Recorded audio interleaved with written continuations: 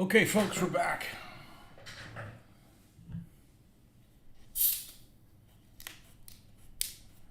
We're back painting the French Resistance.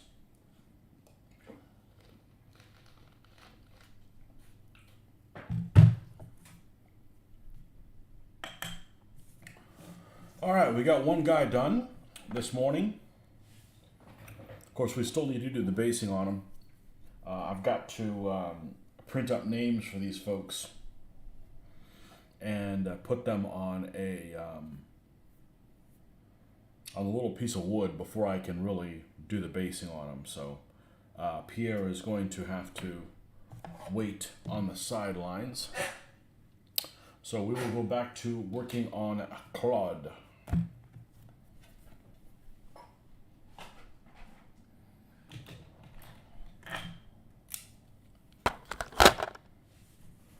Okay. We don't have a whole lot left on him. We have his hair to do. We have this sweater that I haven't figured out what color it's going to be.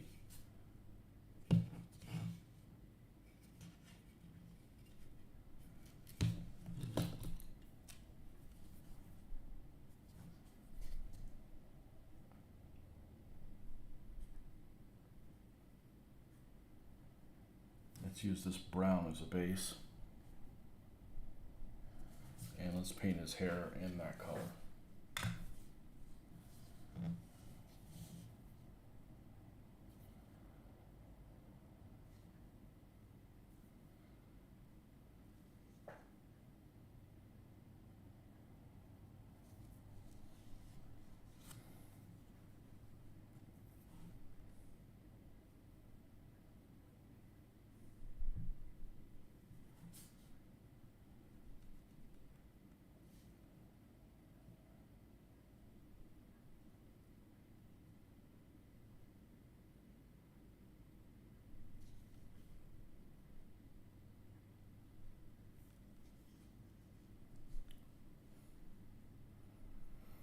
Welcome back, folks.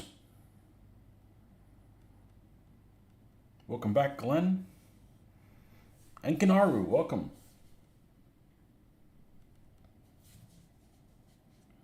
Just have a few more things to do on this guy, and this guy will be ready.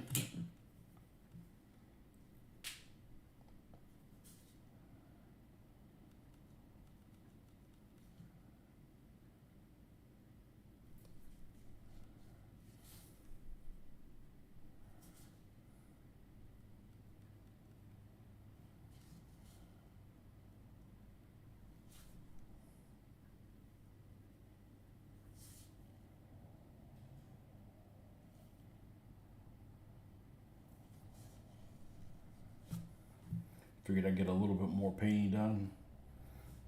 I got an hour and change probably that I can do this for, I'm guessing.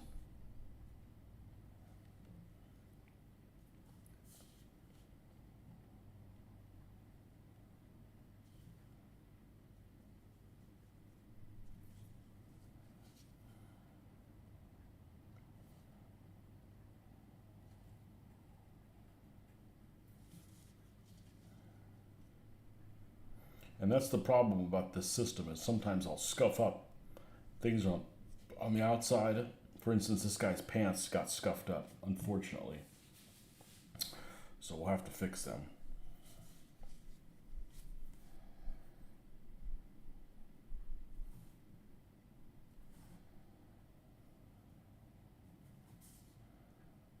I also got a notification that YouTube didn't think that my video this morning was appropriate for advertisers. So I wonder what it is that they didn't like.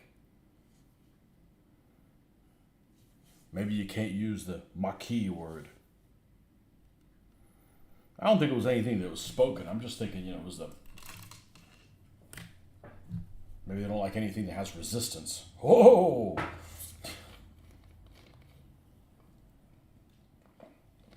We're not talking about resistance now, dumbass.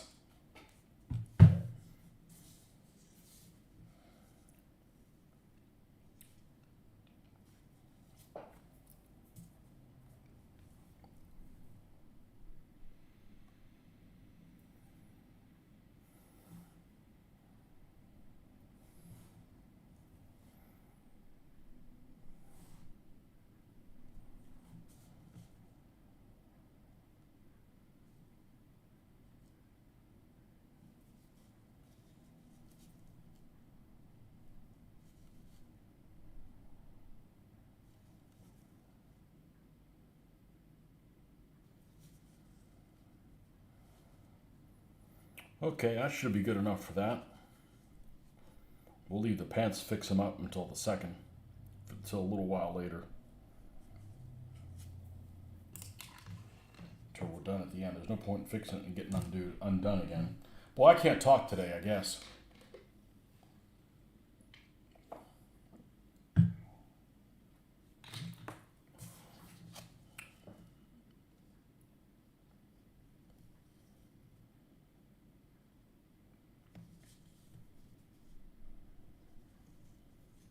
So we're going to do a different color red, and then I changed my mind.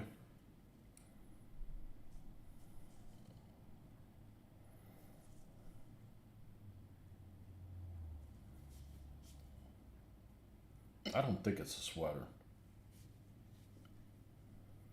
Ideally, I'd do some kind of a green, just for just some interest in that, but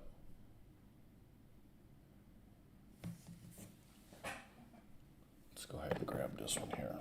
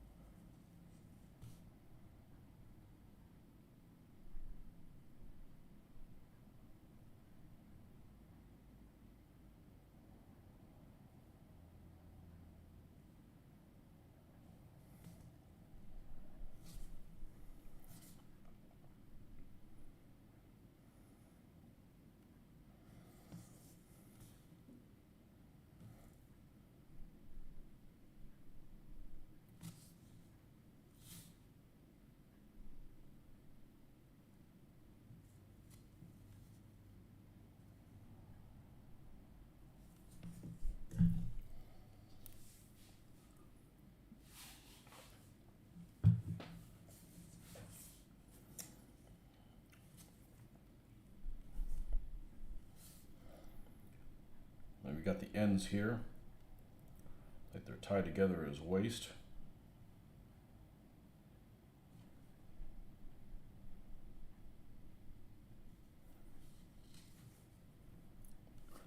I just saw that Geek Villain are having a sale tomorrow for their gaming mats. They've had a nightmare with the other company, so I figured I'd give a heads up. Well, the other company said they were going to make things right, and it has been, at the end of this, it's been about 4 weeks, and they said that they mailed it out and it's still not here. So I don't know how long things take across the pond, but I won't be mail ordering any mats at all. It was such a bad experience.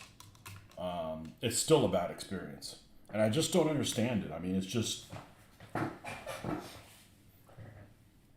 I mean, I even did a review of the mats online. I'm like, I do have an audience, and I don't want to make videos that are like, this place is not very good. Don't go there. I'm not interested in doing that, because it might be an isolated circumstance. But I've had a lot of interactions with this fellow, and they all seem to be negative. He's either way over his head, doesn't care, or both. So, and that's unfortunate, and it's also unusual because in my experience, I have got, well, there is one other outfit in the UK that I had bad service from. But generally, the service from the UK is better than the US. So, yeah, I made an order in early November and still don't have the right thing. It's just a mess, you know. And I don't buy the excuse that, well, you need to buy the premium one. That's like, I sell cars. We have a sale on this car, so you go and you get it, and they're like, this car doesn't work. Oh, you should have bought the one that works. Well, why the fuck are you selling cars that don't work? You know?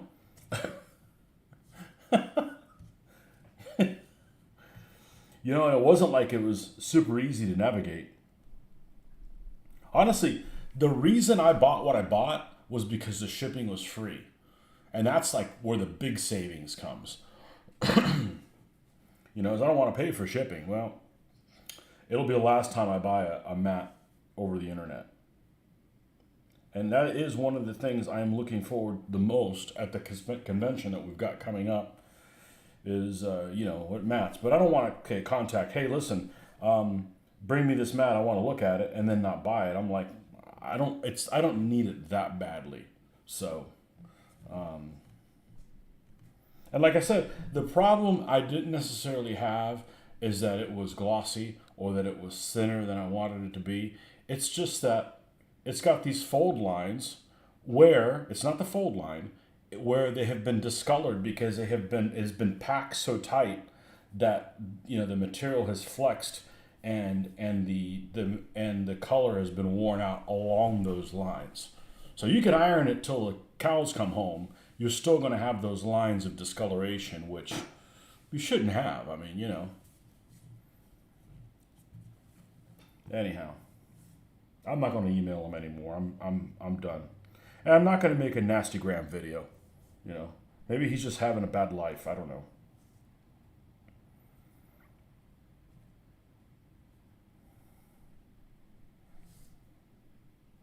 I don't really want to make.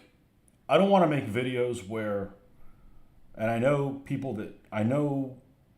a couple guys that make videos where everything is swell all the time. Okay. Um,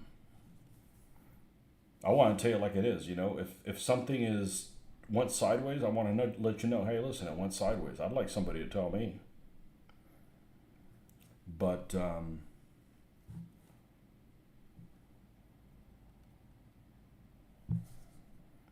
oh well. At least it's not going to break me. You know.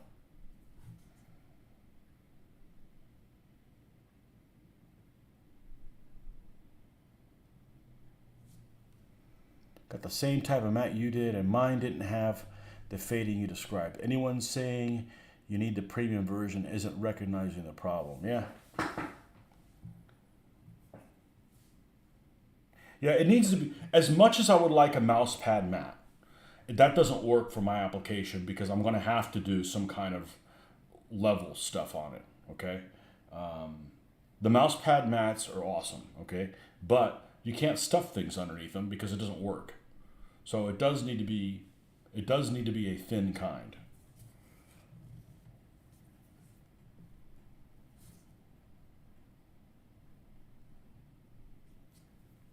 Oh well.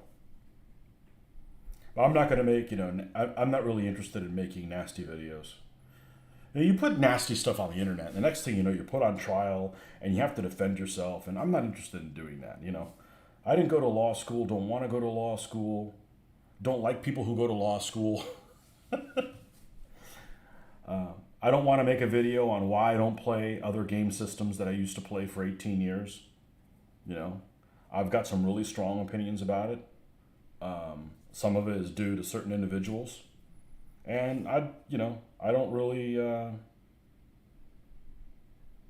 think it's best to move on. You know, I had some good times playing it, but I'm not going to do it anymore. So,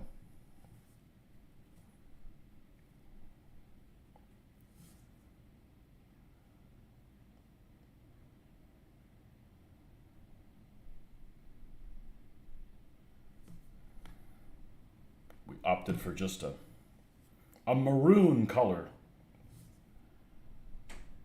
Split the difference.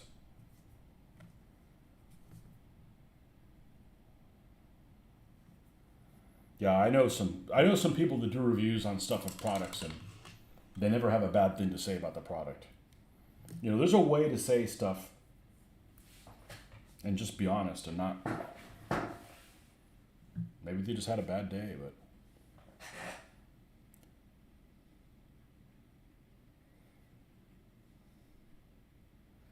No comment can sometimes be a stronger statement than anything else. You know, I just hate being put on trial. I absolutely fucking hate it. It drives me bananas. That's why all the comments on my videos are moderated. Because some people are out there, and it is not the majority, but there's some people out there that want to cause trouble. You know? Probably the best game mat I encountered was made of cloth, originally made for pool tables. Huh. The video's reversed. God bless it. So here's the thing. Let's see if I can explain this succinctly. You would think that the easiest thing to do would be to use your phone as a camera. It's not. It's complicated. There's no reason, why you should be able to do that. You plug in here, you plug in there, you use it here. No, you have to go through this other app. This other app happens to be called, I've used this is the second one I'm on. The first one was actually worse than this one. We got to go on here and do it.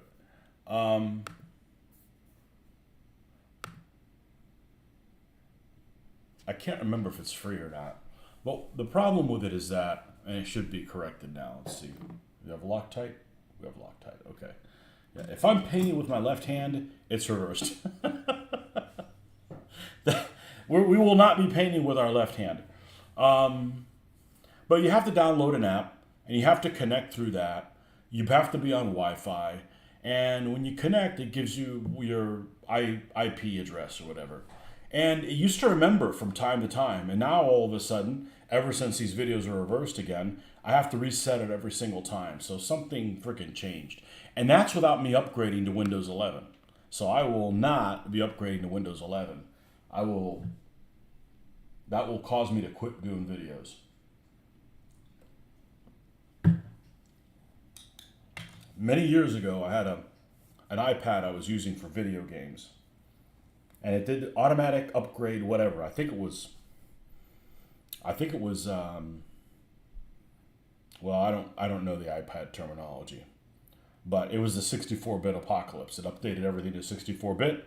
Any games that still were on 32, or the publisher decided not to spend the blood, sweat, and tears to upgrade them to 64-bit, stayed at 32 and you couldn't play them. So all the games I had bought, including one that I never got a chance to play, were gone. And yeah, I learned that I'm not upgrading jack shit. I don't want something that works and then all of a sudden one day it doesn't work anymore. Like, why? I paid good money for it and I didn't do anything different. So we will not be playing that game. And I heard somebody call it, oh yeah, it was the 64-bit apocalypse. I'm like, oh, okay, I'm going to remember that.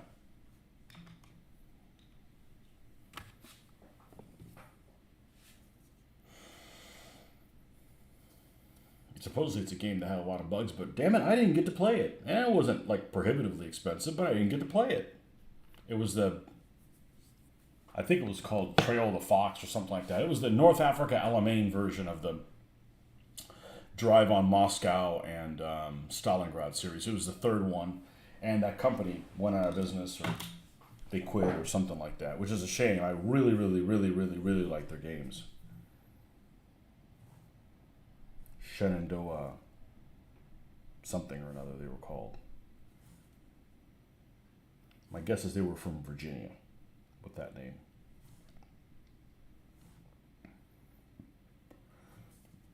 But yeah, I know some people that do videos and they never have anything bad to say about it, which I guess is probably better than just tearing them a new one every chance you get.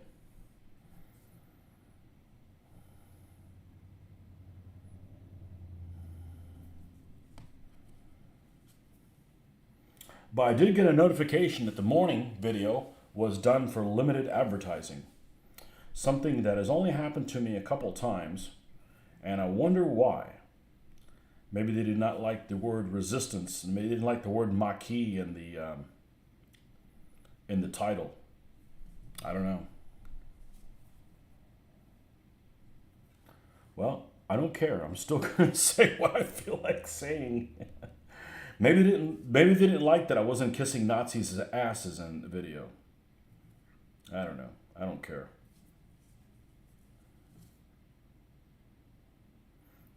Thinking like, I wonder what triggered it. Maybe it was something automatic. Maybe somebody had a complaint. Maybe somebody that was mentioning was a candy ass decided to watch it and decided, oh, you called me a candy ass. I don't like this video. Don't be a candy ass.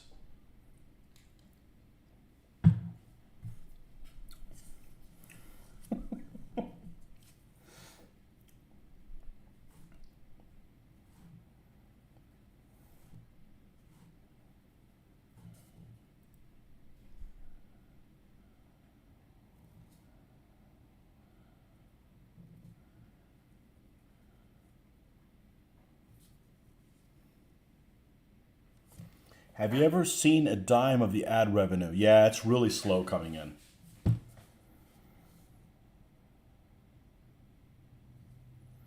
It's really slow coming in. It's kind of a system that's kind of like benefits them in every way. Basically, you have to get a threshold. It's based on the viewer. It's based on how many views you get and how long they're about and how long the views are. And a lot of other stuff. And if the ads are on, I don't know. I don't know exactly what the algorithm is. But it's like, okay, I can either run ads or not. I say it can generate some revenue. You know, like I stopped doing DBA videos and the revenue dropped down probably, it's a third of what it used to be.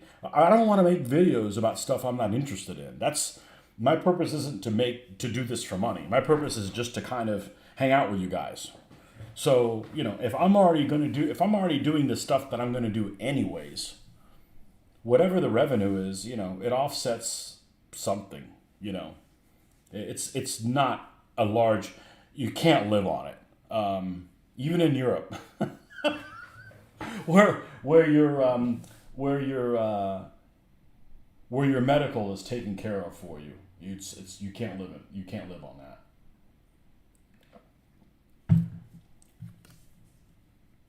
But the way it works is you get a certain amount of revenue and it gets put into an account, and it doesn't pay out until you have at least $100 in there. And then when it does pay out, you have to reach that $100. You have to reach over 100 so it'll pay out. Have it set to pay out, and then like 3 months after that, you'll actually see it. It's like a long time coming, you know, but you either get it or you don't get it. So, you know. One person's video got taken down because she mentioned she sold weed legally, but the human YouTube moderators are based in Malaysia and they are very conservative. Huh. And I thought they just let people do weed everywhere. I went to go spray my things, and a freaking neighbor or two neighbors over is somebody out there smoking weed, and I don't have a problem if people, you know, do that stuff. I just don't need to fucking smell it because it smells like, you know, a carcass to me, you know. So I understand why people don't have neighbors, because if you're like, fuck them, attitude with your neighbors, then, you know, you're not going to get along with people. And I actually don't know if it's the people next door or the people next door to that, but I thought everybody was just pretty much okay with it. I mean, I'm not. I thought I used to be, but I tell you what, I know two people that got involved in that in the last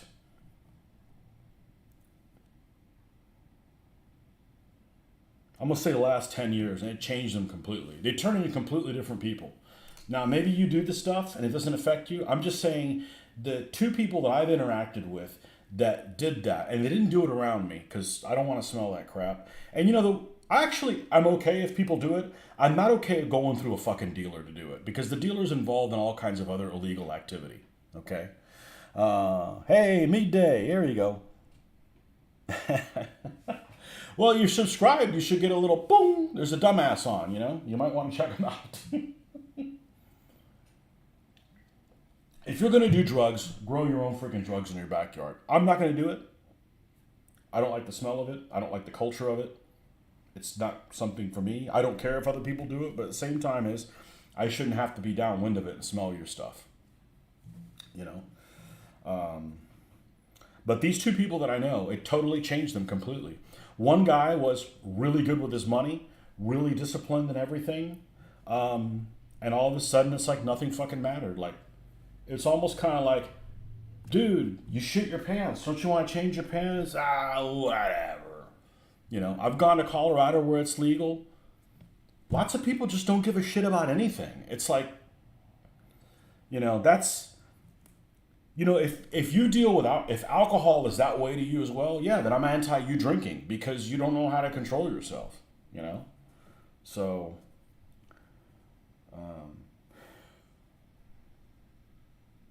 you know, if I've got some kind of terminal disease and if I'm in pain all the time and I got to try that to keep from having a freaking migraine all the time, I may consider giving it a shot. But until I'm to that point, no, I'm not interested in it, you know?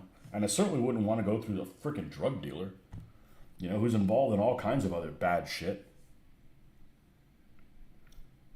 So, anyhow, I really don't care if people do it. I just, you know, I shouldn't have to fucking smell it, you know.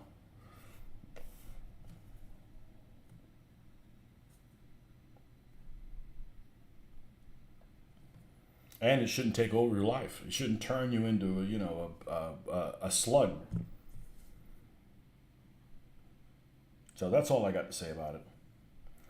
I've only been in, other than being downwind of it, and I mean, that used to never happen when I was a kid. But I think I've only been in 3 situations where somebody was doing it in front of me, and just never interested me in getting involved in that.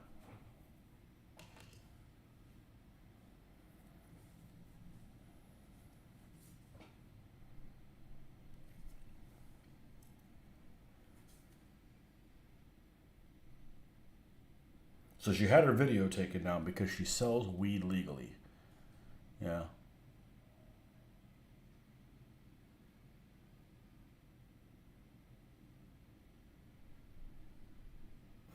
I thought everybody in the world was pro weed except a few people here in the United States.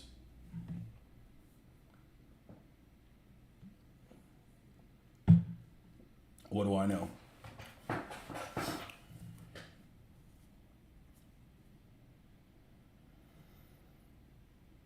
Is this guy done? Is Claude done? I think so. You know, when I went to New York, Marcus, every block I went on, it smelled weed. And I didn't see a single person smoking it. They must have been like really discreet. Although I did see one guy on one corner. He was near Fifth Avenue and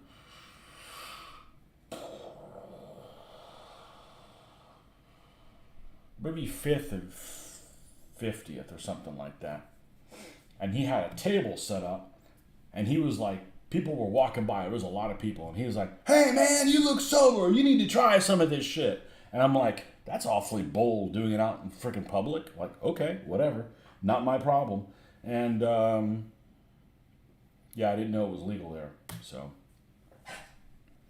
the video was taken down. A Malaysian person also gave her a strike for it. Well, in that case, my videos are Malaysian friendly. And she makes her living from YouTube. Her name is Wonder Hussy. Well, she needs a better handle than that. She mostly just explores the wilderness in the American Southwest. I know my wife and I were just commenting about that yesterday. Last 2 years, it's been noticeable. Yeah, it smells terrible. And like I said, I know I'm a conservative libertarian, okay? So I don't need anybody telling me what to do because I know how to behave, okay? And I just assume incorrectly that other people are in the same boat that I am. You know, we're all adults. We all, you know, Did we all misbehave? Yes, because we were teenagers or middle schoolers or whatever. But I don't need the government telling me what to do. I don't need any laws, but apparently some people do. And I'm fine people doing drugs if they want. I don't care. I'm not going to. The drug problem isn't going to solve itself by me stopping people doing drugs. They're always going to do something else. So. But yeah, you go to New York, you fucking smell it all the time. At the beach here,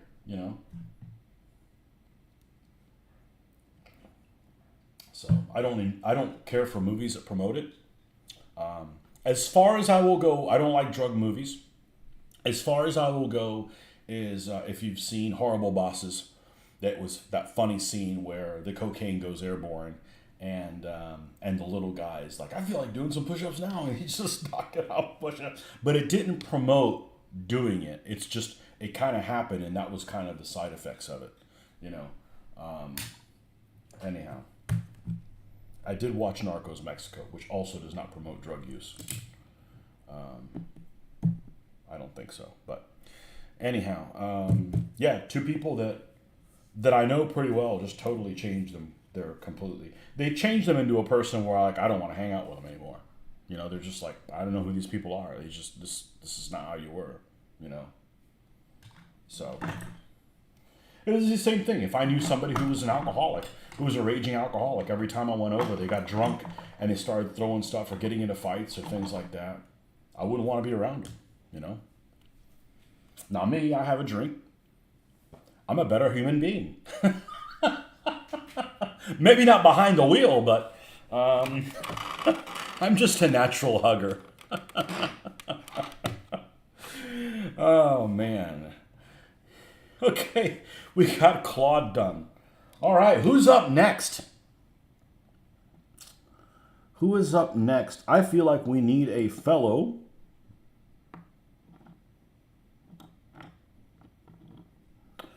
with a beret.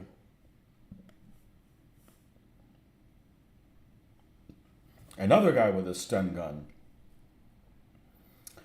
This guy's got Mark written all over him. With a C.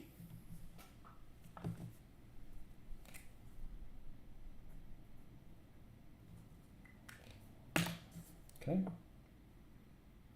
He also has slacks. He has a jacket that has... He's got the little boards here, so it's probably a military jacket. So we're going to paint his jacket like it is a French jacket. So some kind of olive drab type color. I'll look up what that is. He has the scarf around his neck, which will be red. He is going to have a dark blue beret. And he also has a stun gun. Man, these guys are going to have a lot of freaking firepower. That's my boy. What's your boy? Mark?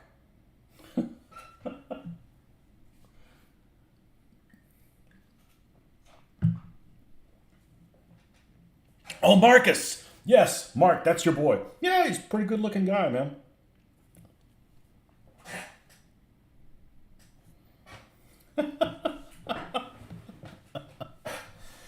Oh. I don't want to put you guys in these things because some people will be like, "Oh, that guy that watches, we'll get him killed." No. That's not where we want to go with this. All right. So, we're going to go. Let's do a quick search here. 7 viewers. Excellent, folks.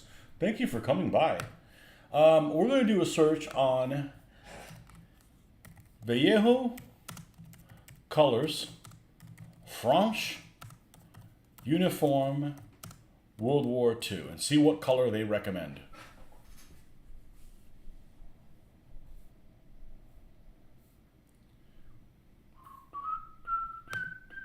Let's see what we got here. World War II French uniform colors. Base uniform is, and if these are older colors, I've got every single one of them. Oh, that's AK. I don't have all the AK colors. I actually don't like to brush paint the AK too much. But for airbrush, stuff's awesome. You know, so that's good. That's actually good that I prefer AK for airbrushing, Vallejo for hand painting. That gets me to use them both. And I like them both.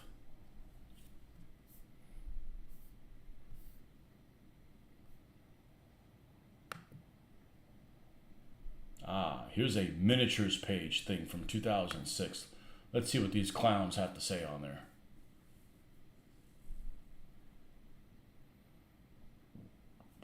I mean, if it ever loads up.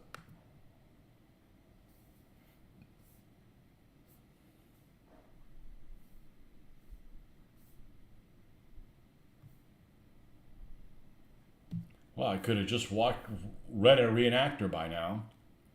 It's probably going to be one of the olive drab colors that I have. Okay, that's obviously not working.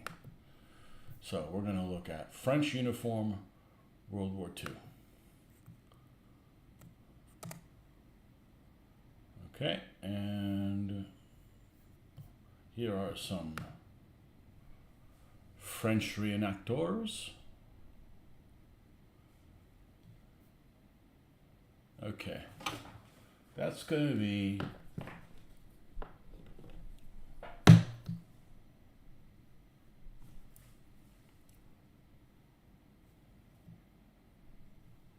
I'm going to go with brown violet. That's going to be close enough. It's not very green. It's not very green. Let's get the brown violet here. We can at least start with this and we can tinker with it a little bit.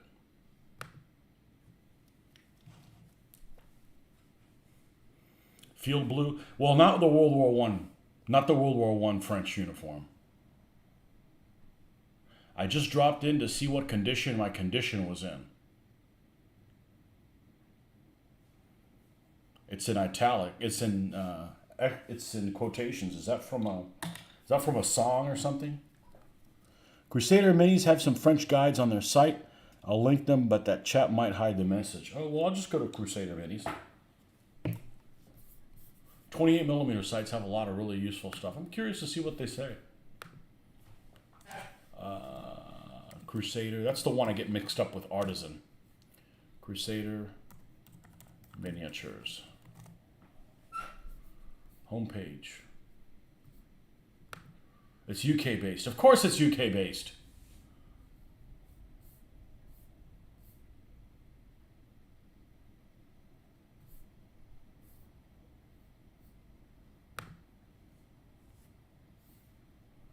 Oh, these guys look cool. I could see getting 1940 French at some point in the future. Oh, these guys look cool.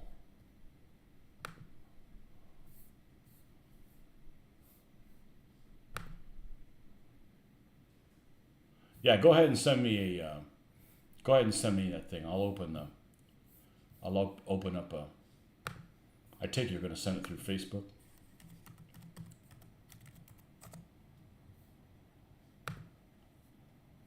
This Mark guy is already so much trouble. Friend request. 33 mutual friends. Sure, I'll take you. You're probably into hobby stuff.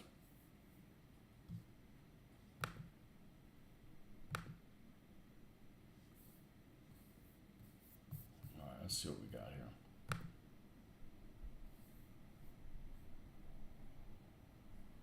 Artisan also have a guide for the French in North Africa and the Goumier. Kenny Rogers.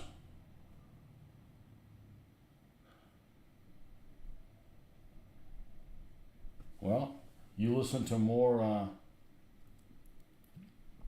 country music than I do. Top of their websites, they'll say guides at the end of the menu. Okay. Crusaders. Okay. Let's go to Crusader. Miniatures, offers, latest guides. Perfect. Farnworth, French early war, World War II. Okay.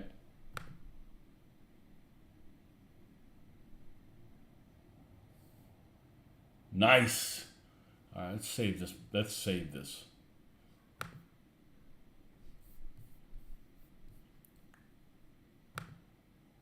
Okay, helmet, officer's vest, greatcoat, backpack, trousers, alternative, gears, backpack, officer's dress, cappy, officer's trousers.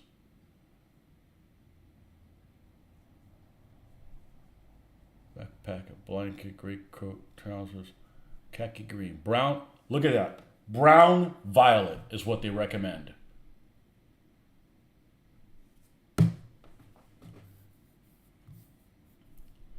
I need to quit my day job. Brown freaking violet. Welcome to the tip of the sword, folks.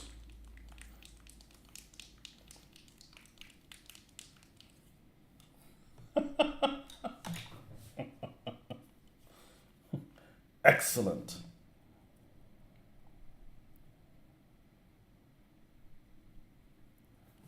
All right. So that's going to be his shirt color. So what the color of his pants going to be? Well, let's paint his jacket first and worry about the rest second.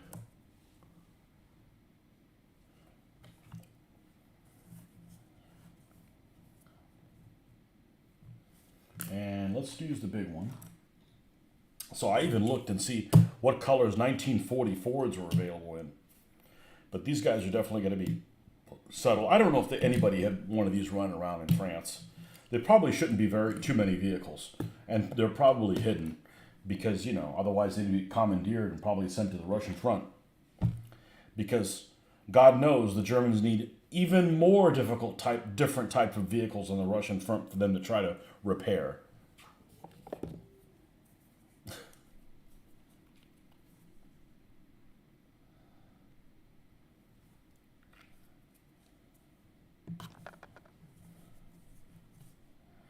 All right.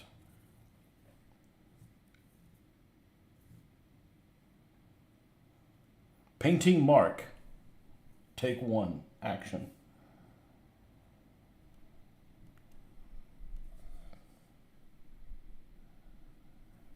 Oh, this is a nice color. Well, this is the same color that the U.S. One of the colors I paint the U.S. tanks. And this drab color, the nice thing about it is when you put the tricolor armband, it'll actually look really nice. I may actually put the Cross of Lorraine on all the armbands, just to add a little something. I think I'm going to try one and see if I like it better.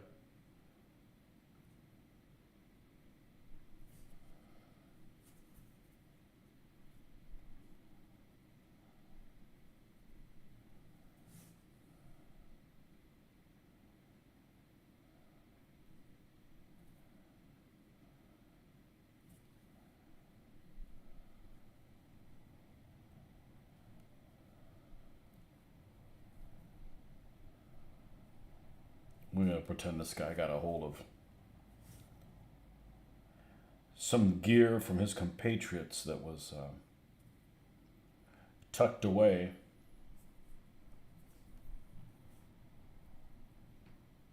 Tucked away from the Bosch.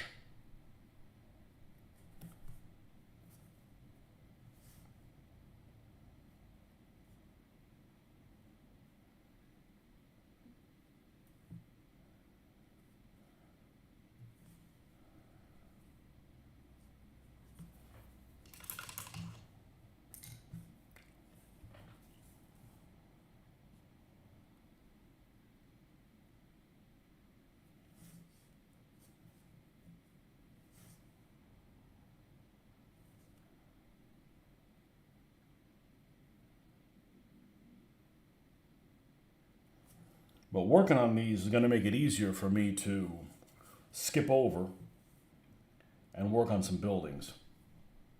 Because it's kind of hard to work on the buildings that I have that are for France when I'm painting stuff for the Russian front.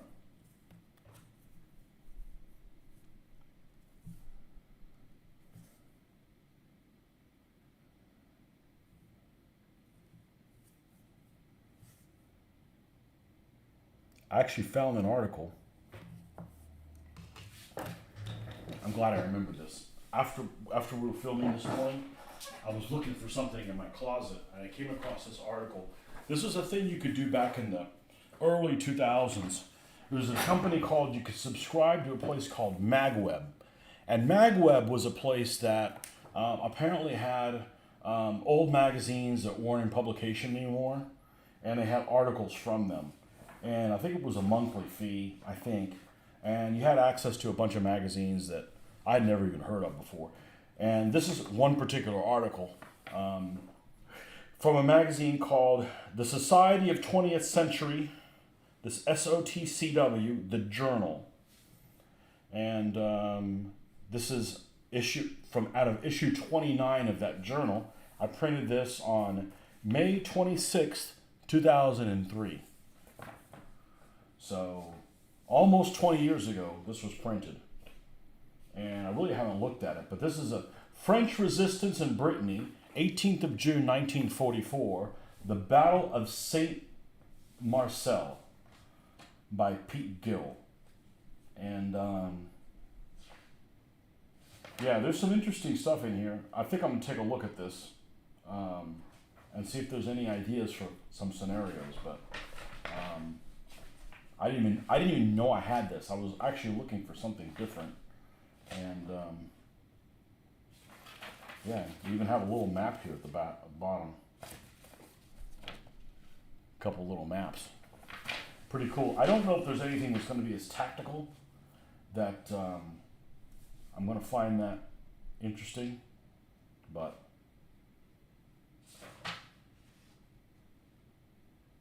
got some SAS in here.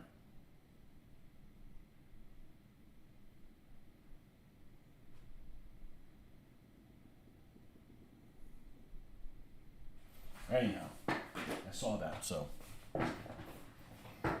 I would rather create stuff around, fake villages, but, inspired by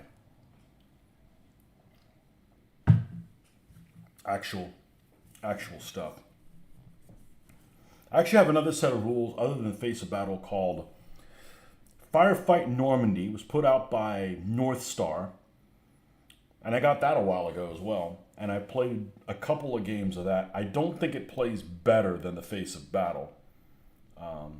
The Face of Battle is cool because if you have a junior leader or a senior leader, they have ways of impacting the battle that are kind of interesting. And I don't think the other one has it. Plus, Firefight Normandy or Normandy Firefight, I forget which one it is, which order it is. I think it's actually Normandy Firefight. Does not have vehicle rules. So, and you got to be able to run people over with a civilian car. I mean, that's that kind of fun stuff. Maybe not all the time, but there's a time and place for everything. And the guy standing in the middle of the road, and he's the enemy, floor it.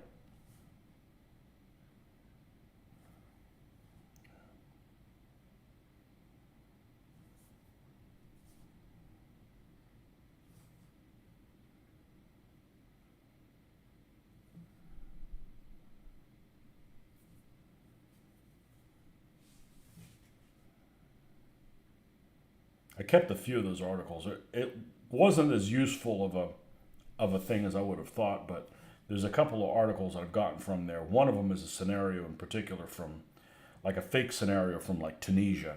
It's actually a really cool scenario, and I'd like to play that someday, but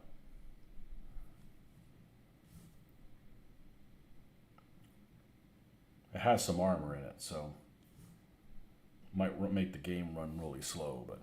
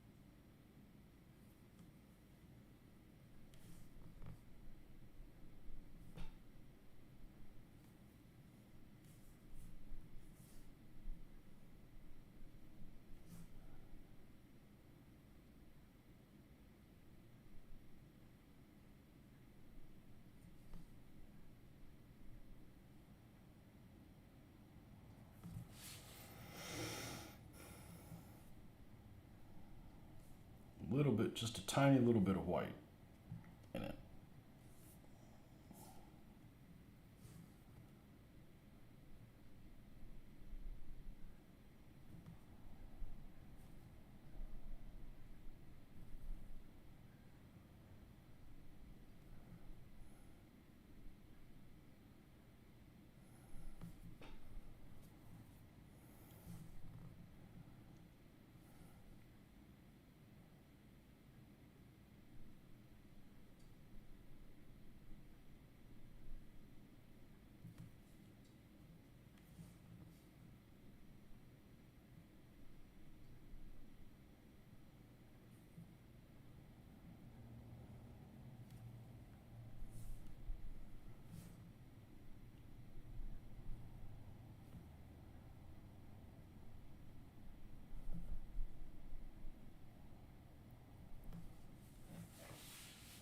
Maybe just a tiny little bit more in certain areas.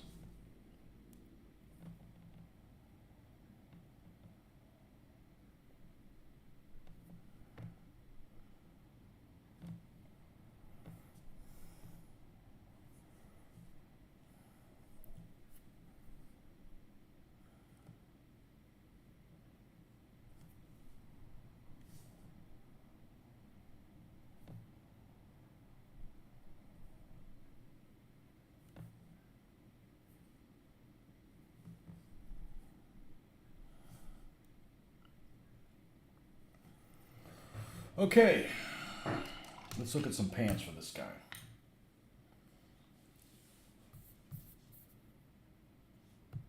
A lot of French reenactors.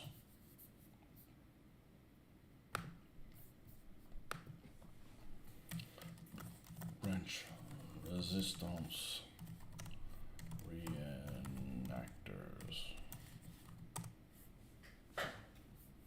Images. Google image search is your friend.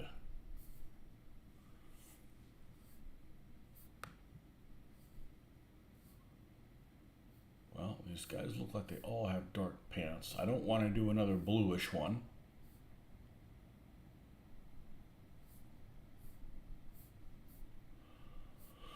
So soon.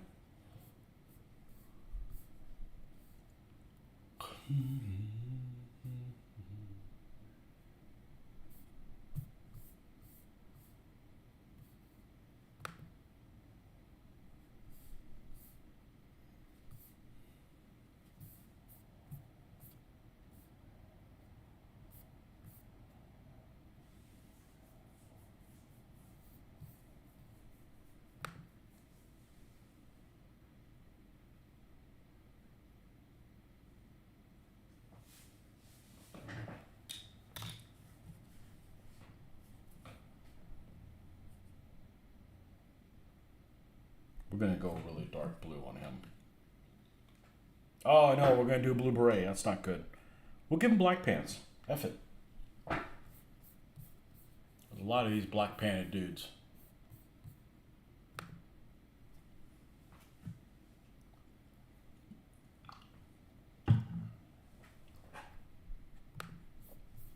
Check one thing here.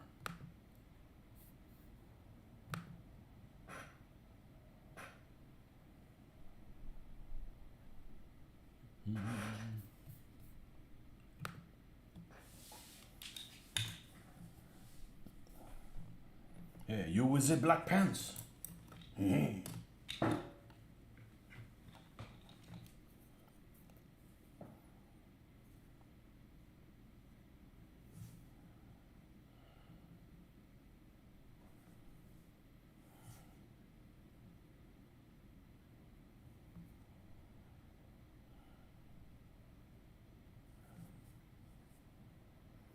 Hey there, Kevin.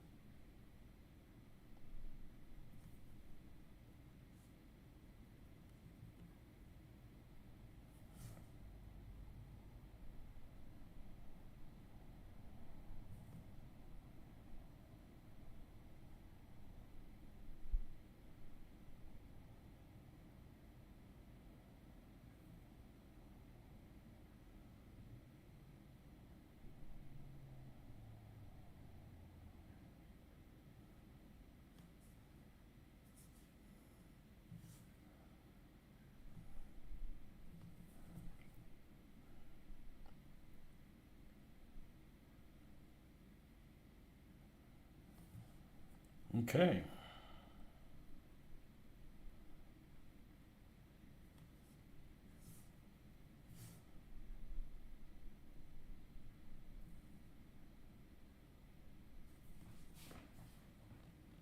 Got a lot of guys with submachine guns.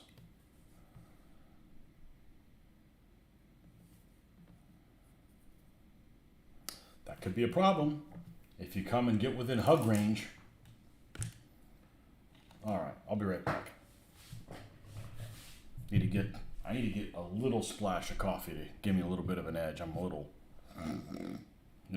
I have been up since 4, so hold on one second.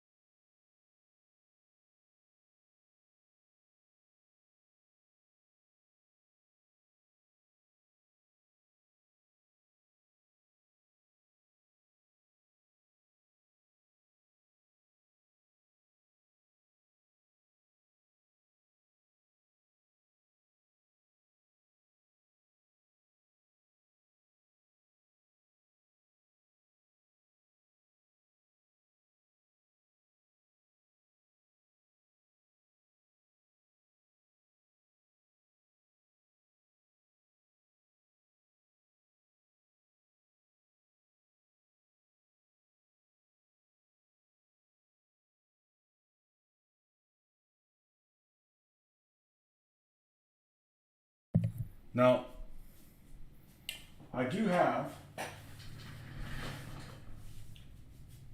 3 Opel Blitz trucks for these guys to ambush and blow up.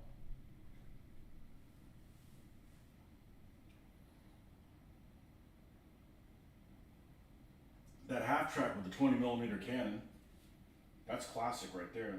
I even said when I built that'd be perfect for the Maquis to mess up.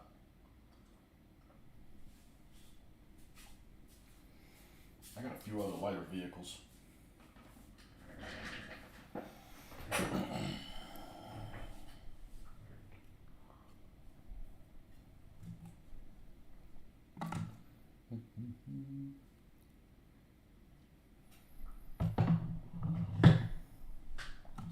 Those cup holders that just bolt onto your desk at the edge are really, really handy.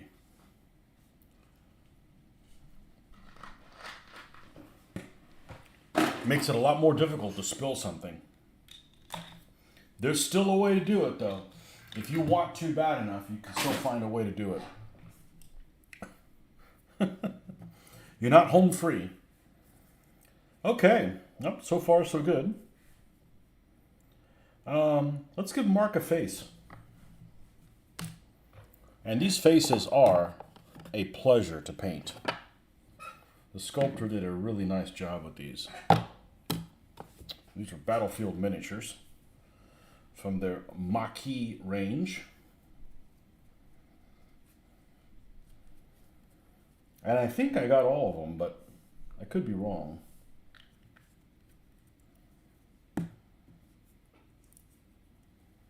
But they're they're OOP.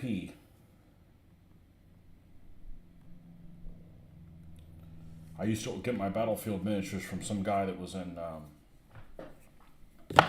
Massachusetts. Let me think of what his name is. Minutemen Toy Soldiers. He was like the importer in the early 2000s of all their stuff, so his catalog was pretty rudimentary.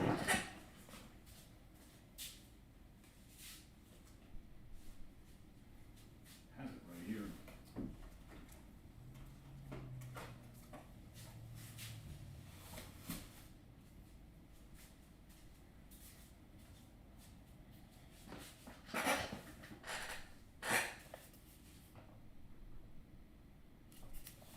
New 2000.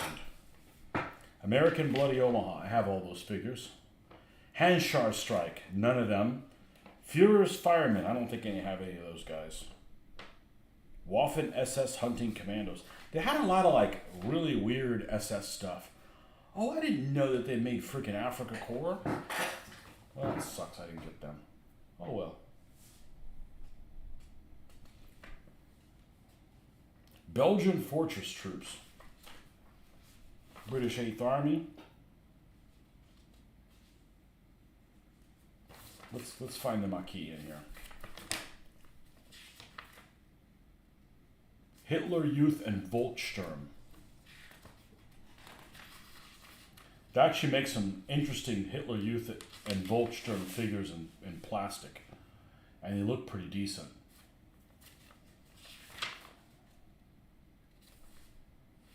Waffen SS Grenadiers. Ooh.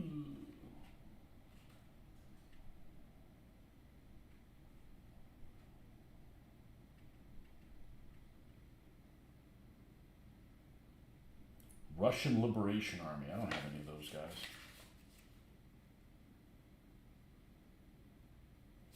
British infantry and glider. They had a lot of British airborne. Jeeps. U.S. Marine Corps. D-Day. U.S. Airborne. Balkan Partisans. I had no idea they made those. World War II refugees. That would have been cool. Tank crews. Rudders. Italians. I don't remember them making Italians. No, they must have been after this then. They must have made them after 2000. They're not in here. Oh well. I like all my guys to look different, so if I like figures, I end up getting one pack of everything they have, and that way you've got variety. Okay, so let's get some black out here. And the red leather.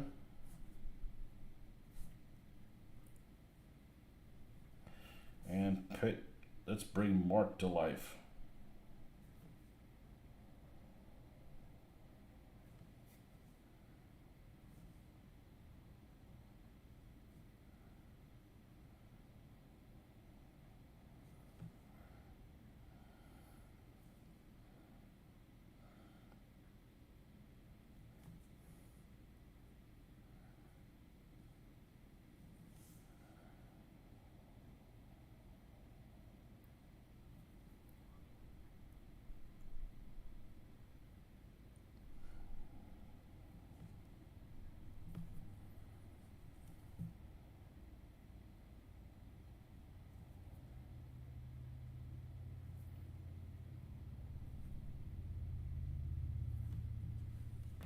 How many people we got on here? So I got a question. 10 people. Perfect. I don't know if some of you guys will answer, but I was thinking about something. And we all have our musical preferences. I certainly don't listen to music as much as I used to when I was like 18, 19, 20, 21, 22, 23. This is a bigger deal back then. And a lot of people, and I say this all the time, I think I've said this all the time, I have a really good palate when it comes to food. I'm welcoming of a lot of different flavors. I am not welcoming of a lot of different sounds. So I have a very limited palate when it comes to music. There's a lot of stuff I don't like. I dislike most music. I'm sorry. There's just a lot of sounds I just don't care for. That's just me. It's my fault, you know.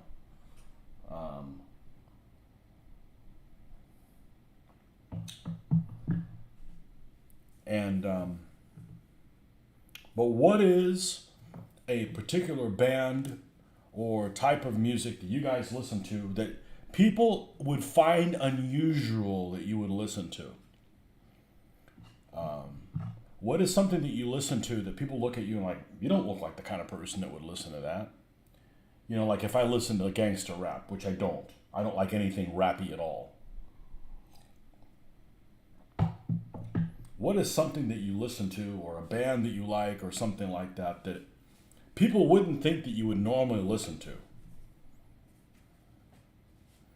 Everybody has those kind of things.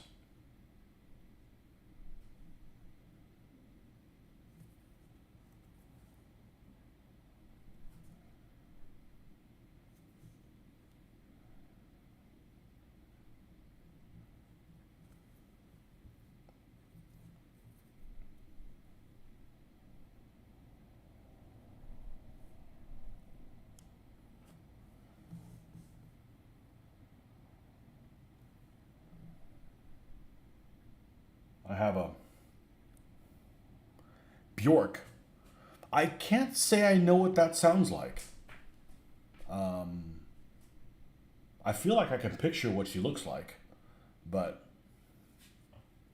I have a Peloton. We have a Peloton here in the house, and they have a new way of being able to do that, which is almost kind of like a video game. It's actually done really, really well. You use the you're on like this, almost like a tube where you're pedaling, and you have to move from lane to lane. Clean Bandit. What the hell is Clean Bandit? I'm stuck in the 80s for the most part, so I don't know modern stuff. So if Clean Bandit is something new, I have no idea what the hell Clean Bandit is. I'm going to look this stuff up, though. Clean Bandit. She spelled Bjork, I believe. Yeah, okay. I don't like most music. I don't. Most music is, just doesn't speak to me. And I'll be honest with you, I don't care what the words are about. I care about the, what it sounds like, I don't like sad sounding music. I don't like music that makes me teary eyed. It pisses me off. It doesn't piss me off. I just, it's like a Debbie Downer.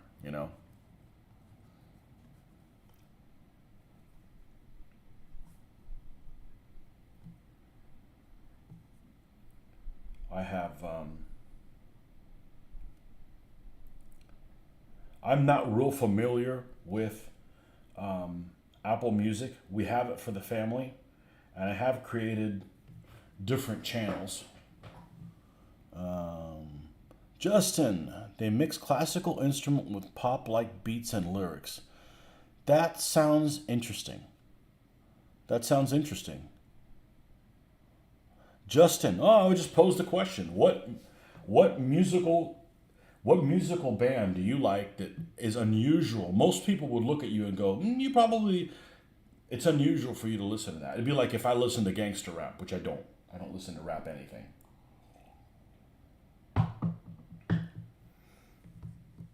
And then I'll tell you what I've been listening to lately. About the time that I got married, I got hooked on smooth jazz. Now, there's jazzes all over the place. I don't like traditional chaotic jazz that's like, what do you want to do? Oh, I want to do this. I want to do that. You have like 5 people and they're all doing No. There needs to be a battle plan. It is a team sport, and you all kind of have to go together. So what I really like about smooth jazz is one of the things that I really like a lot. The instrument that I'm a rock and roll guy, okay? And one of the instruments that I really like to listen to, or I like to pick out, can't play any of them, okay? I mean, this is the kind of artsy that I am. I'm not a musical person. But the instrument I really care to listen to is bass guitar. So smooth jazz almost always has really good bass guitar. It's got a good groove. It's going somewhere. I really like it. And it has the added bonus of not having any lyrics for the most part. So the song can be about whatever the hell you feel the song is about, because most music that has lyrics isn't written for you. It's written for, whatever problem the people in the band were going through or what have you. And I don't hear really well, and I really am bad at picking lyrics out of songs. As a matter of fact, I probably should do a whole show where all I do is tell you what I hear the song to be about. But that would be a comedy show. But anyhow, so the fact that there aren't any lyrics to understand, you love heavy metal and rock. Okay. But is that unusual? What is it that you listen to that would be unusual?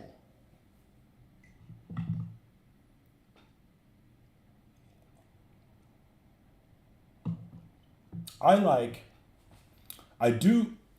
some heavy metal, but it has to have a good melody.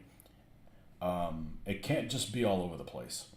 And I prefer 2 guitars. But I don't like everything that's heavy metal.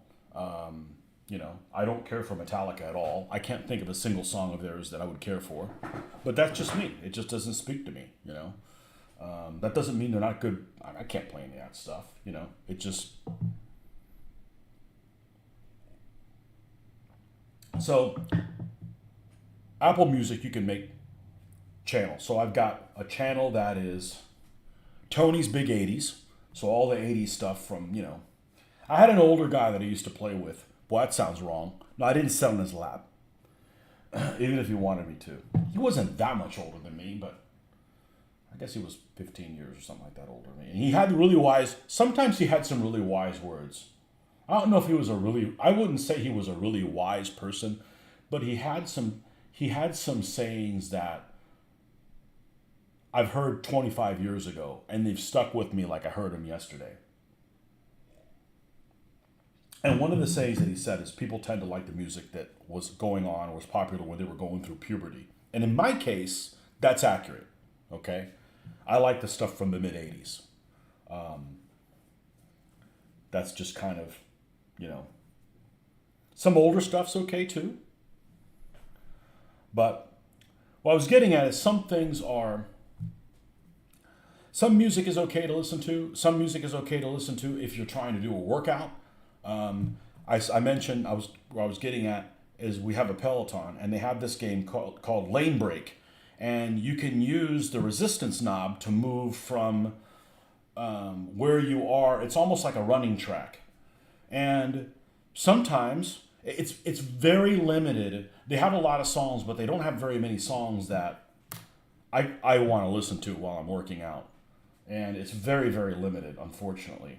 So I'm like trying to scratch bottom. A lot of these bands I've never even heard of before. Which one did I do that was really good? That was pretty decent. I don't remember now. I've done like 3 or 4 of them or whatever. I'm like, all right, I'm going to give this a shot. You know how hard it is to work out to freaking, and it's before my time, Fleetwood Mac. It's hard as shit to work out to Fleetwood Mac. All right? So that didn't work out really well. World War II German marching music. Okay, you like lots of unusual monk chanting. Okay. Native American powwow. Is that, can you say that? Do I like the Beastie Boys? I don't. Medieval period Mongolian throat singing. Russian monk singing is cool. Huh, interesting. Never listened to it. So I have a Tony's Big 80s. I have a 70s and 80s rock, which some 70s music is okay as long as you don't see what they're wearing while they're playing it. Because that's really the bad part about the 70s. I was too young to remember what people were wearing in the 70s, thank goodness. You know, and my mom dressed me back then, so, you know.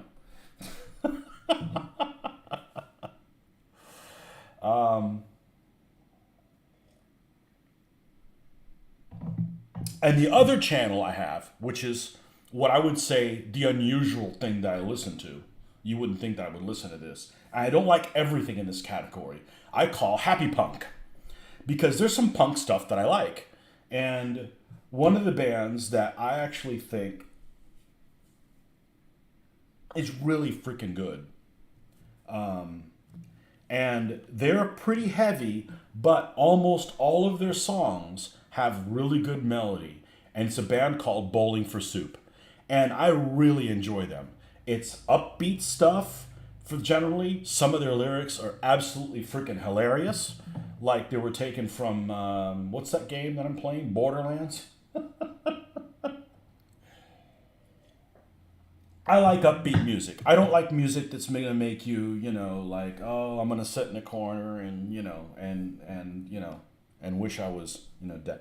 But monk music. Okay. We're going to write that down. I don't know anything about that. I love the heavy metal stuff that is done by those guys in Finland that has no lyrics whatsoever. They have one of them is is awesome. It's like 20 minutes long and it's something called like Kalevala or something like that. And it's on YouTube. And it's some guy named Arti Martinkin or something like that. And he's got a shitload of A's. I don't know how to pronounce all those long. I guess they're long A's if you have multiple A's in a row. And that 20-minute segment, and it has like backgrounds of, it's got no lyrics in the whole thing. And it gives you, it's like video of like forests in Finland and icebergs. It's absolutely gorgeous. It's absolutely gorgeous. Flock of Seagulls describe themselves as punk that know how to play instruments. Okay. Well, I only know them by the two songs that got airplay. And, right? Two songs. I can't think of one of. One of them is on my. Oh no, I'm thinking of the Voices Carry song. That's not Flock of Seagulls. I like that song, by the way. That's on my 80s. That's on my 80s channel. I like songs that have good melody. They have to have that. You know, otherwise it's just noise. You know. Michael Levy's lyre music is fantastic. Would have been perfect background music for your biblicals and Greek painting streams. Huh. All right, we got a lot of information here. What do we got? Russian monk music, okay. Russian, Bulgarian monk music. You know, I've never gone to an Orthodox Greek service. I think it'd be cool to go to it. I like the art. Michael Levy's lyre music.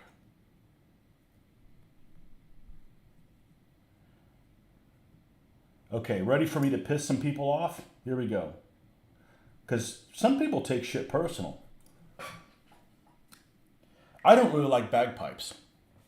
Now, you can put it with rock music and it fucking works. Okay? Like, really freaking works.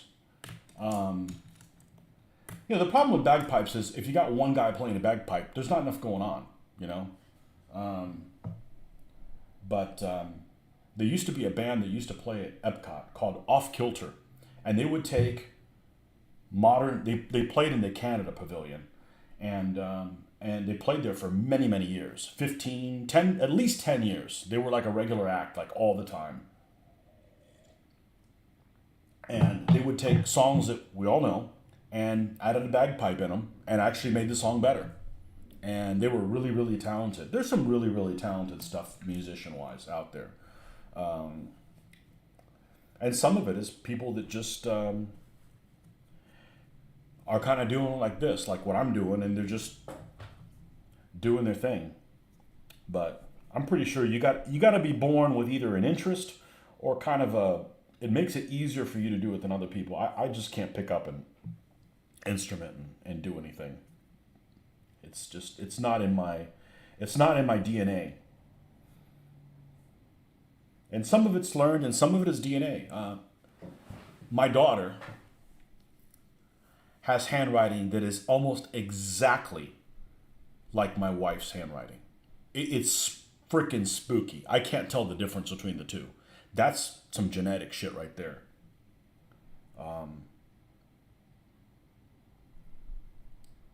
So, genes are kind of a big deal.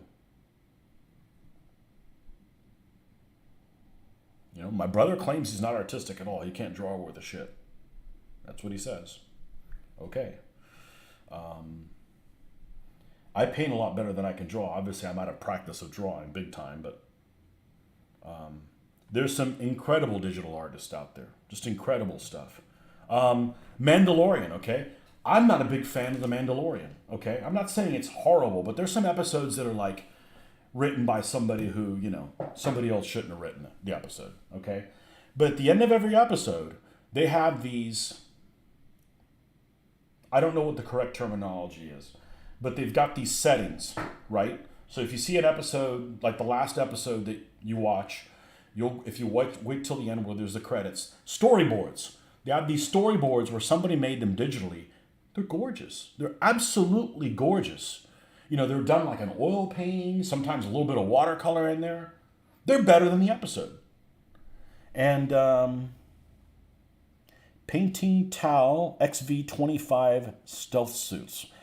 Are they like, don't they look like bulls? You would think named Tau they would be.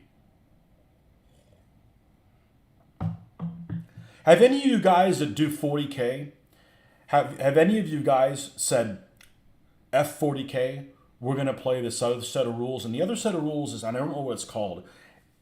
They play it at the show, and it's kind of like a generic Warhammer 40K type setting that's not tied into Games Workshop. And you probably know what it's called. I just can't think of what it's called. If you tell me what it is, then I'll be like, that's the one. And you guys play that? In other words, you're free form, like, I really don't know what it's called. One of the guys at the show seems to run it frequently. Almost kind of like Kings of War, right? Kings of War is the one that took over for Warhammer Fantasy Battles. They're 40K anime.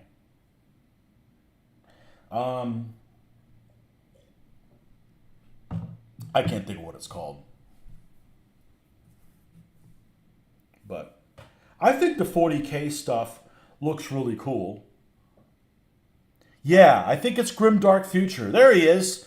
There's my Scottish friend who didn't get upset that I didn't like bagpipes. No, I mean, there's lots of stuff that I've heard with bagpipes, not just bagpipe music by itself, but in with other music. And yeah, that's where it belongs, you know?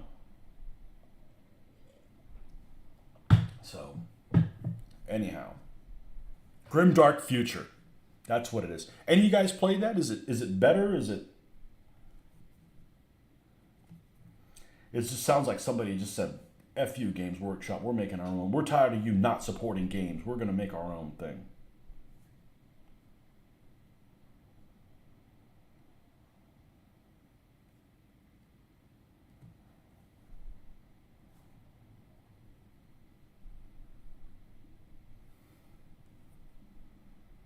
You don't like accordions, okay.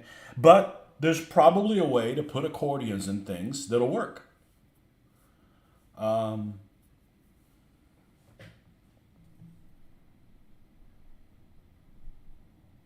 I generally don't like banjos.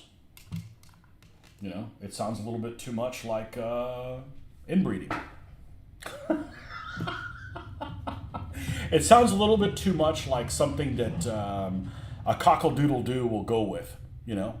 Now, what it's mixed in with other stuff and it's hidden. Same thing with the fiddle. I'm not a fan of those traditional type of country music type things. Now there is some country music that I think is okay. Do I listen to it? No, generally. I'm actually the one of the three of us that listens to the least amount of country music. So.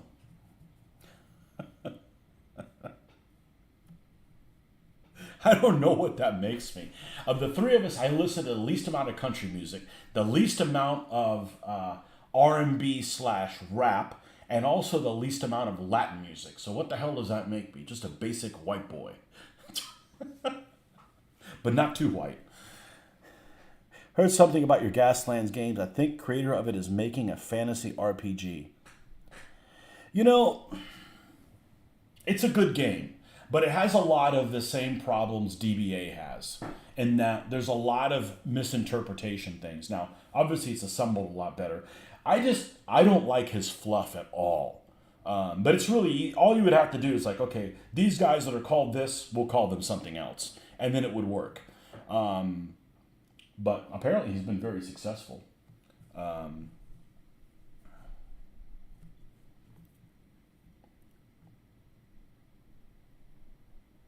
I do like the mechanic with the dice. I probably won't. I won't not play the game again. I'm not going to run the game. As I've gotten older, I'm pretty intolerant of wasting my time trying to teach someone else's rules that have issues that no matter how hard I try, because they're not my rules, I can't change them and they will continue to come up. That doesn't mean I won't play other rules.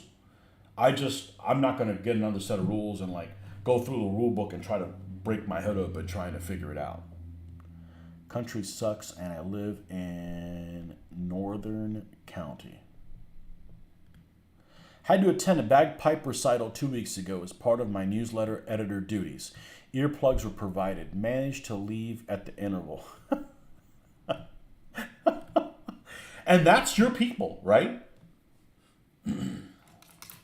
Well, I don't like all Spanish music either, you know?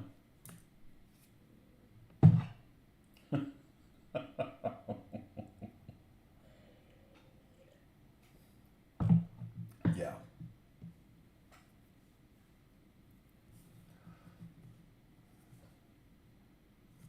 There's a lot of stuff on YouTube, and I think they call it folk metal, Celtic metal, and some of it is really, really, really good. Really, really good.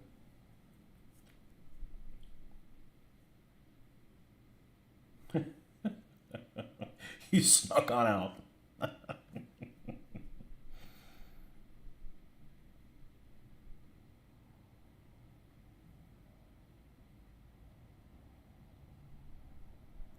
My sister likes to go to Irish bars and do the singing stuff, but I don't understand the lyrics.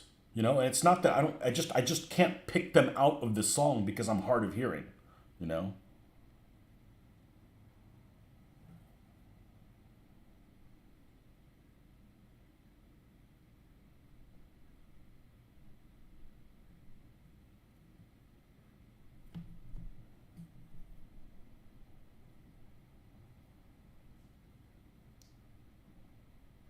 Russian chants, huh? Okay.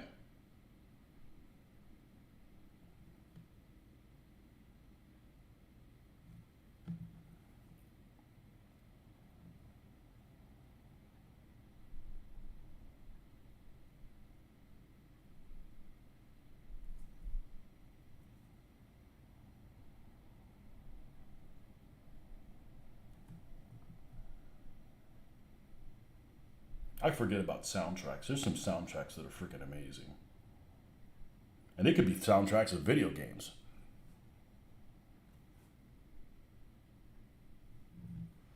Like you say, there's a time and place for them. Yep.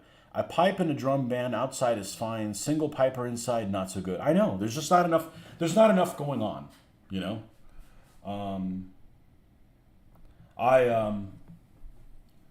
I went to a concert recently, and it's a local band here that made it national,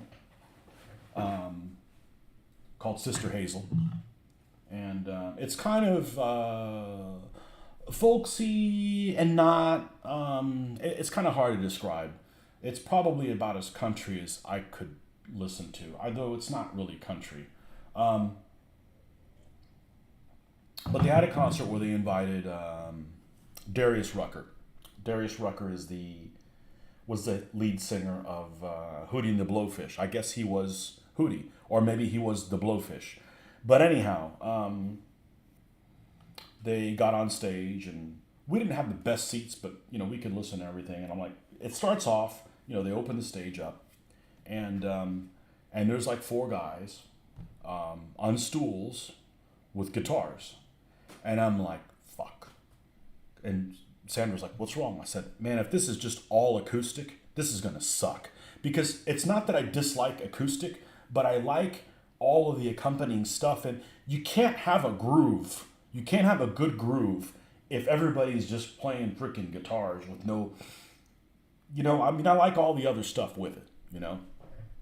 And they did like four songs that way, and then they opened the other one up, and then it kicked ass. Okay, and it was ended up being a great concert. But I don't want to listen to just one guy on a guitar. We'll be attending the European Pipe Band Championships in June. They are being held 5 minutes walk away. Wow, at your neighbor's house, the community center. Excellent. Excellent. What do you call them skirt things? I can never remember what they're called. Um,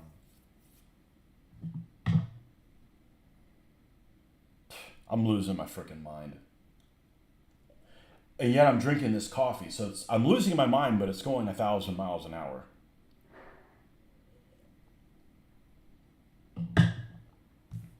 Kilts. I like kilts on girls better. It just looks a lot better on them. I'm just gonna be out there and say that, you know. I bet Justin agrees with me. Kilts look nice on the ladies. Actually, I don't have any shirts that have the plaid on them. Although the mother-in-law did give me a scarf for, was it Christmas? That had a pattern of some family, and I freaking love it. And I use that in New York all the freaking time. I really, really like that. But then I love scarf weather, you know. You watch a Scotsman does a blog trimming cow hooves. He's learned to talk to his fans, but people he talks to, I don't know where you're going with that. Trimming cow hooves. Well, you know, that could be basically a, I don't know how to do this for my animals, so let me go and watch this guy, you know.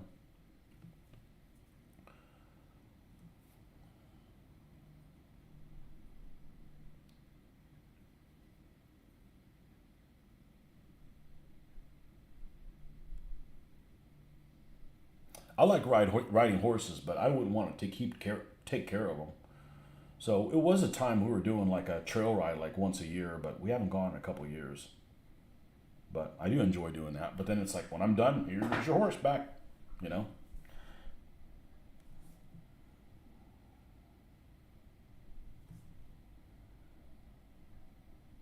And those are always fun to do when the weather's cold.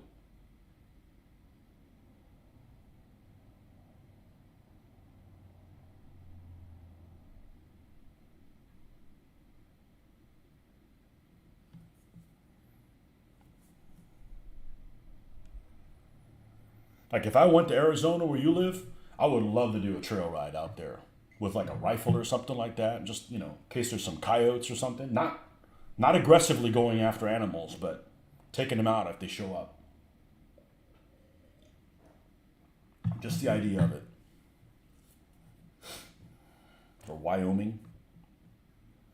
I think the West is beautiful. It's like another planet for us. You know, mountains and stuff like that. That's just like another planet. Like we don't see that. You know, you people are like, oh, swamp, woo! Like, have fun living in the swamp, Shrek. You know.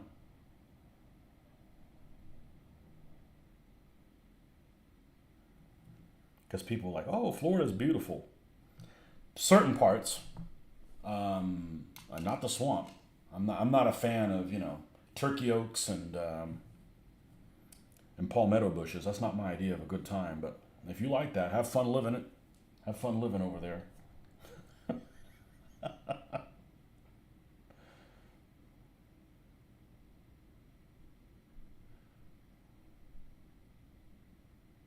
You know, the important thing is if you live with somebody else, that both of you want to live in the same kind of place.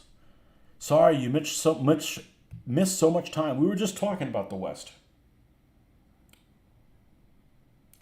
The important thing is if you live with somebody that both of you like to live in the same type of place. You know, if you're living with somebody and they want to live at the beach and you hate the beach, probably not a good combination.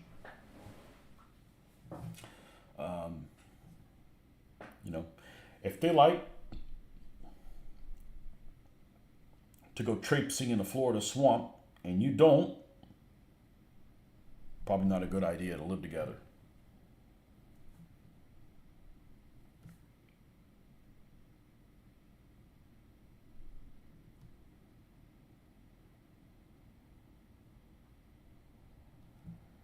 This guy's got some big ass ears.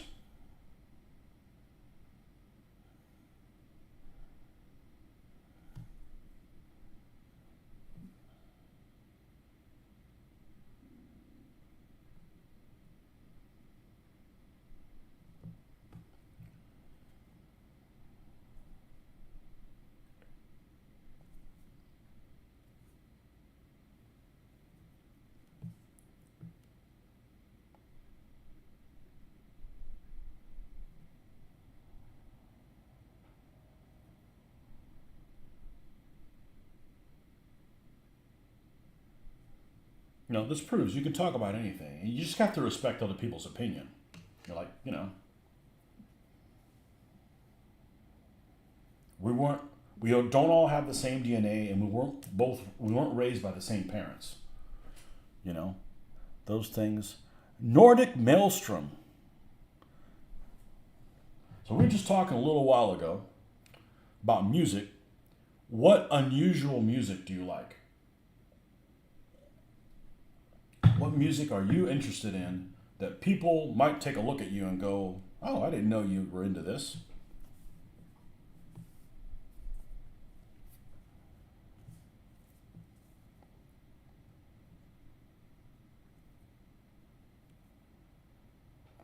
I had a guy at the show, the last show we went to. I'm sitting at the bar with him. He's like, I'll talk about anything, but I'm not going to talk about religion and politics. Joke was on him. We talked about both of those things, and he didn't get upset. Because you can talk about anything as long as you're not talking with people that are on a crusade. You can't deal with people on a crusade. It doesn't matter if they're even on the same crusade. You can't be on a crusade either, you know. Must be something about the place. We got crazy Democrats, but they don't seem to be scaring the people away. Renaissance style music, or perhaps Baroque classical music. Oh, the harpsichord's kind of a cool instrument. The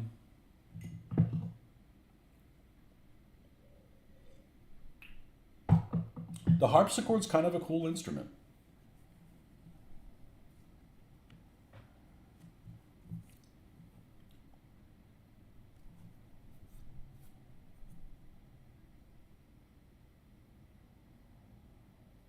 I know none of you guys live in Florida.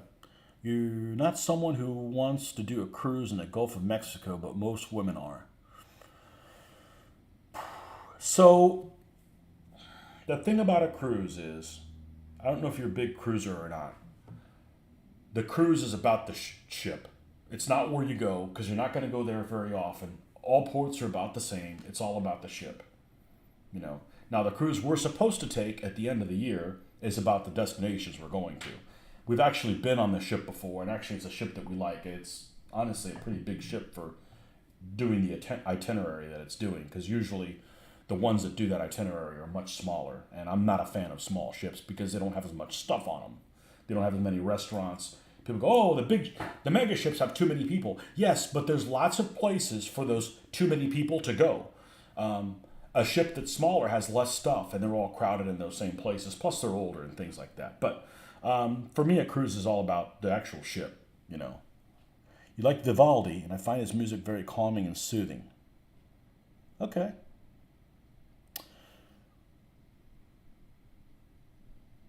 I may have listened to that before. He's kind of bubbly, I guess, in a way. My dad was big on classical music. I really am not a fan. I like when it's done with more modern instruments. Like something like, who's those Russian bastards? Trans-Siberian Railway. That kind of stuff's cool, you know. I just don't like some of it because it's, you know, my dad would listen to there's a classical music station here in town, and he would always like gripe that they would pick like some of the worst stuff. They'd like start playing the song, and you're like, is the song on? I mean, is it even playing? And then you hear like a beep, boop. And then a little while you're like, what? It would just pick things that would put you to sleep, you know. Glass harmonica music can be haunting. See the film Mr. Holmes for an example. Vivaldi pitched for New York. Well, he is Italian, so. Mr. Holmes. Glass harmonica music. Haunting music. Glass harmonica. Mr. Holmes. Man, they got a hell of a study guide here. That's good.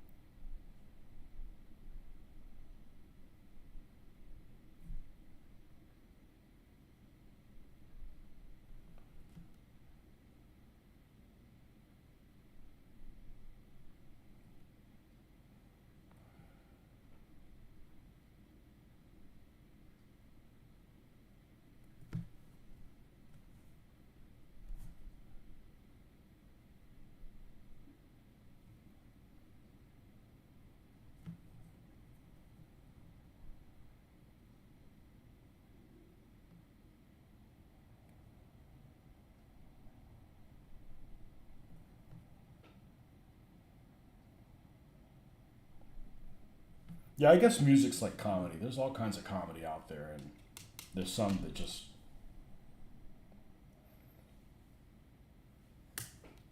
doesn't really. I don't really find that funny.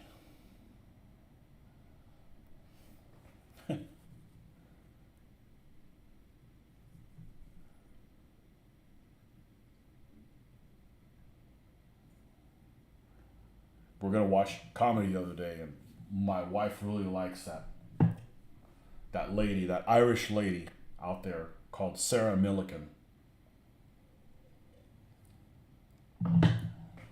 She's pretty funny. Part of the appeal of her is she just looks like a librarian that just, goes and says things that she doesn't look like her character would say. That's part of the appeal on there. What are you painting? I'm on your phone, so the video's too small to make out what you're painting. I am painting some Maquis. This particular guy is Mark. We already have Pierre and Claude painted. This week you moved from the rehabilitation center to a new house with things in it. Oh man, what the hell happened to you? You had a skiing accident or something like that? Didn't get mauled by a mountain lion, did you?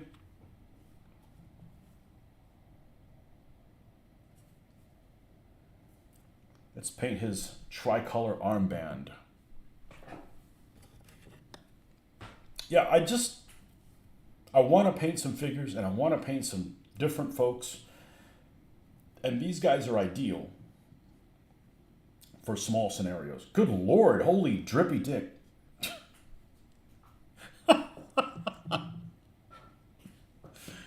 Oh, man.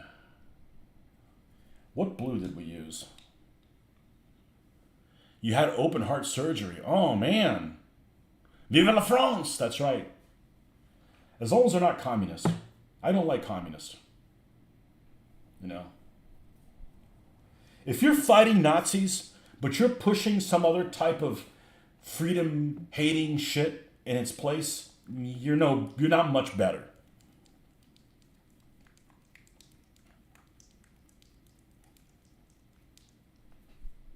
Open heart surgery, man.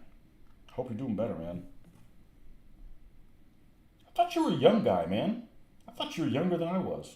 Well, that doesn't mean you can't have open heart surgery, but My dad had triple bypass in 1989, and he passed away like 6 years ago. So they did a good job with it. So they got that stuff down. You would think that would be the thing that they would not be able to do right, but they got some pros doing that stuff. So hopefully it went well for you.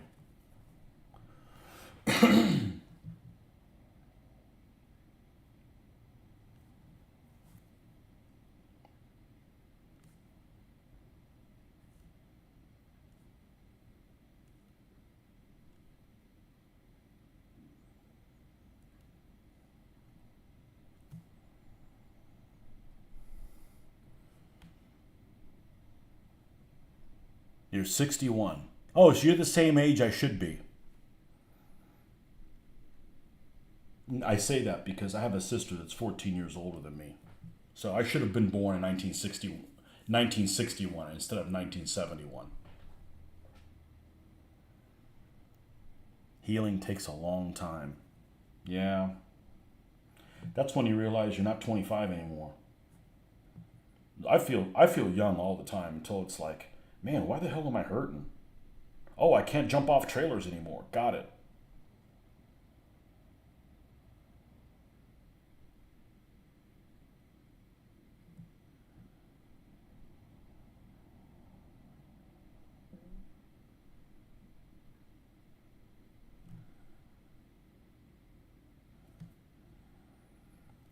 All right, and we've got, let's bring this up a little bit. I got so many interesting characters. What do you say? 26 of these guys? 26 of these guys.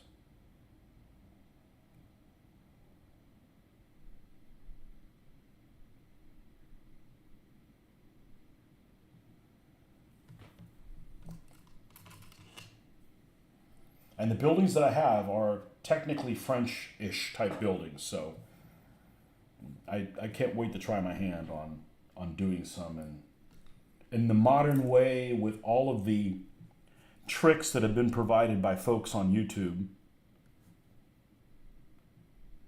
and just see how they turn out.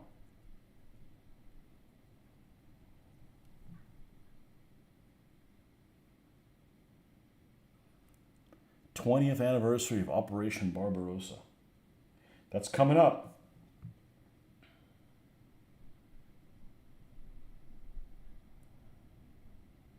June 22nd.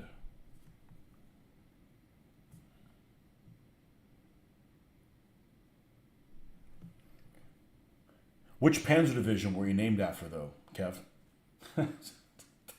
Huh?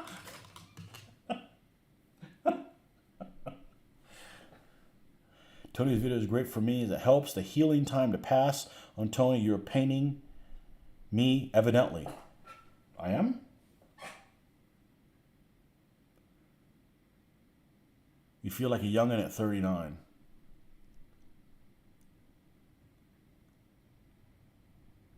I'm painting you, evidently. Mark? Oh, is your name Mark too? Hey, that works.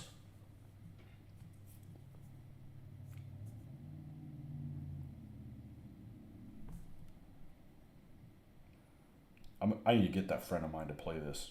Make him play French. He hates everything French. I'm like, what did they do to you? Did you get molested by somebody that's French? You know? I get it. I get the sentiment. Oh, the French hate the U.S. No, they don't. That's you can't judge everybody. You can't judge dickheads in Paris. You can't judge everybody in a country by dickheads in Paris. That's like, what if everybody in the world thought people from the United States were assholes from the Bronx? We're not. I mean, the Bronx might as well be another frickin' planet. You know? Figure's name was Mark. Excellent. With a C, though. Excellent. 2 for 1, man. Excellent. Welcome, Mark. I like it. But I'm not painting you because I don't want to be like, hey, let's get Skylab killed. Jump in front of something. Nah, we don't want to do that. Not sure why my mom named what she did, but Dad's chose the spelling. Yeah, well, Kevin spelled the way it is would seems like it would be, well, you have an extra consonant in there. So is it Welsh? Is that the Welsh spelling? Love the style of French armor. Yeah, it is cool. And they had really cool symbols too. You know?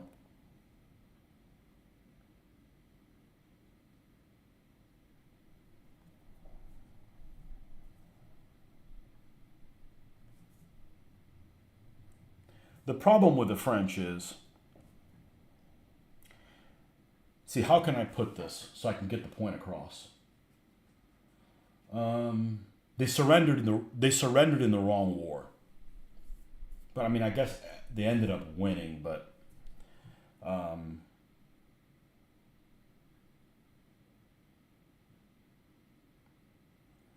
are there any alternative history? There's got to be some alternative history books where the Germans win the First World War, aren't there? There's got to be some.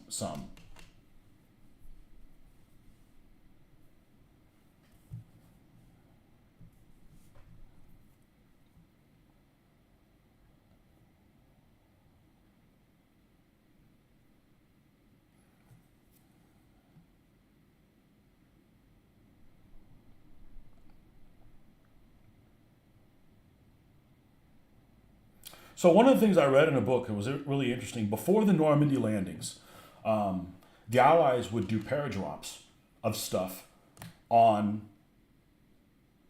the partisans. You know, they would give them dynamite and supplies and guns to, cause havoc, blow up railway lines, especially just before the Normandy landings, to cause all kinds, too many things that the Germans would have to deal with. Besides, the German units that were in France weren't the best. Sometimes there were good units there, but they were convalescing. They were recovering or getting built back up. But generally, the security divisions and stuff like that, they were not very good quality troops. So causing all kinds of problems before the Allies landed. And I read in this book that they had to stop doing that because the French Maquis were using those weapons on each other, because there was like a shitload of different factions that were all at odds with each other, trying to fight each other. So you could probably do a game where it's just Maquis versus Maquis, or because you had the Free French guys, you had the as I like to call the good guys, you had the communists, you had the anarchists, you had all the other different plethora of different things.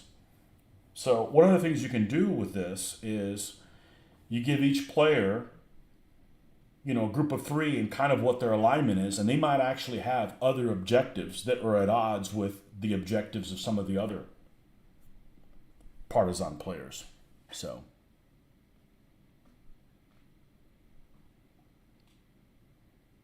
you were named after an archangel. Oh, I don't have a Michael yet. Thinking I'd see your name on a weather map. Their high command was way too old to be competent for a modern war. The French, that is. They almost collapsed in the first one,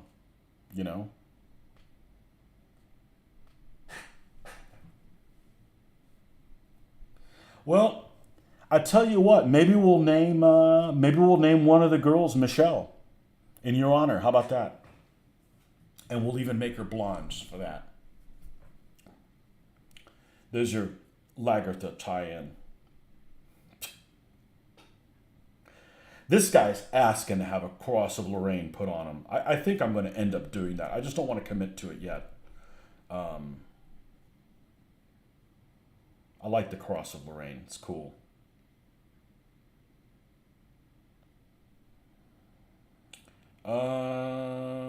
We just got done with the blue. We got the red done. Cool.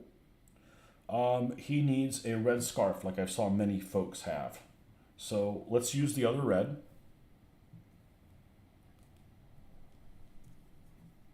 No, this is scarlet.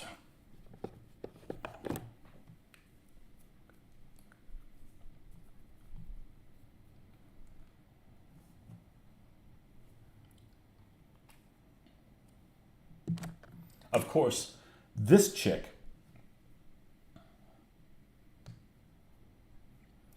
what is she carrying? A Panzerfaust. So this is going to be Panzerfaust Paulette. Because there's got to be kind of, Now you should call her Catherine. Give me a sniper rifle. No, I got lots of cool ladies. They're Soviet though. I got lots of cool lady snipers that are Soviets. Really cool figures. Really, really cool figures.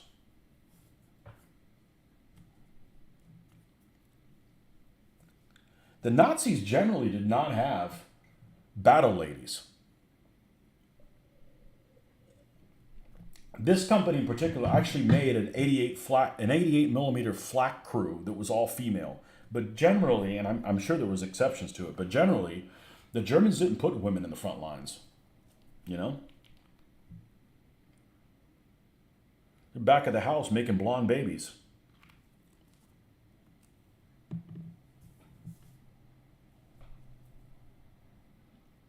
Soviet babes with a sniper rifle. Yeah, I got I think 3 of them. And they're pretty cool. What's really cool about them is they all have a lot of...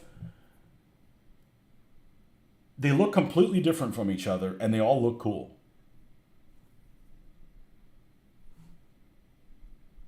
Actually, the Soviet figures I have are just as cool as the German figures,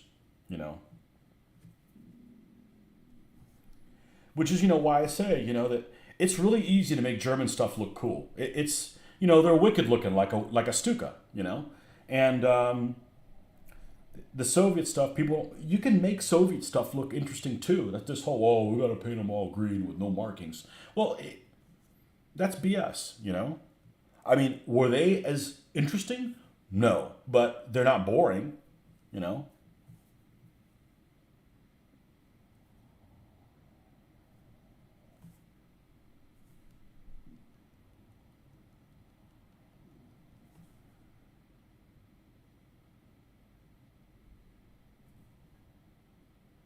All right. right, this guy's going to have Le Red Scarf. Scarf Rouge. So when you play French Partisans, what do you drink? What should you be drinking? What's the drink of choice?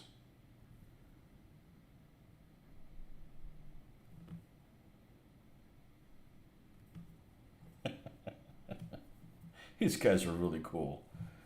These guys are really, really cool. And what's really cool about this is going to drive a really good narrative. Do you have any Soviets carrying flags? I sure do. Uh-oh, girls are home. Hold on 1 second.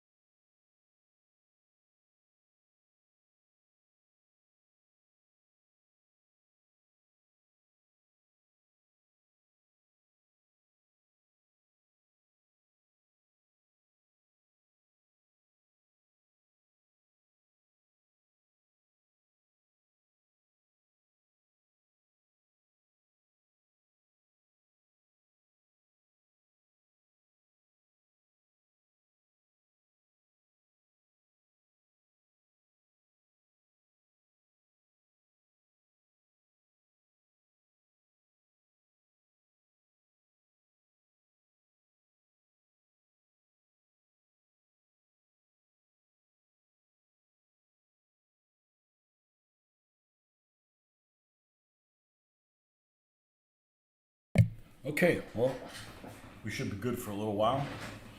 Would be drinking the blood of my enemies and bad taste as a French Calvados. I feel like I know what that is, but cognac. Cognac can be really good. It really can. Wehrmacht Helferin. I don't know what the Helferin part is. Wehrmacht Helferin. Calvados. That sounds like something that's Spanish, but I bet it isn't. That's like an aperitif or something, isn't it? What's that stuff that's horrible? I know, that doesn't narrow it down. What's that red shit? It's like a red aperitif thing that they add. That stuff is horrendous. One of the worst things, probably the worst thing I've ever had to drink. I go to an Italian restaurant on the cruise ship. And, each place has a signature whatever. And, we've got the drink package, so we can drink whatever we want. So it's a good opportunity to try different things. A Negroni. No, there's no way. That's horrible. Bacardi is horrible. Would be drinking the blood of my enemies would be immense of it. Bacardi is horrible. A Negroni is worse. Negroni is horrible. Horrible.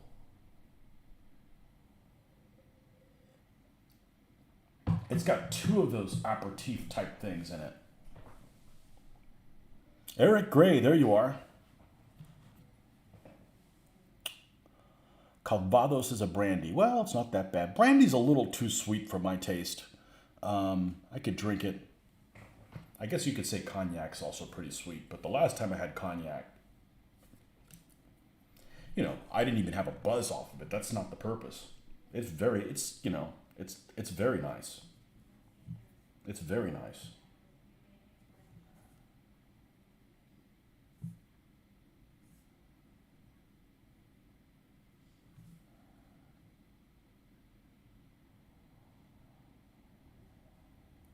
All right, this is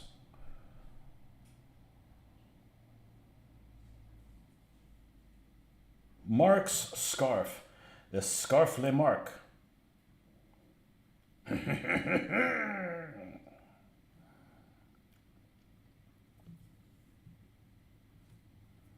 At the penultimate answer, I drink whichever the hot barmaid brought me so long as it was alcohol. Why does the barmaid have to be hot?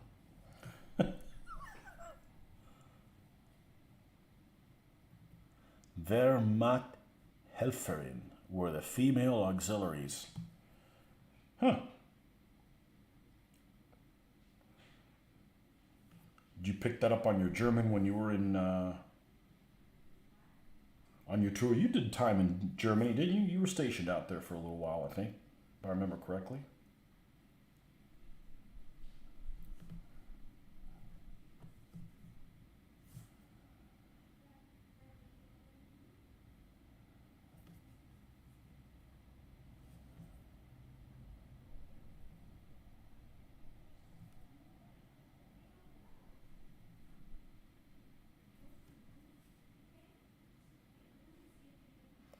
Barmaid always have to be hot. Okay.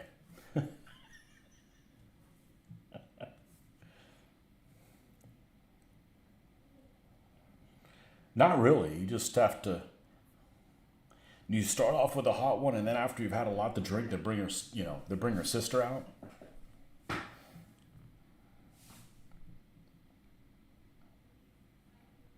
This is the part where you say, as long as it's her twin sister, you don't mind.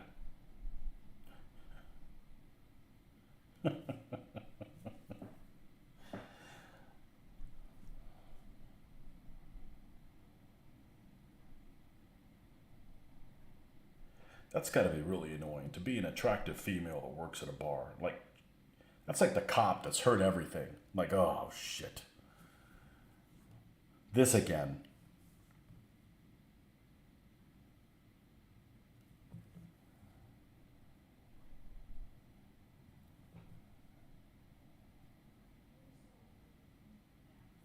Like catcalls. Has catcalls ever worked on anybody other than Alleyway Annie?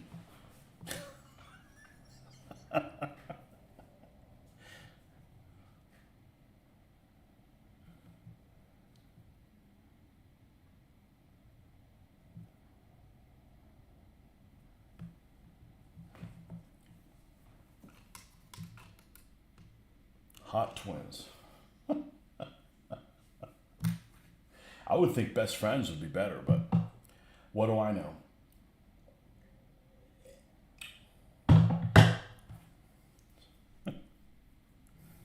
It's your fantasy.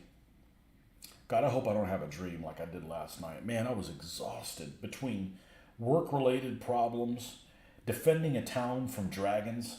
I don't, it didn't make any freaking sense. I don't get to pick them. Um,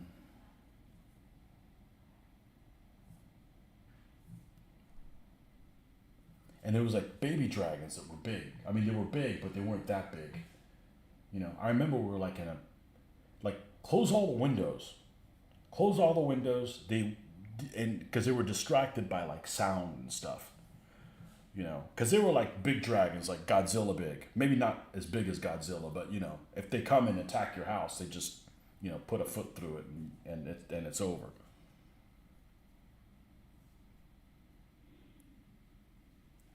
Worked on Rick when Alley threw some his way.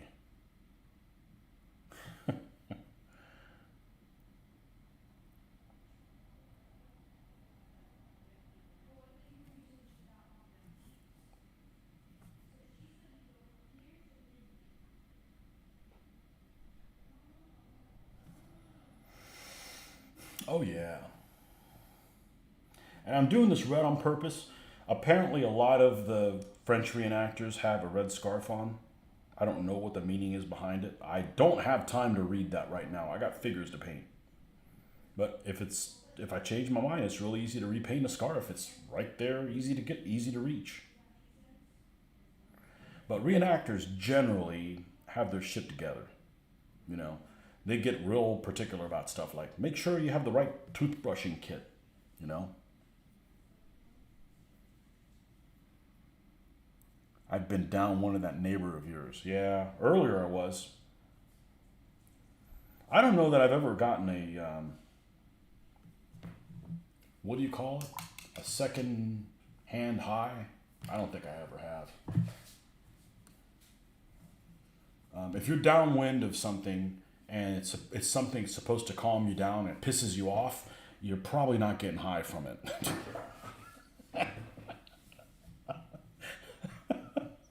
I'm just guessing though, you know. I'm pretty sure it doesn't have the desired effect. Yeah, I don't know who it is. I hope it's not the neighbor. I hope it's the people one over because that's a house that's actually been. That's a weird house. We live like kind of in a traditional neighborhood that has rules and stuff. It doesn't have gated entry or anything like that, but the next house over on that side has they turned into an Airbnb, and there's like random people that come in there all the time, and sometimes they've got like 4 bedrooms and they've turned it into like where they can sleep like 16 people, and they're using it like as a base for like salespeople to come in and I don't know, it's just all kinds of just random people that come in here. Nobody that's I don't think dangerous like on a violent level, but my wife seems to think that that's who's out there doing that, but.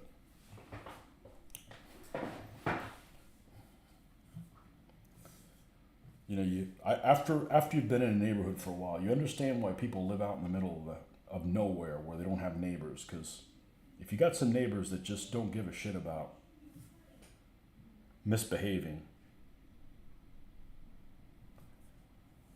then it's better not to have them around.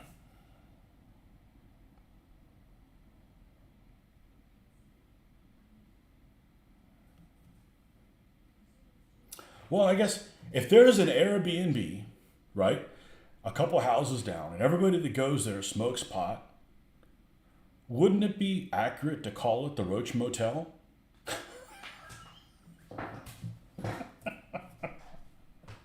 I'm going to start calling it that. It's the Roach Motel. Why? You figure it out.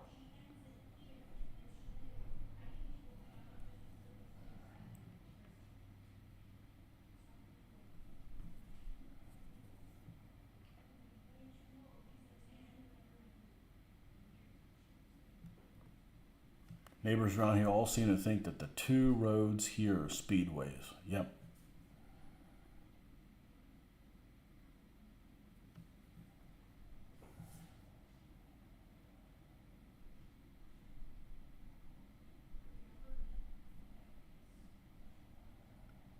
And I'm fine driving fast, but there's a time and place for it. Somebody's neighborhood's not the place to have it, you know?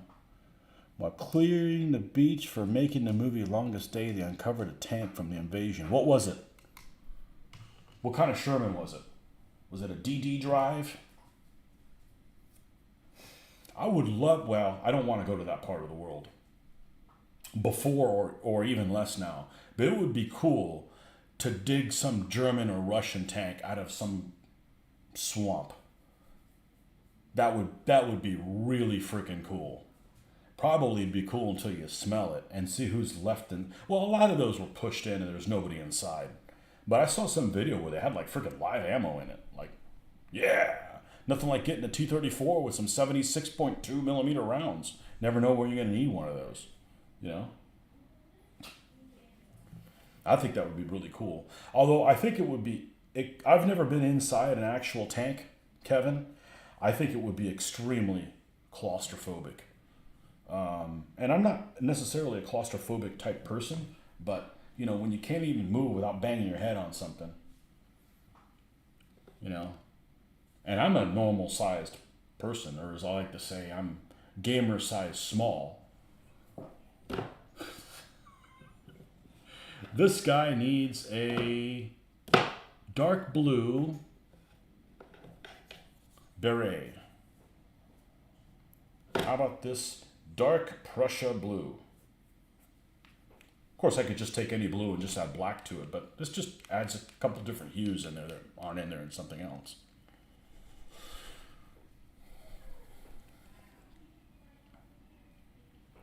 I don't like when you're on a 2-lane road and somebody pulls out in front of you and they don't have the decency to get up to the speed limit. Like, I don't really speed because I don't want a speeding ticket, but I do get up to the speed limit damn near as fast as I can. That's like the only thing I can control. And I also have a, what's the correct word for the car? Nimble? Yeah, it's nimble. Zippy? It's more than zippy. It can get up and go pretty fast. So,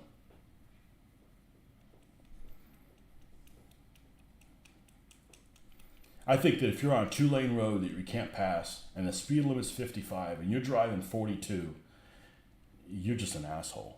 You know, that's disrespectful. You can't find it, but they used it in the movie. It's not about the size, Tony, it's how you use it, so don't feel bad about being gamer small. There you go.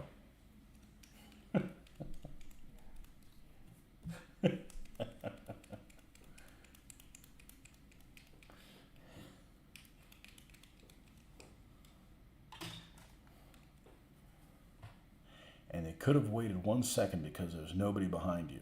Exactly. Exactly. Look, just go the speed limit. That's it. You know?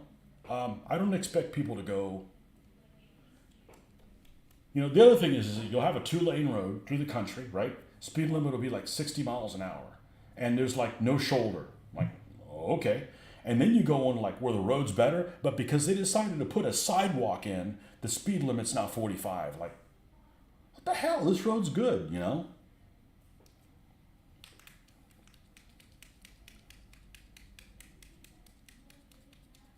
Or the people that take forever to get up to speed, but they're going to eventually go like 15 miles out over the speed limit. Nah, I get up to the speed it's supposed to be. Oh man, we have a cluster. This one's old. There's like a turd of paint in here. Let's see if we can dislodge this turd. I'm giving you guys all kinds of ammo today. Let me find. Oh, this one's in poor state.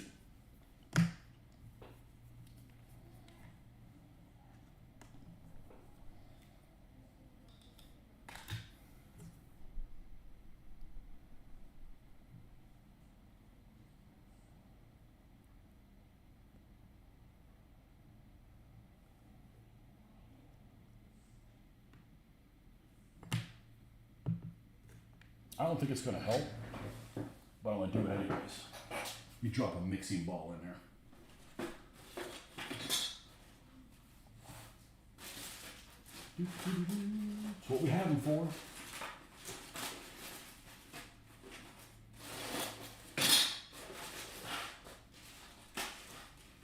I have everything organized, but I don't have a space for not have things on top of each other, and it always happens when I'm looking for something, it's always underneath something else.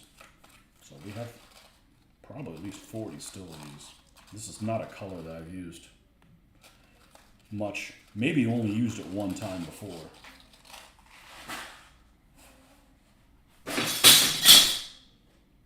Lovely. That was loud as shit. And all it is the ruler. Okay. There's paint that's stuck in there. That's probably enough for this. So I'm just going to tap that out, but we'll see if this is operating how it should. When you were in Fort Hood, there were many tanks sitting out decorating some units. I went to the mall. They were all functional. Too cool. Did you ever get near an M103? I think they've got one of those out in Fort Hood. I always wanted to play a game with M103s. That's a cool tank.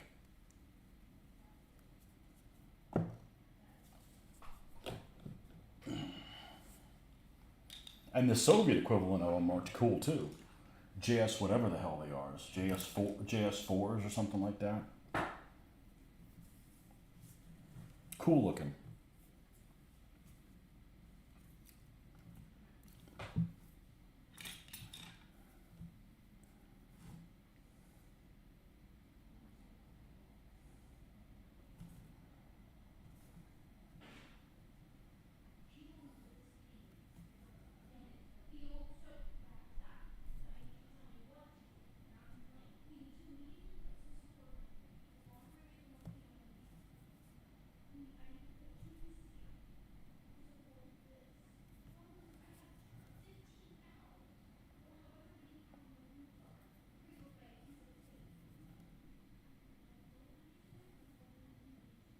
This guy looks pretty neat.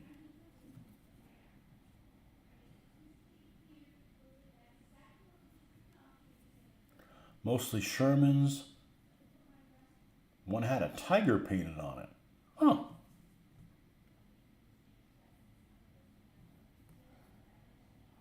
Not a flying tiger.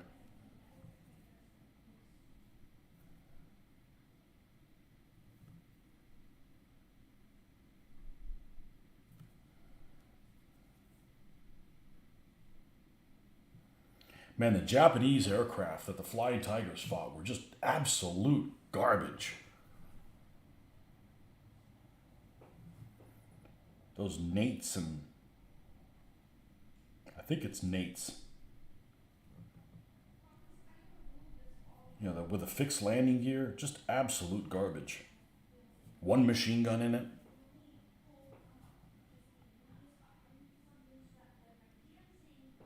The first model I ever built was a P-40. It was a monogram snap kit.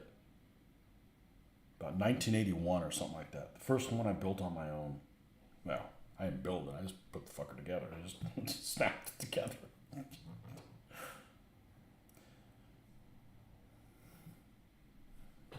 I always liked that tiger shark mouth. And I think I read somewhere, I could be wrong, but I think I read somewhere there was actually the Germans that did it first. And I'm like, really? You know, because there's a lot of units that the 110s, ME-110s, had that tiger mouth on them.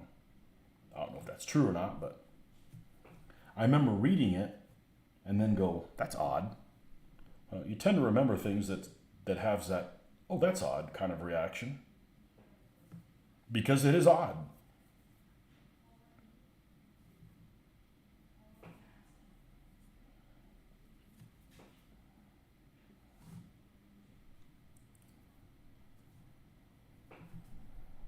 Okay, this guy's got a little bit of a brim.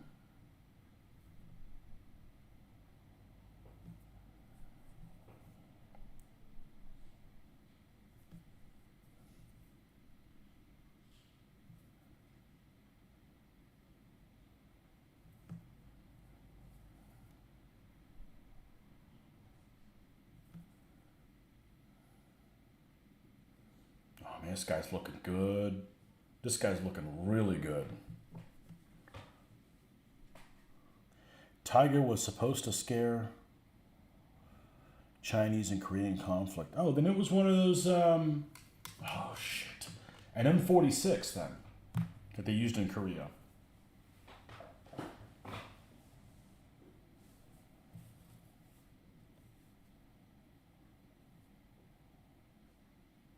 Okay, I'm going to put the Cross of Lorraine on this guy. So let me make sure I get it right. I think I know how it is, but let me just pull it up anyways.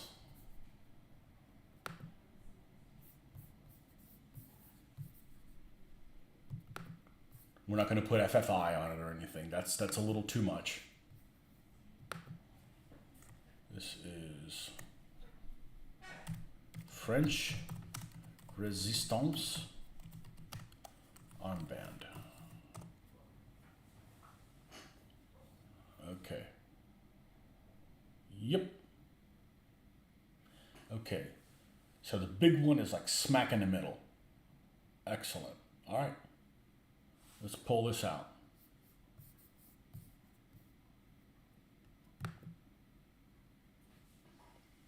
Easy eights. Today was Tiger Day at the Tank Museum in Bovington. They reenacted the battle and saw Tiger 131 captured in Tunisia 80 years ago. It involved infantry reenactors and a Churchill. Was it the right Churchill? For the period. Yeah, there's a lot of those videos online, fortunately, because some of us will never be able to go to Bovington. I mean, it's hard enough to go to the UK for us, and then to hit it on a day that you've got one of those things, that's just too much.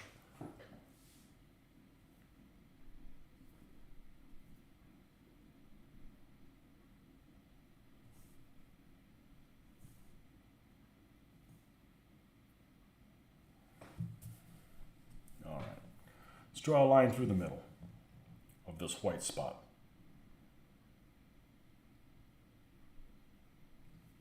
It's not wait so long that it freaking dries on me, though.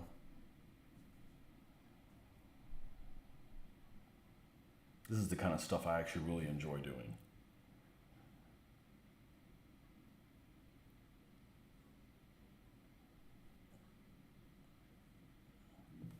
Shit, sticking. What that flow aid is supposed to really be good at.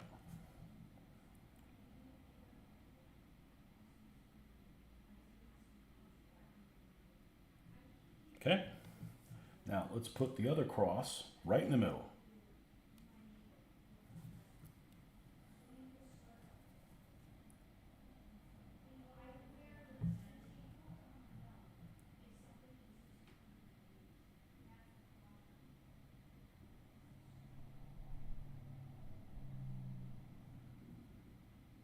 Okay, and then we're going to do the other smaller one, half the distance between the larger one and the end.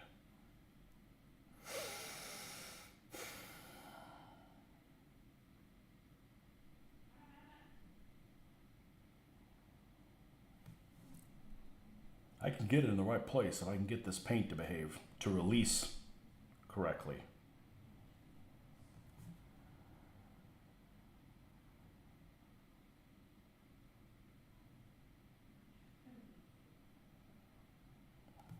That's the problem. It's not releasing.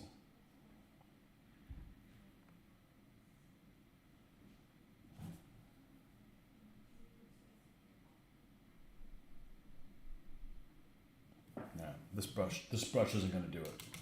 All right.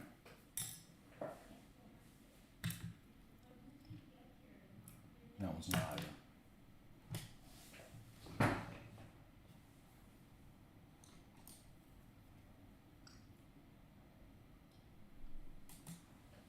And a brush of extreme confidence.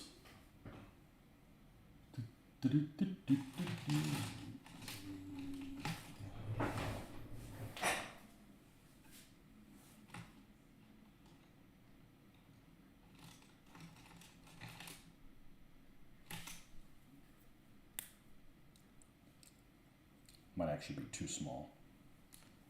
And the first thing I'm doing to it is cutting the end off because it's got like a little flurry thing.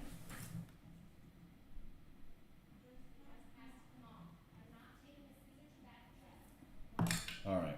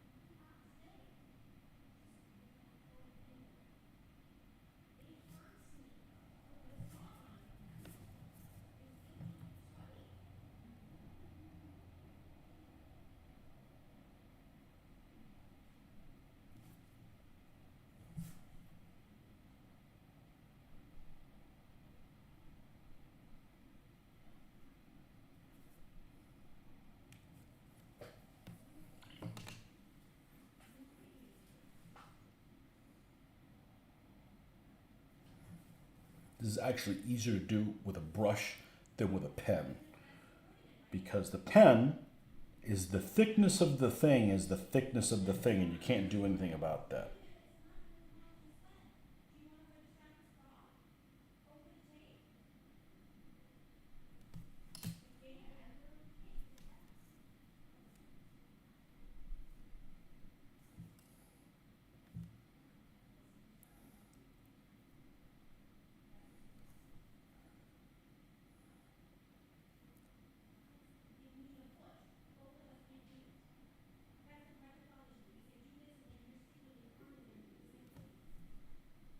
Come on, we can get closer than that.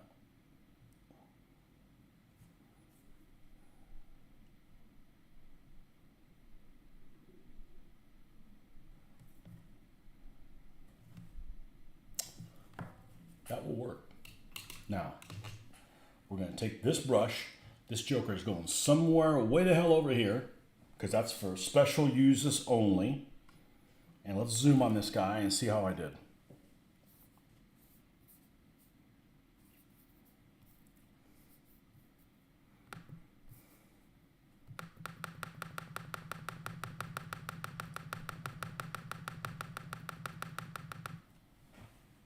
Now, find the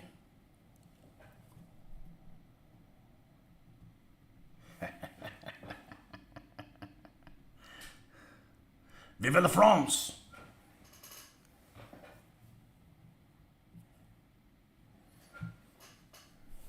Okay. Well, we know it can be done. We'll go back and retro those other guys with the cross as well. Midday Maquis, my kind of Maquis, that's right. They just woke up late because they were reciting anarchist poetry at the park.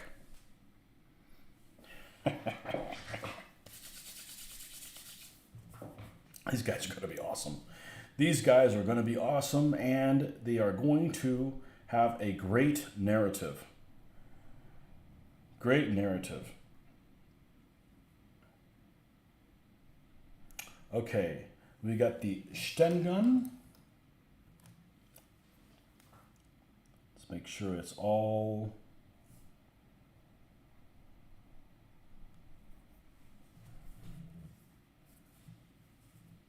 I don't know how I'm going to do the basing on these guys. I feel like I should do the basing a little lighter than normal. Kind of how the basing I did on my Huns. The basing that I did on my Huns is actually one of my favorite basings because when you do a light color on the base, it makes the figures pop a lot more. But I think what I'm going to do is like the Huns, but have the bush, have more, less dead bushes on it, so to speak. You discover they sell model kits. Start building some, my dude.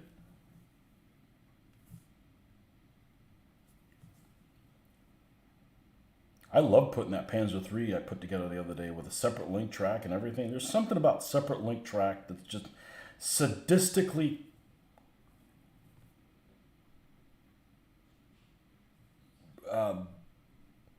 relaxing.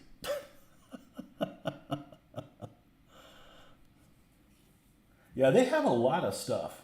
They really have a lot of stuff.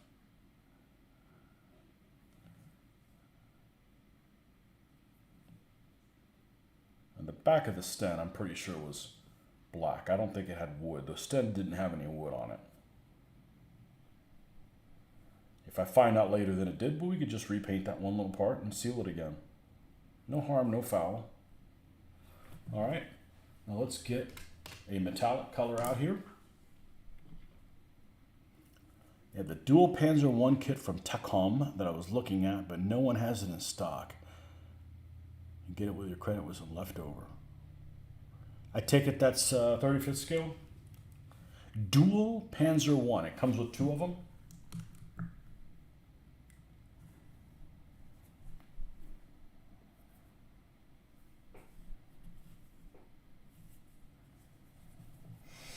I'm so out of touch with the 1/35th scale scene. I don't know if you were on the other night when I brought up the fact that there's a company called Kagero. Okay, you'd think it would be Japanese, but it's actually a Polish company, and they make several books. One of them in particular is on the Panther. They got like 30 or 40 or 45 plates or something like that of different Panthers, and they come with a decal set in there in 35th, 48th, and 172nd scale for all of those vehicles that they have on there. That is freaking insane that they would have decals that come in with the color plates.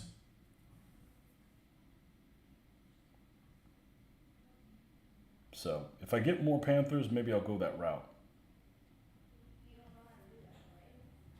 And just the parts that are metallic on here, which a lot of this is plastic. I think that's about it on there. We got shoes to do on this guy, a belt. Let's do a belt in a traditional, just a regular brown color, and we're gonna do like a khaki color for that little pack. That'll make it stand out nicely. Let's get a, no, not Army Painter. That paint behaves weird. I'm not a fan of Army Painter. I've used their paints. I probably won't get any more.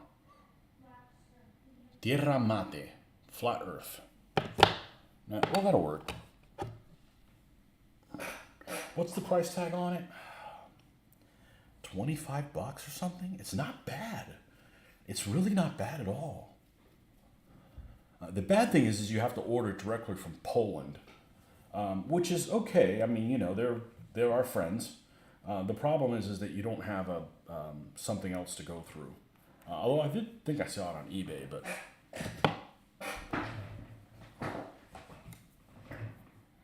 the other thing I found out is it seems like a lot of the SS units at Normandy had, you know, because you look at photographic evidence and you're like, okay, this looks like it is a red number with a white outline. Or could it be a black number with a white outline? And it seems like a lot of the SS units had a black number with a white outline, which is real easy to remember, right?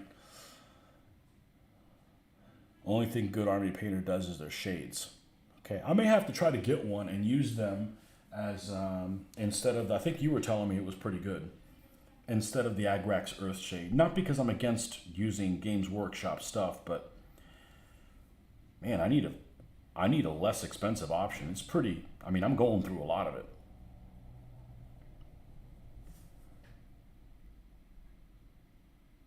Don't they make it in like a 10? Don't they come in like a 10, almost like a Minwax type thing?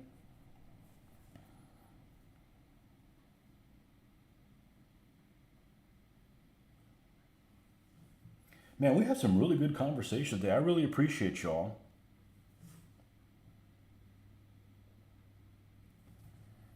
Because honestly, when I started doing this, I really wasn't kind of in the mood. But, you know, it's like painting. Sometimes you're not in the mood, but when you're done, you're like, man, I'm glad I did that.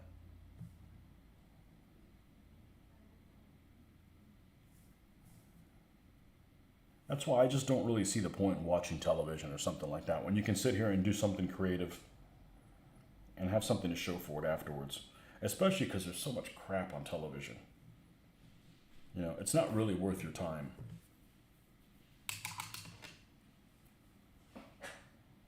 Tiger 131 was captured in Tunisia on this day in 1943. Oh wow, that's way towards the end. A 6-pounder round hit under the mantlet, jammed the turret, wounding the driver. The crew abandoned it. It was taken to Bovington for evaluation. I think they still make it in the 10? Okay. Yeah, because if you have a shade and it only comes with this much, that's not a whole lot.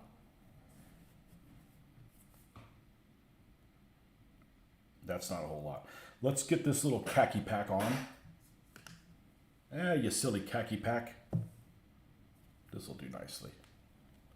And then watch hockey games, baseball games, and wrestling on television. Yeah.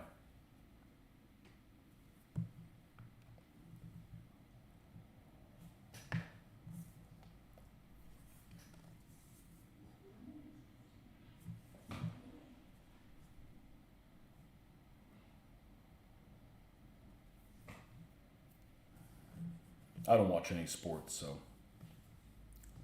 it's easy to avoid it then.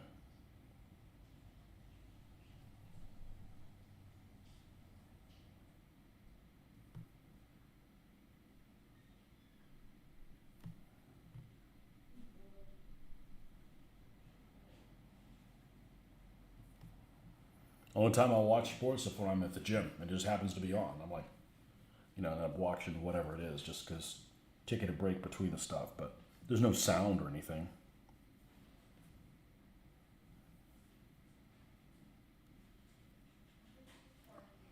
Vallejo Game Wash Sepia dipping formula is a decent alternative you can find it. 200 milliliters for the price of 2 Agrax. Okay, 200 milliliters is this, I believe.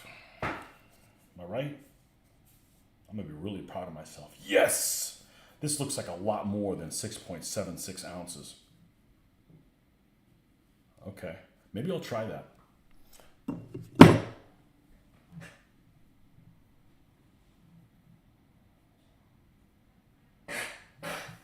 Yeah, I've just gotten to the point where I just Amazon everything. Because it just costs a lot of money to go around and drive to a bunch of different places only to find out that everybody that works there is a moron and doesn't want to help you out and they don't have the item. You go to these stores and everybody's too busy surfing on their phone to help you. Like, trust me, I don't need help, but I also don't want to spend 30 minutes looking for your inventory. So it's like, let me just Amazon it. Because Amazoning is really easy to return. If something goes sideways, and I haven't haven't had to make that many returns on Amazon.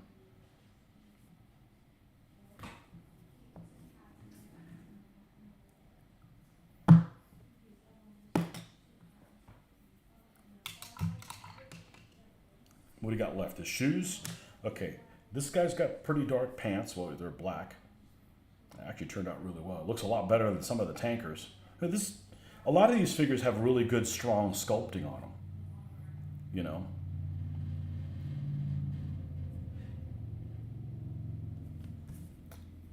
Hell, I'm lazy. This color's already here. Let's paint it in this color. And we're going to use one of my tricks. I'm not going to bring it up to this core color. I'm going to stop short of it and add white, and then we'll get a totally different color for free. Well, a similar but yet different color for free. And then Mark will be complete. I think having a player run 3 folks is about right. It's easy to manage.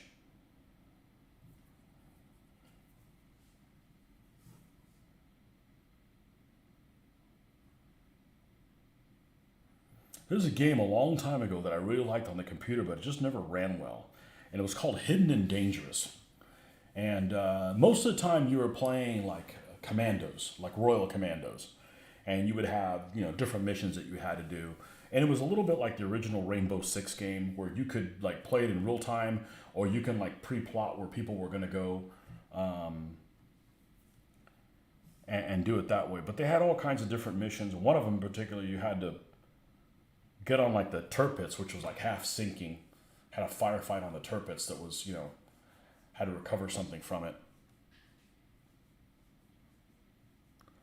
How do you get around analysis paralysis? Just start. Just jump in and paint your way out. Trust me, I analysis paralysis a lot. And that's the worst thing, Oh, I don't know how this is going to... Fucking start painting, Just do it. I know it's easier said than done. But if you have really good skills at fixing your mistakes, just jump in.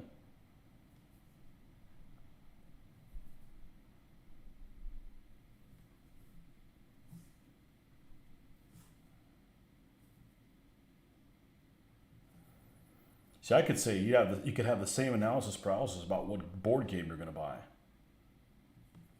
You have a lot of board games. How do you decide which ones you're going to buy? Because you could be like, well, I don't know. What if it's not any good? What if it's,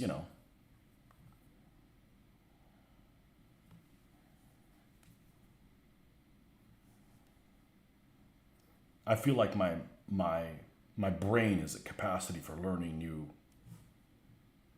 new systems. Just not something I want to do.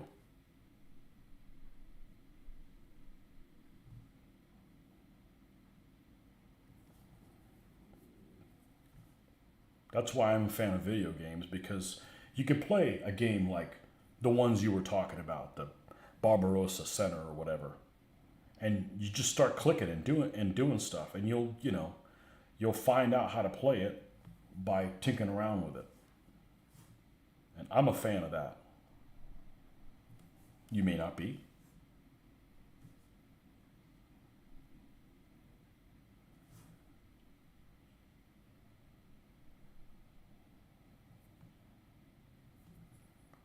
Paint the bottom of his shoes a little bit more worn. And Mr. Mark's about done. And he'll look better once he's sealed. There he is. Let's get a little snapshot of these guys. So this is Mark. We have Claude, who needs a little cross of Lorraine done on him.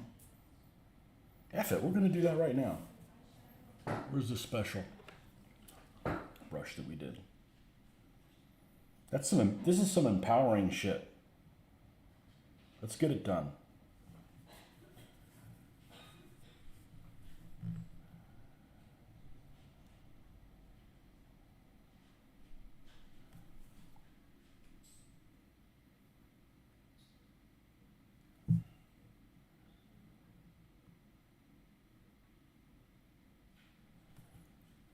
Okay, we're going to take that one and split that one in half.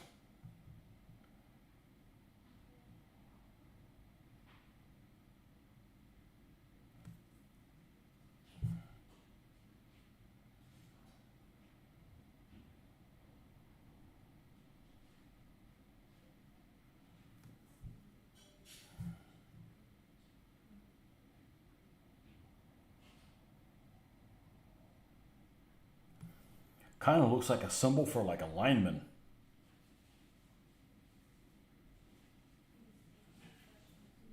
Look at that.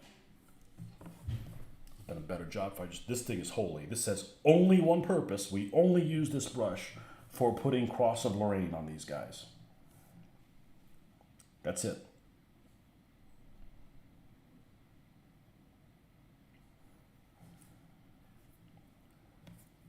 Oh, this guy's already been sealed. Well, I don't care.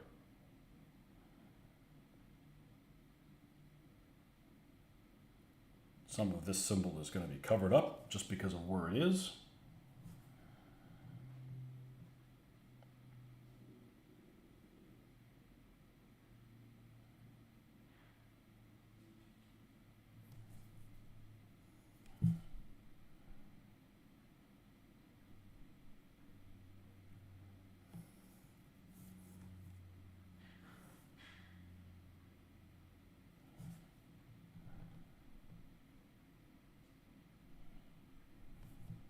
And that's the best we can do with that, because part of the symbol is hidden underneath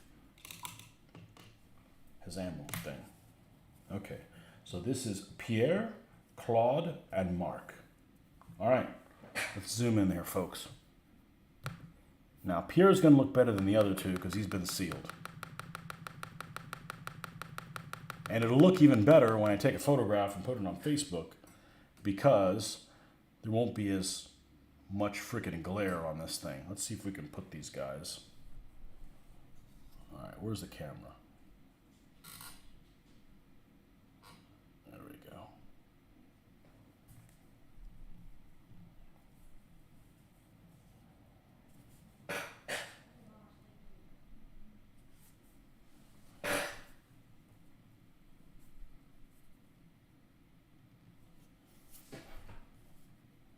They're all three different, and none of them have really bright clothing. Mission accomplished. Mission accomplished.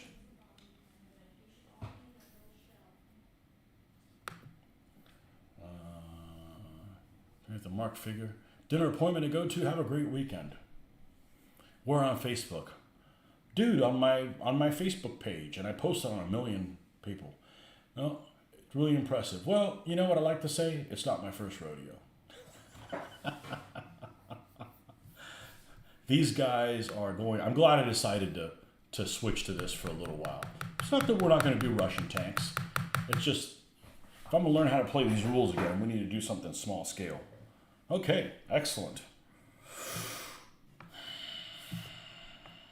All right, who's next? Who's up next?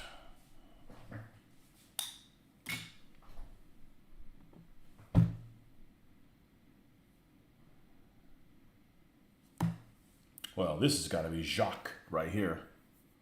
Another guy with a Sten gun. Man, these guys are going to have a shitload of firepower. Doing an old Rene? I am. I am. He should probably be a leader, shouldn't he? Rene, let's see who looks like Rene. We'll get there. This guy looks pretty freaking cool.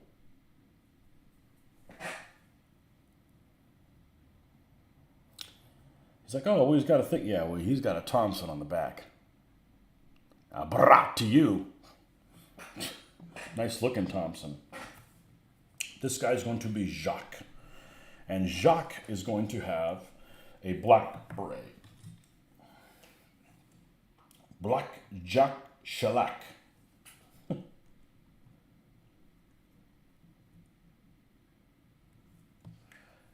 Jacquez.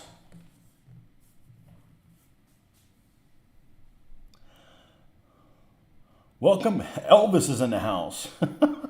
Excellent. Un petit coucou au espagnol de commentary. Oh man, I don't know what the hell that means. But let me see if I can figure out. A little bit of crazy Spanish commentary. How'd I do?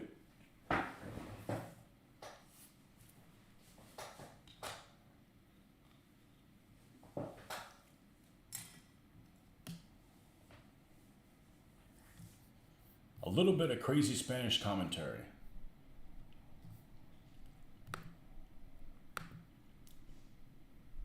All right, let's zoom out. The old Jacques guy. I told you this morning, I actually did a search last night. I had trouble falling asleep. With the internet, it's an amazing wealth of information. I can go back and go, most common boy and girl names from the 1940s. But actually what I really want is you want names that are popular in like 1920, 1919, figuring these guys are probably 20, 25, something years old, and go back there, you know? And Jean is the most common name, John. So we will have a Jean in here somewhere, but none of them are going to be repeated. These all will have their names on their the little stands, as I like to do. They're playing pieces. Do I not have any of these guys here to show you? For those of you who have not seen them, here we go.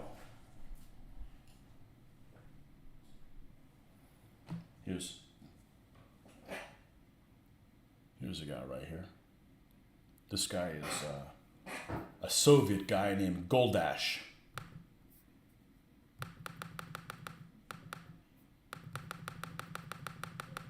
And it'll look like this, except the basing will be better, because this is 1990s type basing. But it'll be a little piece of basswood with a name on there printed. Actually, this figure was painted a long time ago, and I don't know if you can tell, but he is painted well.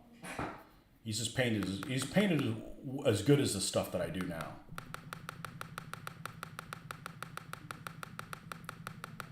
He's just not flat coated. He's back to what I was using, semi-gloss, so he doesn't look some of the. But this is all done the same style that I do things now.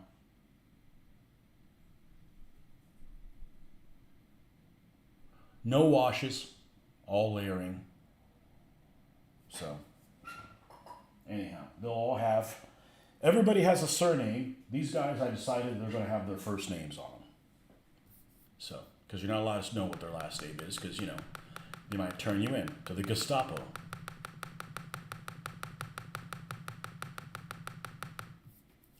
Excellent. All right. He's got a black beret. What kind of a shirt has he got on? Shirt sleeves? Shirt sleeves. Okay. This shirt sleeve guy has like a yellow one.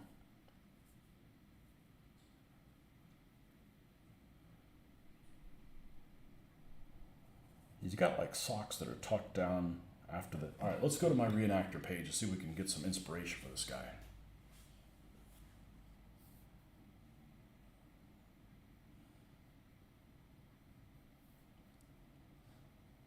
The question is, does Rick paint better or does Mitch paint better? I'm going to say Rick paints better. I'm just putting that out there.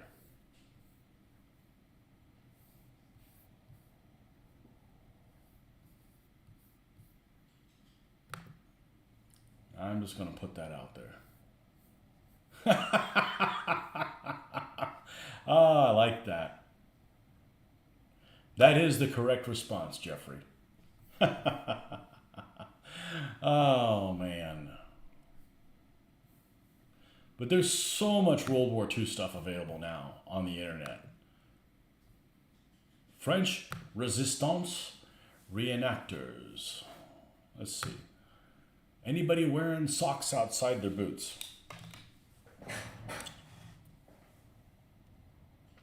That guy looks like he is, and they're lighter, which is exactly what I would have done. Ooh, this guy's got a green shirt on. Ooh, living large. And brown pants. Sold. Okay, that's what we're going to do. I know exactly what green I'm going to use. It's not too bright. Excellent. I didn't know Mitch painted. He did paint. He painted one unit of the Confederates. So you know what that means? He's a racist. Well, if you only painted one unit and it happens to be racists, it's probably your people.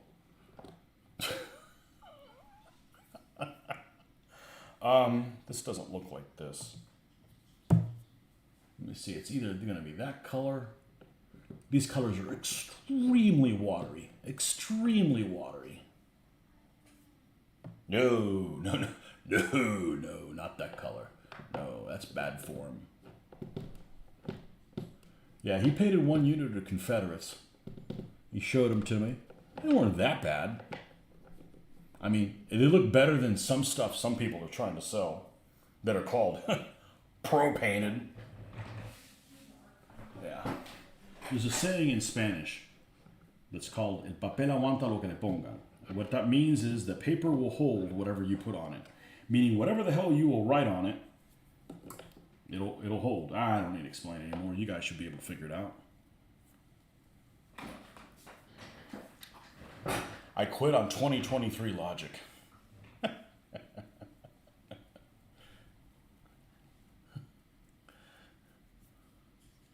Well, just think about it, okay? If all you do is paint SS guys, what does that mean?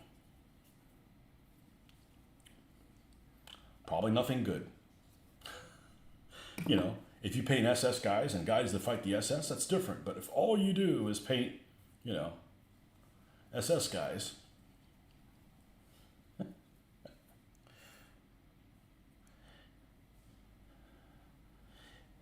if you collect G.I. Joe dolls and the only G.I. Joe doll you own is one of Hitler, probably not a good sign for you. Just saying.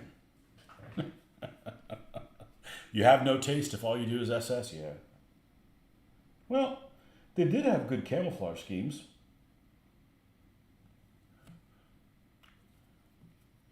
But they're assholes. You know? And not only that, they didn't have much finesse. They were like, you know, if you're elite troops, you kind of need to survive, you know? I like my Germans with a little bit more finesse. Oh, no. You go up here. No. Okay. It's a green shirt. Oh, and he's got a tater masher, too. Nice. Give him hell, Jacques.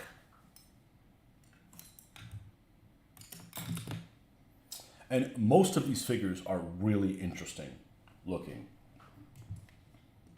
Which is what you want. You only get 3 guys, you know. You're going to have some cool guys. The other guy is going to have some cool guys. Where is my big... Actually, I need to be right back. I need to take care of one thing. Most resistance had a nom de guerre to avoid reprisals against their relatives. Excellent. Ooh, can we use handles? Like top secret? Here's eclair, souffle, and I want to create... Okay, so I want a cafe that's called Le Petit Souffle. That's a legitimate name, right? Le Petit Souffle. Eclair, chocolate mousse. Remember chocolate mousse, the big black resistance fighter?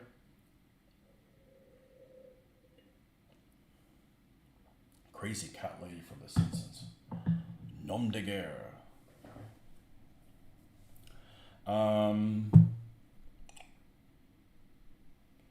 Where did my bigger brush go?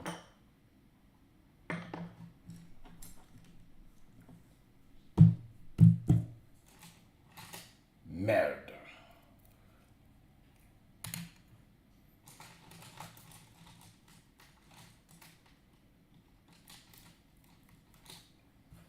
You don't like accordion music? Well, you're in trouble.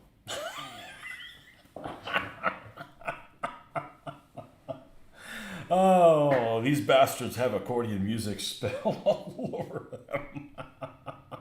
I'll be right back.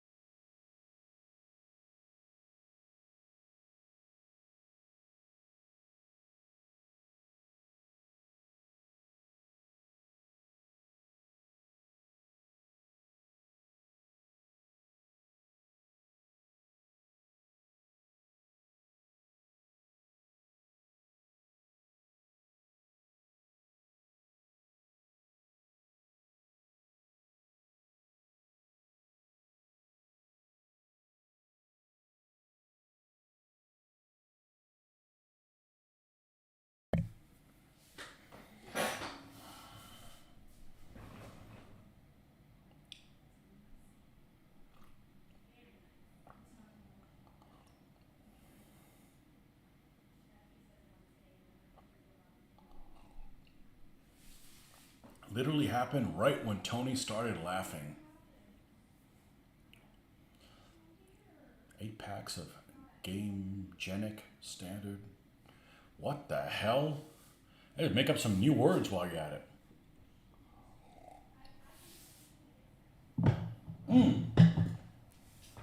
I didn't go and get what I went out there for. Right back again. I wanted to get some ibuprofen.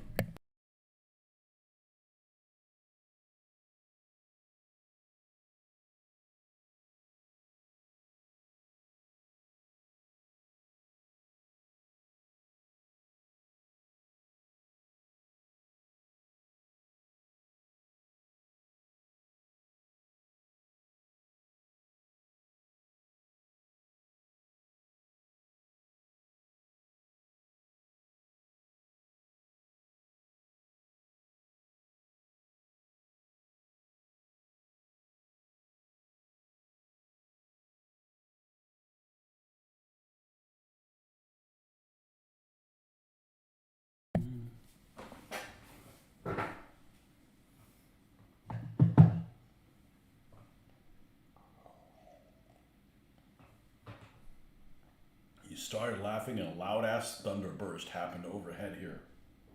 Don't fuck with me.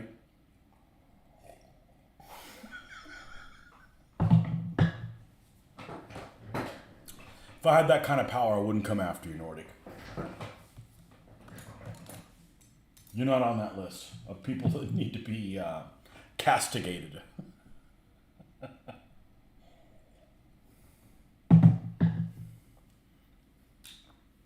I do have an FT-17 Renault tank from the First World War, vintage, which is perfect for anti-partisan duties, or perfect for these bastards climbing in there and capturing it, and moving really, really slow.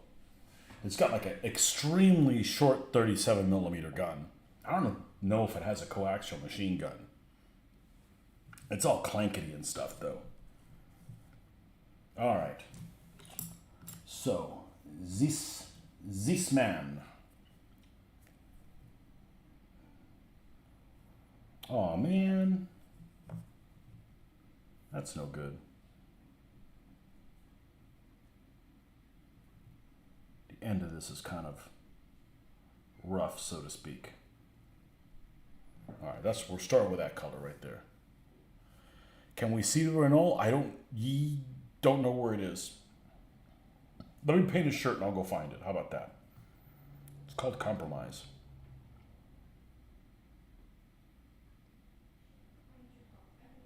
I could say I think I know where it is, but it's more like I think I know where it isn't. So I should be able to find it.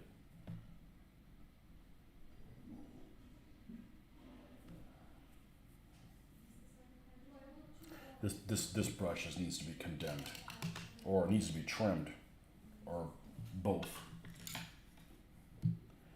First of all, it's got a burr that's ruining everything. Okay, that did it. We're good now. Yeah, I think it would be cute. I'm probably going to paint it for the Free French, because we can give it a nickname. Like Mimi.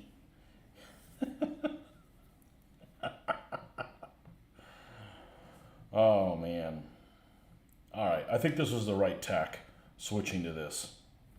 This is going to be a much better narrative than the Eastern Front stuff. Doesn't mean we're not going to do the Eastern Front stuff, but I really wasn't excited. I'm more excited to paint these figures. I'm really enjoying these guys.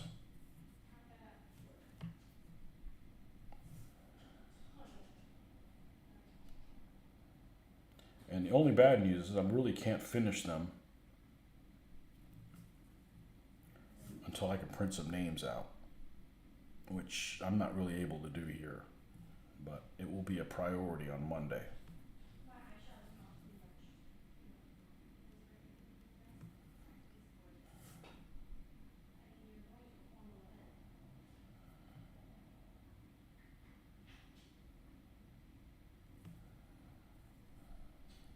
Renee is going to be one of these guys with a freaking Bren gun.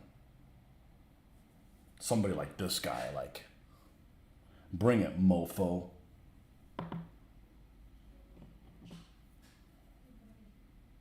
Yeah, I like this guy as Renee.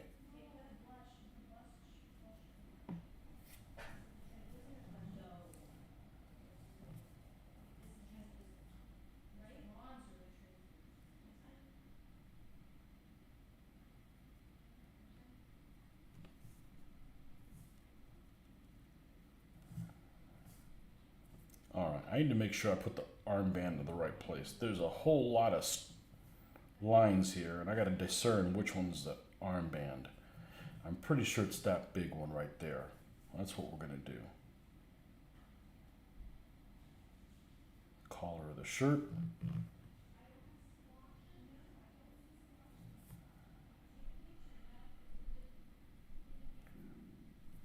Yes, that was my stomach.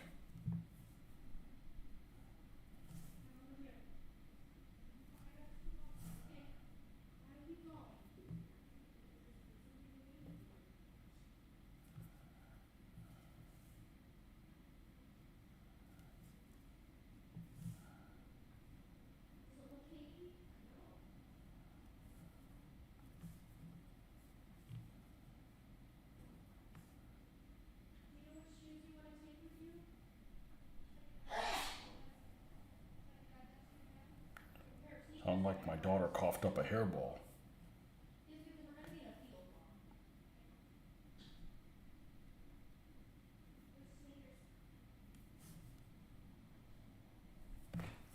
I need a couple of nuns and a Dominique.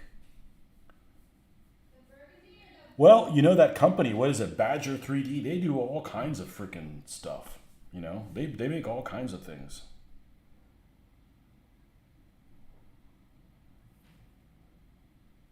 Dominique, that sounds like a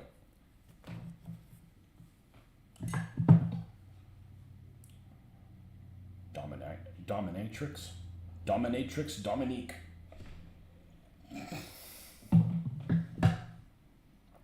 Here comes the rain. Dude, can we have some? It hasn't rained here in like 2 months. And then you know what'll happen is next month, when it's my daughter's birthday month, it'll rain every freaking day for like 2 weeks. All that rain that supposedly got in South Florida, we didn't get a drop. I take that back. We did get a drop, about 3. We didn't have a single rain day. Land of extremes.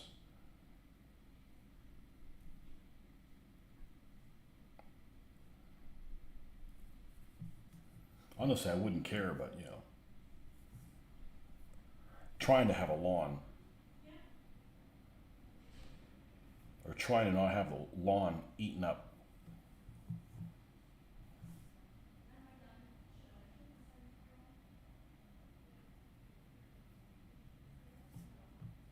It snowed this morning. Oh, screw you. Just more in the week and now it snows. I had to re-winterize my sprinkler system thanks to the hard freeze we were getting.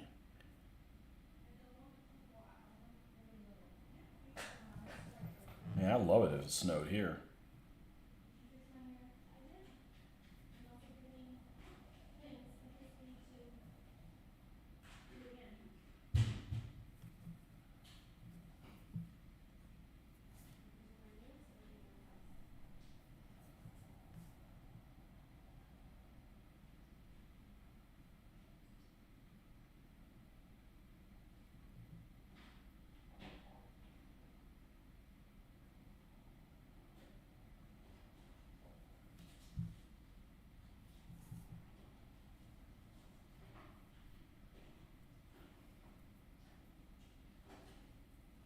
Yeah, bring me the snow, man.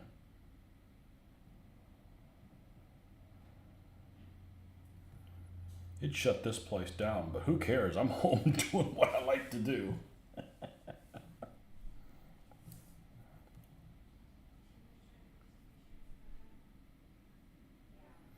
I save a lot of money in the wintertime on utilities.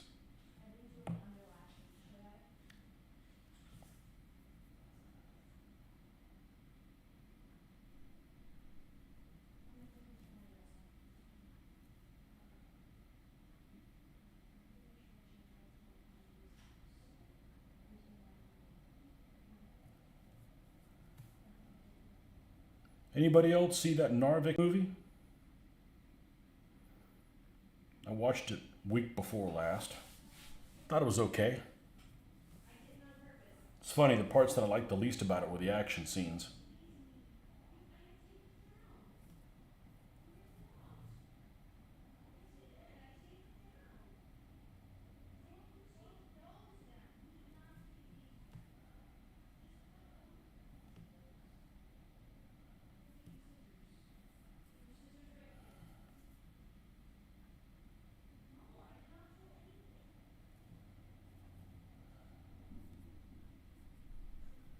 I think it's on Netflix.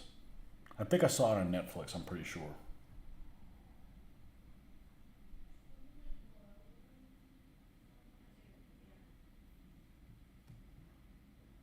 It has one thing that's kind of interesting in it, and I'm not going to give it away, but the the mother in the or the female the female character with child, she's not pregnant, but she's with child, has kind of a moral dilemma of what to do, and it's kind of interesting what she chose to do, and I can kind of sympathize with her position.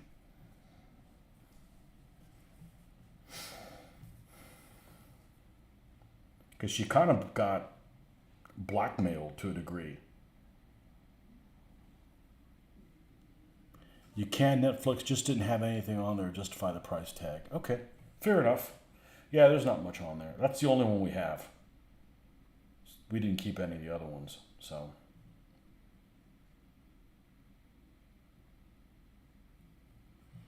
How are you going to watch that Cleopatra thing then?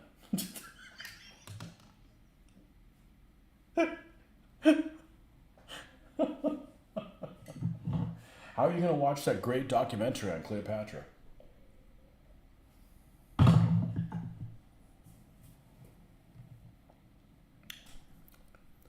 Welcome to Bizarro.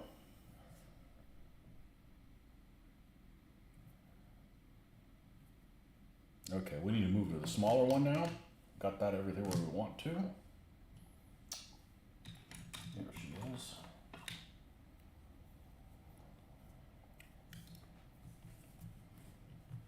Yeah, go look on the next time you're bored. Go look up Cleopatra Netflix and see if there's a preview for it. And that should be everything you need to know right there.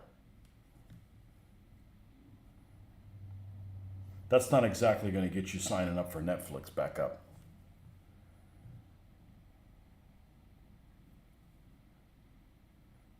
Of course, I hadn't really considered that it might actually be a mockumentary. And then if it is, then it kind of makes sense.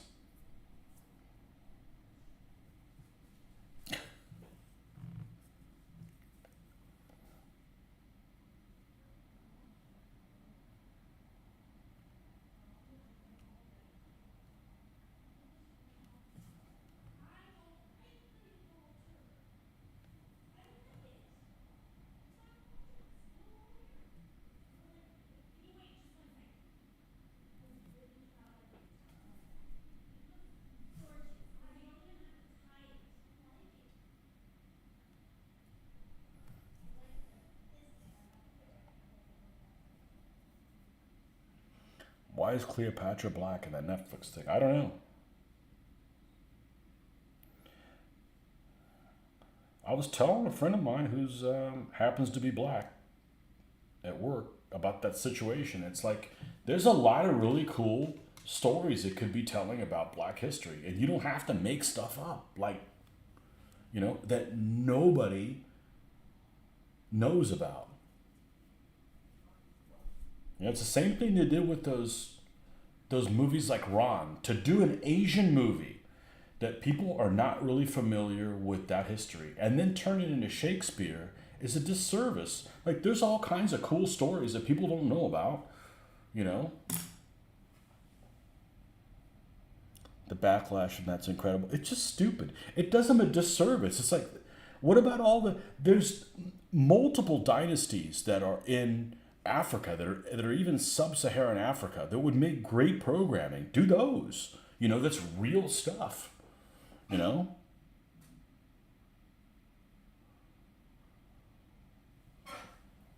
that one interview in there, it's just that they taught you in school that it's just so stupid. It just does everybody a disservice, First of all,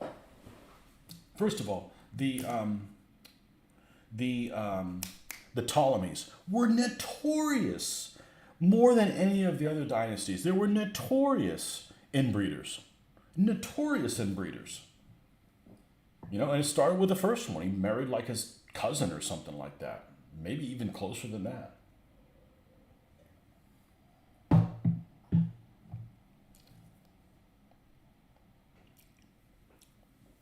The people making it came out and said the term sub-Saharan Africa is racist because sub means... Oh, come on. What about sub-Roman British? It's never going to be good. It's going to take a world war to straighten this shit out, unfortunately. It's going to take a world war to straighten these people out.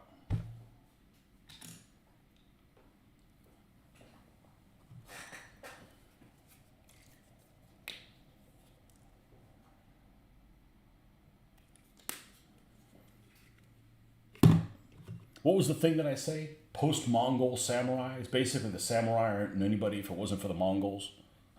I think I have said that before. I hate the Mongols. God, I hate those guys. Just people that just destroy records and stuff like that. Proverbial dicks. Yeah,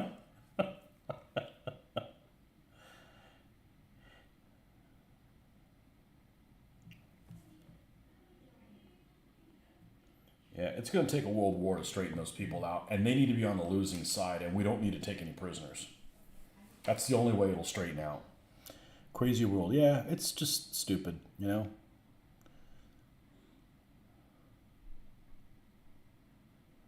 It is sad, Ben. There's a lot of interesting stuff out there. I mean, there's a couple of dynasties that had freaking horse armor and cool. I mean, there was cool stuff. Like, teach that, you know?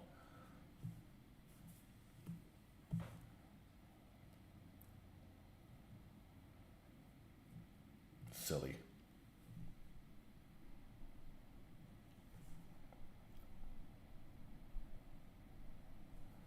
You know, and it's dangerous because a lot of these programming, that's all some people are ever going to learn is what they see in this programming. Oh, I don't want to read about Cleopatra. Let me just watch this show.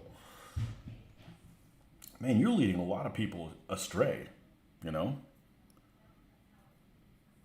Just saw a documentary on Kurt Nispel, the guy that couldn't shave. That was that bearded dude. Looks like a U-boat captain on a freaking Tiger, right? He was on a Tiger 1, I think.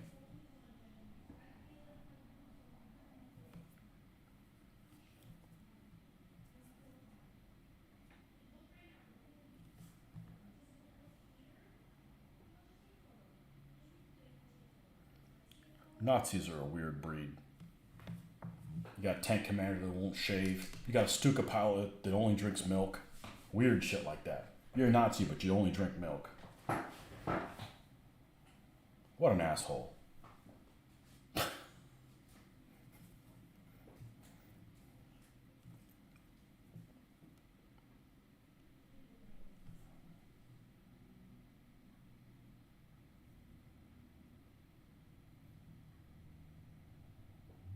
was playing that one game the other day and it asked quotes from famous people. I brought this up before. It has a quote from Eric Hartmann that, you know, the German, something along the lines of the German people shouldn't be judged. Obviously, it was done post-war. Shouldn't be judged by Hitler the same way the Americans shouldn't be judged by, you know, being slave owners or something like that. I'm like, okay, I don't need a life lesson by a fucking Nazi. Okay, I'm not saying I'm pro-slaves, but you know, there's a little bit of a difference in the time of that civilization has evolved. Those two situations. Old Zimbabwe would be a decent subject rather than a new take on a subject done to death over the years. I don't know. You can get into all kinds of problems with that, I think. You know. Old Zimbabwe. I honestly don't know anything about Zimbabwe before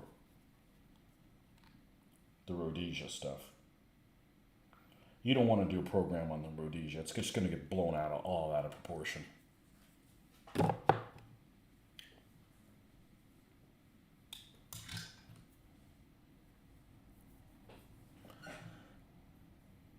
Too many people get their history of Shakespeare's play. You know, which is funny because I can't freaking understand him. You know? Now, in my defense, I am not a native English speaker. I'm from the United States. But, you know, you guys don't speak that language either. That's that Middle English or whatever, you know.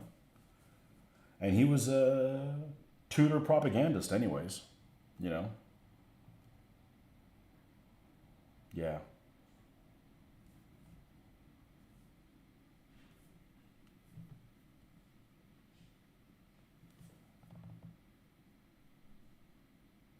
The only Shakespeare thing I enjoyed, I was in a class and we dissected Macbeth. And we kind of did it as a group, and it was kind of interesting because then we were kind of, you know, we understood we were getting everything out of it. But, you know, reading it on your own, it's just painful. painful.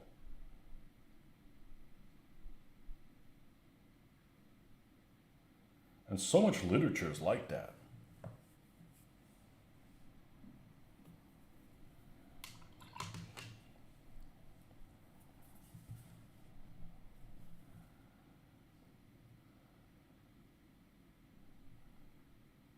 Okay, let's cut to the chase. Let's do this tricolor armband.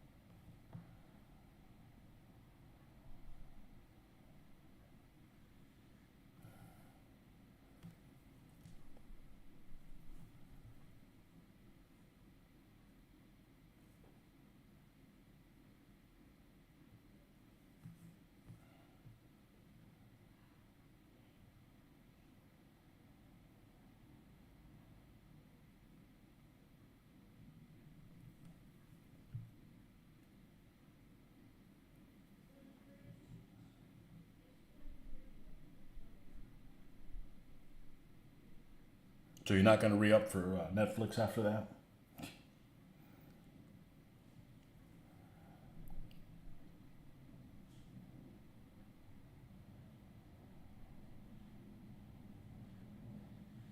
It's too many people out there that are trying to push an agenda in the name of history. You know, history is interesting enough. Just tell it as best as we know it, you know? Now, one of Cleopatra series directed by Ja Pinkett Smith said she felt they needed to hear a story about a black queen because it's not often they hear stories like that. What a crop. Pick a different one. Absolutely learn about black queens. There's absolutely nothing wrong about that, you know? But it'd be like,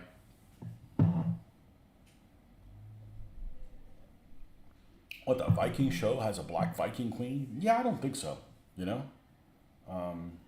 Were there black queens that were important? Absolutely. How about tell their freaking story, you know?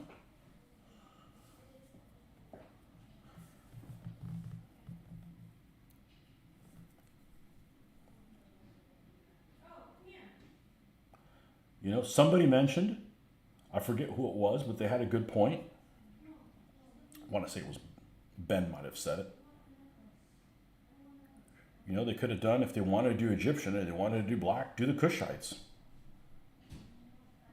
The Kushites were dark skinned, and I'm not talking about Egyptian dark skin. I mean, they were dark skinned, and they took over Egypt for a while.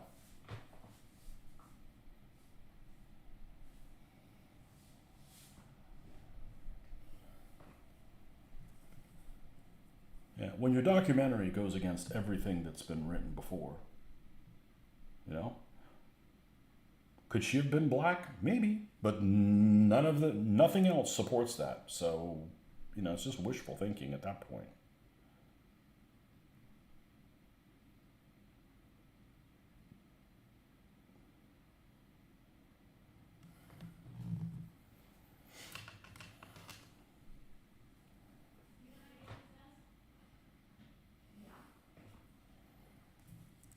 Well, if she directed that, then I'm going to have to ask Chris Rock to put another good word in for her.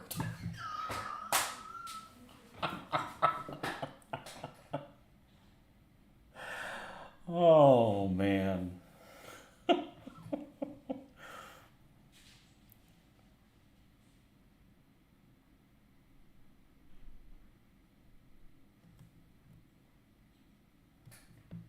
I'm all for creating new characters that add characters that people have not learned about in the past. But to destroy other things in the name of recreating the same ones just of a different skin color is horseshit, you know.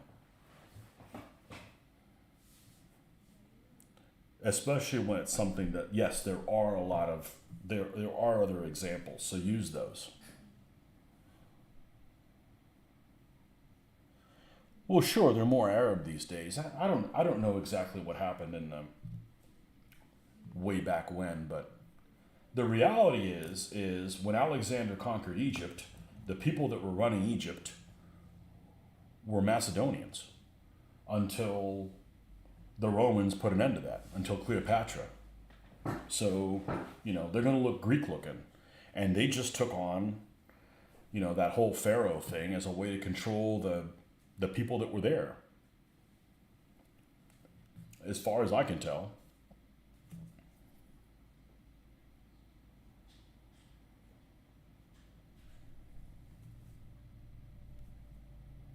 No, Alexander might have, Nordic's buddy, Alexander, might have had a god complex or something else, but I'm pretty sure that he wasn't an insane dude.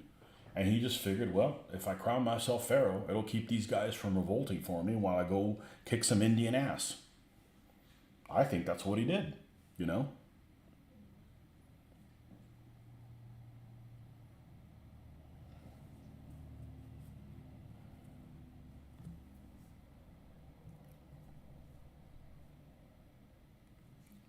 It's like, all right, you conquered us, but we need a god. Well, what is that? Well, we're going to crown you god. I'm like, okay, that works. You still going to pay your shit? Sure, whatever.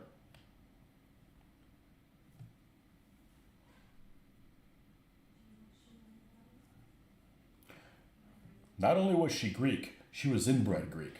Because those guys were notorious inbreeders.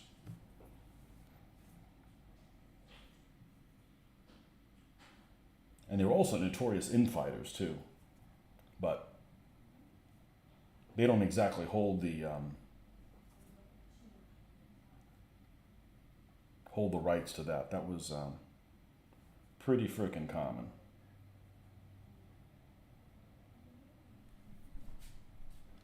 Modern day Copts, okay, are the closest to ancient Egyptians both in ethnicity and also language. Inbred says it lightly. Yeah, I mean, it just, especially the Ptolemaics, especially the Ptolemaics.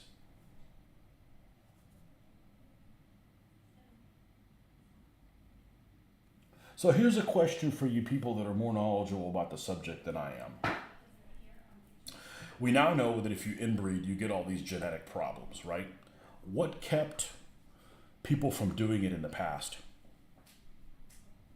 Because I guess dogs don't know any better, right? I don't have any pets, but if you have a litter, do the puppies kind of have relations with each other? I'm not trying to be sick. I'm just trying to kind of understand, like how do you keep that from going sideways and your species dying out? Not sure how close to history it was, but I thought the rise of Empire's Ottomans was quite good. I haven't got a chance to watch it. The Ottomans are an interesting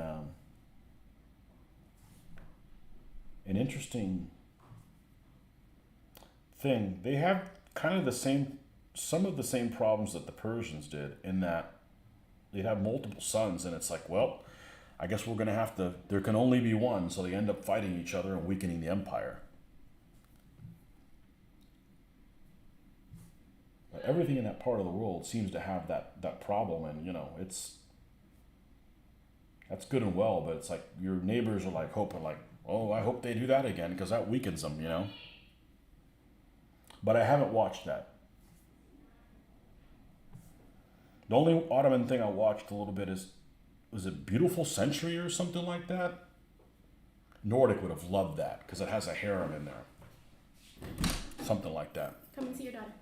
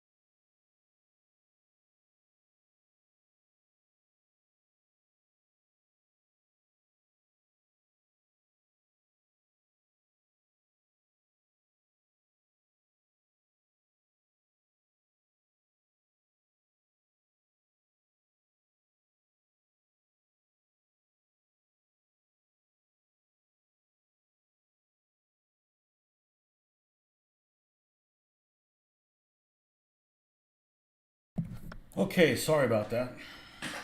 My daughter is off to prom, so. And I figured, well, if I'm going through the garage, I might as well pull these Panzers of the Bosch.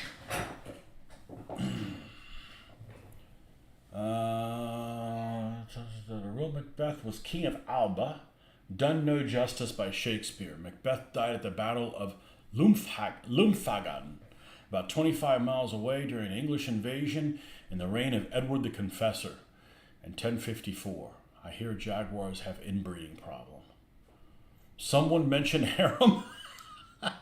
So there's a show, I caught it on Netflix. It's not a Netflix show. It's a Turkish production, and it's called something like Beautiful Century or whatever. And it focuses on, it's your kind of show. It focuses on the court intrigues of Selim. I want to say it's Selim or Suleiman. I think it's Suleiman, actually. So in the early 1500s, and his harem and the court intrigues of that kind of stuff. So his harem has this this actress who I think is, she's very attractive. She's a redhead, and she's I think half German, half Turkish or whatever. And I guess her character in real life was because they captured him as slaves, put him into the harem, and then she worked her way up where she was like manipulating shit, and I guess eventually gets there. I only saw like 4 or 5 episodes of it, and I thought it was okay, but you know, harem, your kind of thing. So you know, harem, your kind of thing. Russian girl, you know, she's cute. Okay, so here is.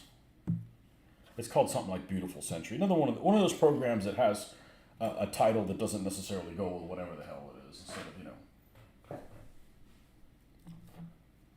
All right.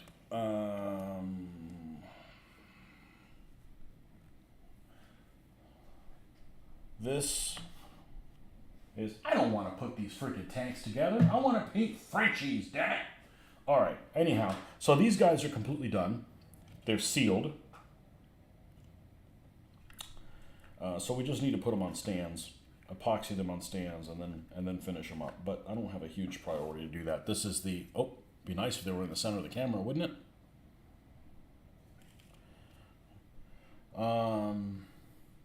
What, you need her Instagram? I think it's called Beautiful Century.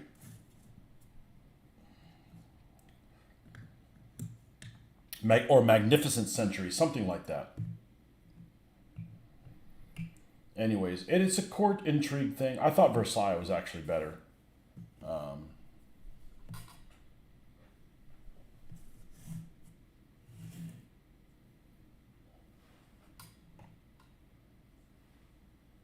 And this ugly duckling. So these guys are complete other than I gotta paint the antennas and what else? The secret to having an antenna that stays straight is drill it way down. So there's enough of it that's resisting it going into different directions. But Rise of Empires Ottoman, no. It's called like Beautiful Century, Magnificent Century, something like that. Anyhow, so we'll fool with these guys another day.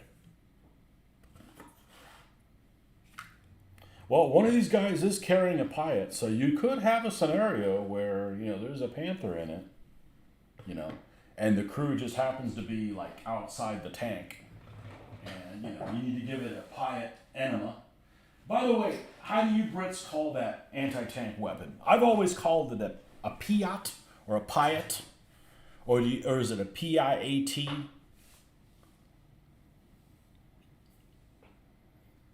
I don't want to pronounce it wrong. Just like I go nuts when somebody pronounces Browning automatic rifle as a bar. No, it's a BAR.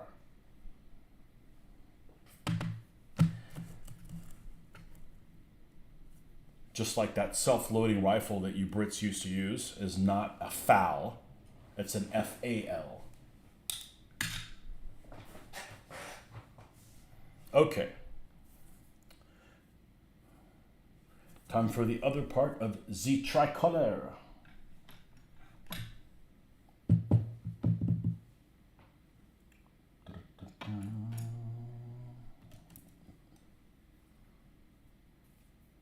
You call it ineffective of a weapon. It wasn't that bad. It had better penetration than a bazooka. I mean, sure, but you know, weird sound when it fired.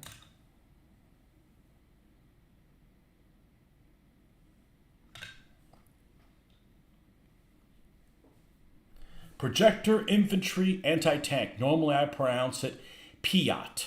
Okay. That's what we'll go with. Piat. Yeah.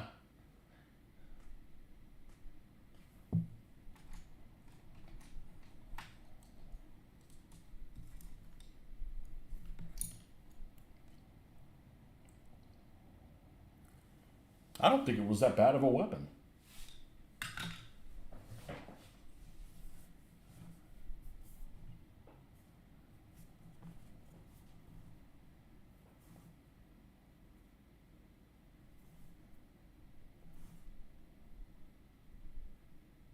I mean, it could screw up a freaking panther if it hits it on the flank or the rear. I don't think it can go through the front.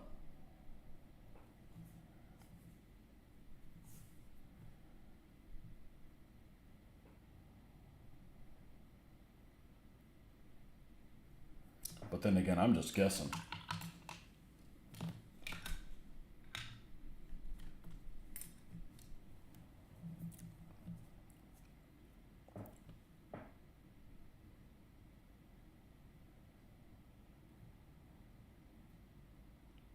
Magnificent Century. Okay, there it is.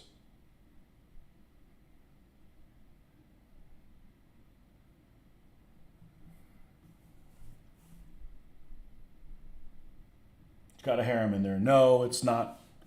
I don't think the show's adult themed at all. I don't think there's anything there's no nudity or anything like that.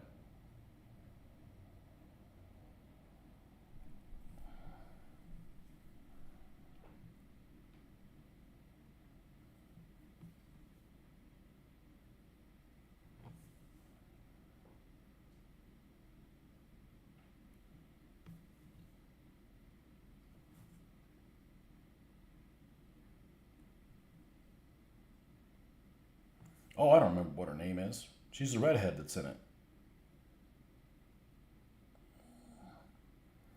I saw it like 5 years ago or something like that, maybe even longer. I think I was working on my Ottomans at the time, so. Oh, man. Let's see here. I'll tell you right now what she is. She's supposed to be like her character is supposed to be like somebody that the Ottomans captured fighting the Russians or something like that. A Ukrainian girl or something like that. Was it magnificent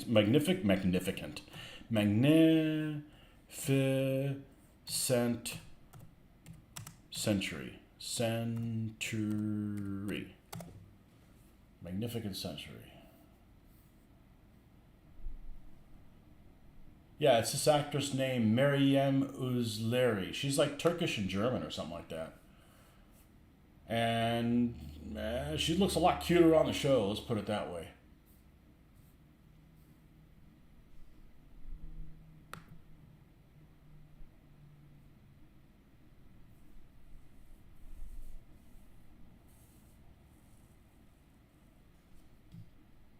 So she ended up being like the number one concubine or something like that.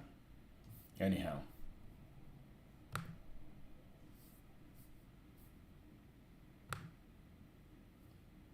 I stopped watching because it was a little bit too much like, you know, teacher, I don't like her. She looked at me funny. A little too much of that crap. I'm not a big fan of tattletale kind of stuff. Quite a few Game of Thrones. I don't know.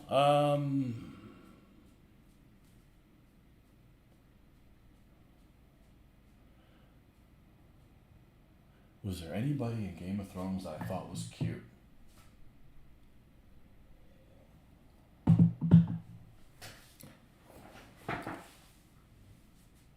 The girl that got eaten by dogs was cute, whatever her name is. The girl that was sadistically the one that was like sadistically married to oh, who was that guy? The freaking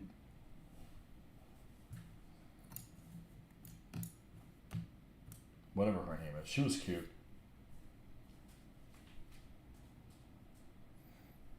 The thing about Game of Thrones is that I was watching because everybody was watching it. I don't know anyone who liked the last season, and it wasn't necessarily that we disliked how it ended. We just disliked the pacing of it. I mean, honestly, some of the pacing was so freaking slow, and the last session was like, okay, we got to wrap this up in 10 minutes here because it was that more than you know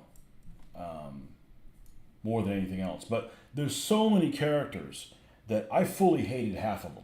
Like not even hated them. I didn't dislike. I didn't care what happened to them. I didn't care about their storyline. I didn't want to see them again. They just annoyed me.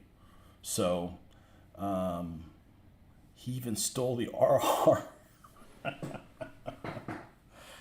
Well, I don't know anything about that. I'll take your word for it. But half of the characters I just didn't care about. And it was really funny because there's some people that really like certain characters, and I'm just like, I didn't care about any of the Stark characters. Like, any of the Stark characters, I just absolutely hated them. I like Sean Bean. Oh, he's killed right off the bat in season one? All right, I don't give a shit about none of the rest of them,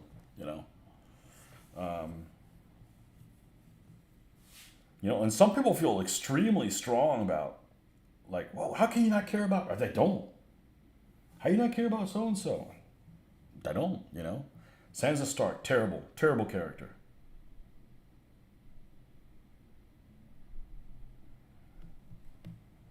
The young Stark girl needed a spanking, and I don't mean that in anything other than just out of control.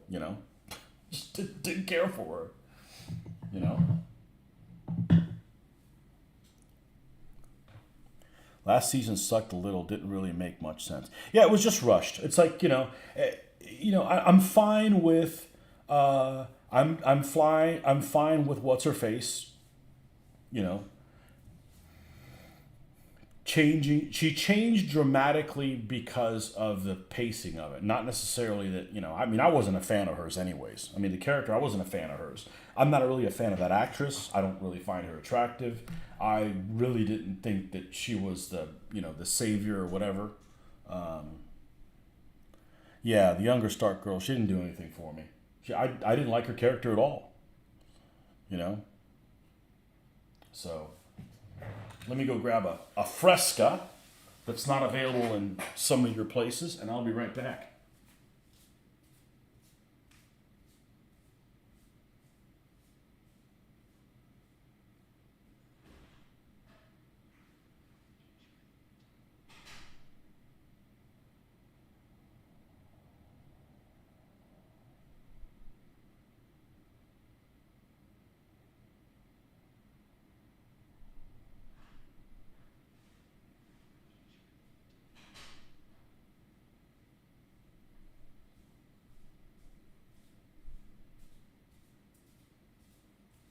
So I am normally not a fan of flawed characters. I am not normally a fan of characters that deserve a second chance. But I really like Jamie. He was my favorite character. And I don't think that his end should have been what it was. I'm fine with him dying, but he should have hooked up with the tall girl. You know? I like to have seen him be redeemed, even if he died. I think his character was really really cool, and it's funny because that's not the kind of character that I would appreciate. Somebody, he had so many qualities that made him that made him things that I would find detestable, but I was a big fan of his character. The best lines, Sir Bronn. Easily the best lines. You know. Didn't like any of the characters. Thought the books were garbage and the shows were even more so. Sorry, everyone. I utterly despise most and stuff. Well, I only watch it because other people watch it. Same thing with Walking Dead. And it's a hell of a lot better than Walking Dead. Walking Dead Season 1 was actually pretty good. Again, why did I watch it? Everybody's watching it. Mitch is watching all the time. Hey, you should watch it. All right.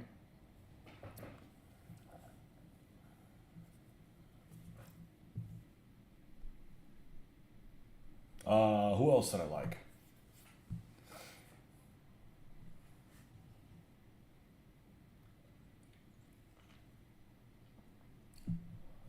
You know, I like some of the narrative and the interaction between some of the characters. Had to quit watching Fear the Walking Dead. I don't know why you started it. I'm telling you, it's terrible. It's terrible. These companies have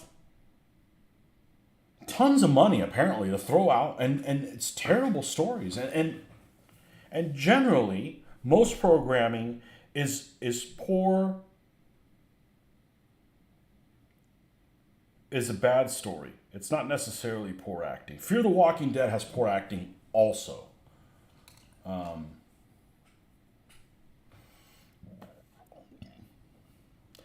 Morgan's character showed up in season 4 of Fear the Walking Dead and was pulling his bull crap from The Walking Dead, and I said, nope. I hated the fact that there's so many things in Walking Dead that were terrible. The priest, whatever his name was, the clergyman. I can understand being a pacifist, but I can't understand not fighting to survive. And people that aren't willing to fight to survive deserve to die. I'm sorry, you know? Especially when they don't stand up for people that are trying to protect you. Like, you need to freaking go, man. You're not a team player. You know?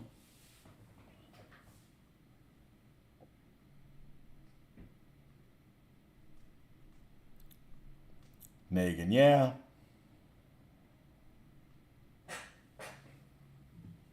Yeah. Is the show over? Is the show like completely over now? Because I know about where I left off. I wouldn't mind finishing it, but it was just some really weird stuff. You know, you had this group of the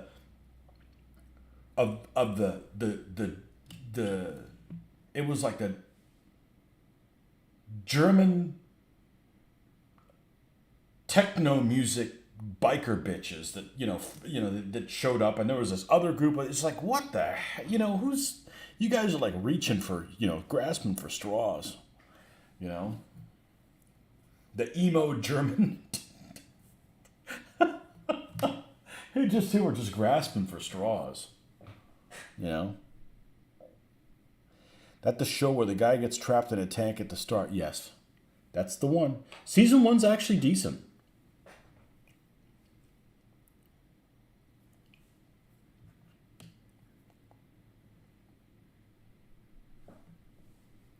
And it's been so long since I've watched it. Walking Dead has slow zombies, right? Which is, look, if you're falling apart, why would you be able to run faster? I mean, unless, there's drag, They are apparently doing spin-offs of Daryl and whatever her name is. I guess both shows are getting their own shows. Nothing lives up to Breaking Bad for me, so I very rarely bother with TV. I watched 2 episodes of Breaking Bad and I couldn't get into it. I just couldn't get into it.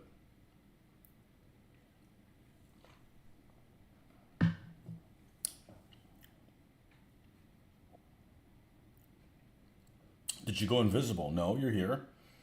But you didn't say anything. Yeah, I tried watching Breaking Bad and everybody loves it. Except me and Nordic. We're the only ones.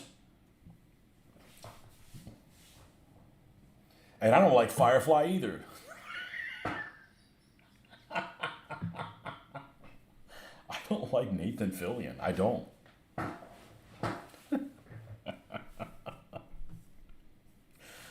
Oh man, let's put a cross of Lorraine on this partisan. It's okay to all of us like different stuff. That's good, you know?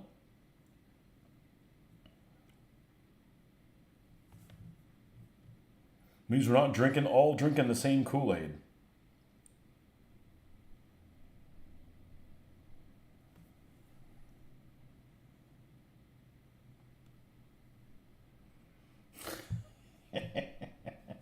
Well, can you understand why I don't like it? I mean, if you don't like Nathan Fillion, you're kind of fucked on that show. I mean, you're not gonna. Now, I don't like him in that role because he was actually okay on Modern Family as the weatherman. Okay, he was actually okay. I just don't think of him as a Han Solo type of guy. I don't think he's cast well. You know, I wouldn't have cast him.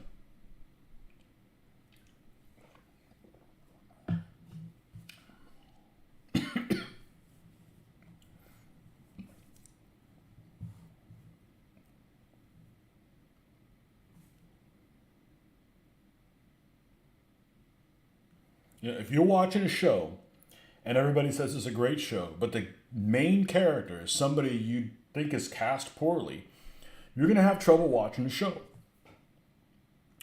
Case in point, The Last Kingdom. I don't like that guy. I don't like the main guy. I did watch the first season, and I thought it was pretty decent.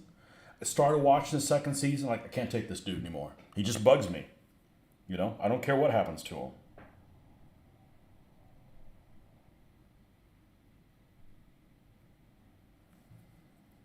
So if you have that kind of an attitude with a character, and he's the main guy, doesn't really work for you.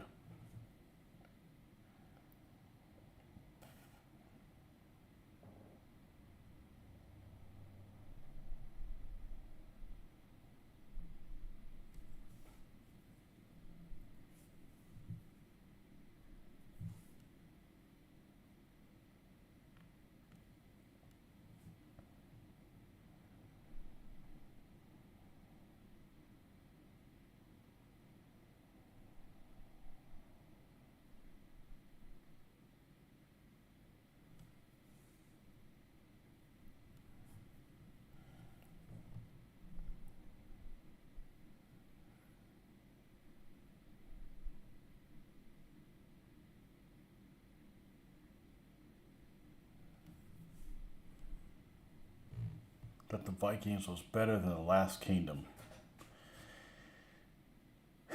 The Vikings has enough different characters that it's okay. I don't like the guy who plays Ragnar. I'm sorry, I just don't like him in that role. I don't know that I've seen him in anything else. So he's just very flat. I don't. If you're going to be a leader, I need to be inspired by you, and he just doesn't inspire me. You know, there's some things in Vikings that are pretty cool. I haven't seen the whole series. I thought it was okay.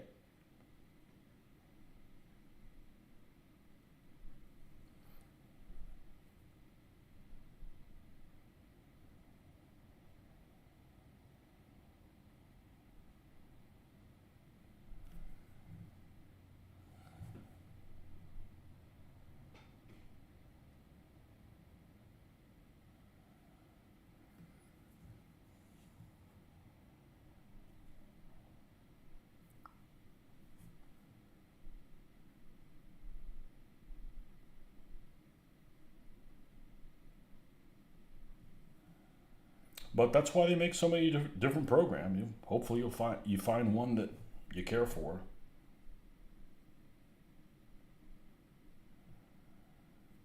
We need to clean this up a little bit with some white, very little, and we should be good to go.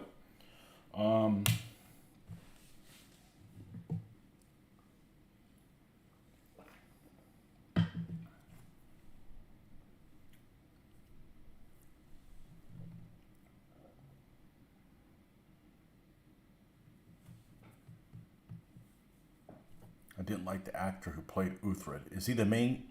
On Vikings or on Last Kingdom? And is Uthra the main guy in Last Kingdom? And if he is, then I agree with you. That's the problem I have with it.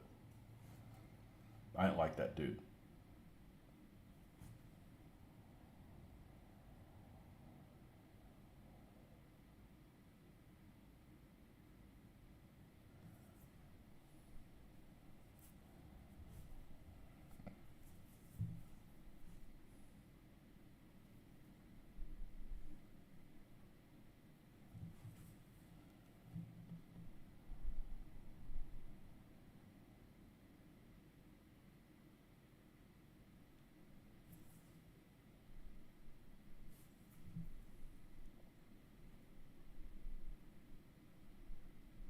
Yeah, I don't like him either. But I did watch the first season of it.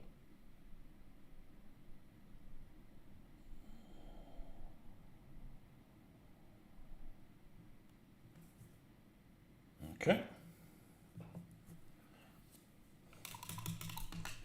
The Patch of Jacques. Also annoyed me, he got the lovely Irish actress Charlie Murphy killed. Well, I don't remember. I don't know who Charlie Murphy is. We're going to have to check it out.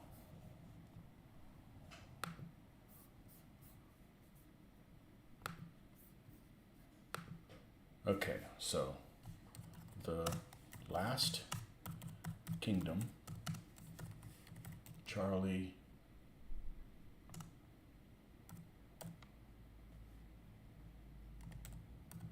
Murphy.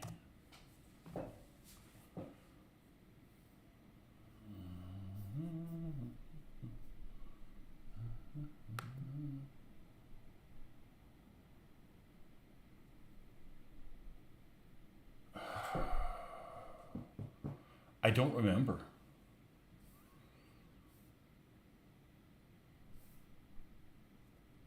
I don't remember any. The only character I remember is the main guy that I don't like, and the guy who plays Edward. Is it Edward the Confessor? I think that interaction was kind of cool. She played the Queen of Kentucky. I don't remember. I don't remember. I only saw it one time. I don't rewatch things.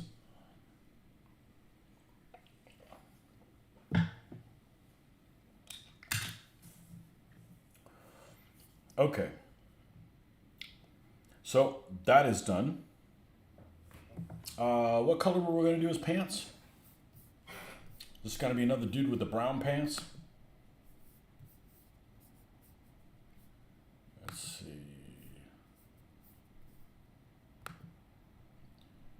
Resistance Fater. Look for the guy with a green shirt.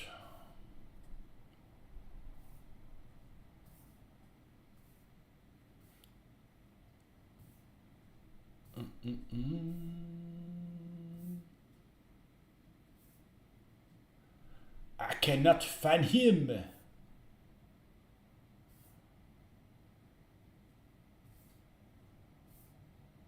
Well, I didn't have to look very far to find him. Alright, maybe I missed him. Maybe he was even in a crowd somewhere. Alright, let's take the glasses off so we can... We got the supervision now. Nope, nope, nope, nope, nope.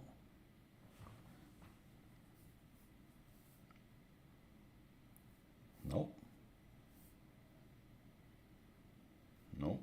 Well, that guy looks like a gamer. Gamer looking reenactor.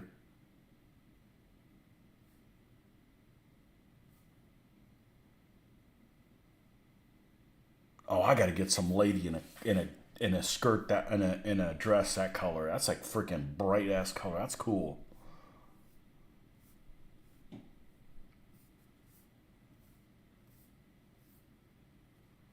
Man, where did he go? Oh well. I'll just go with my gut instinct of matching colors.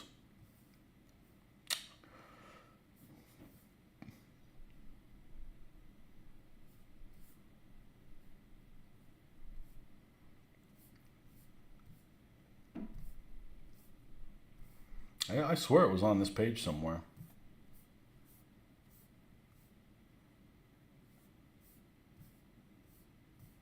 Man, they got some overweight Napoleonic dudes in here, that's for sure.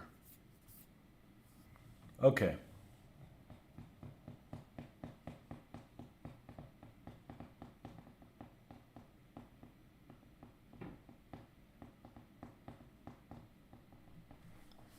Who's the other guy that's got the brown pants? This guy? Alright. He's going to have some form of brown pant.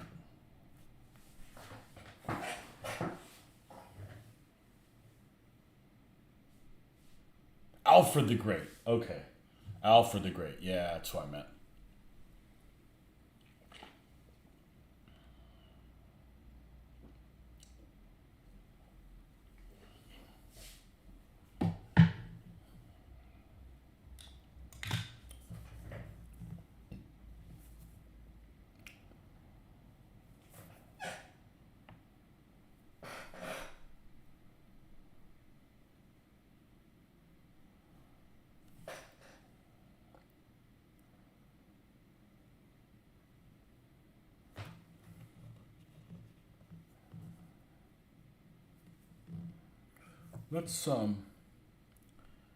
Let's use this SS Camo.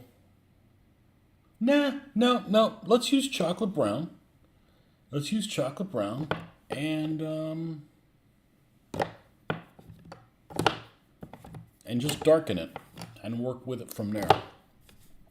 And chocolate brown should be front and center. That's leather brown. It's kissing cousin. This is chocolate brown. It's a chocolate mousse color.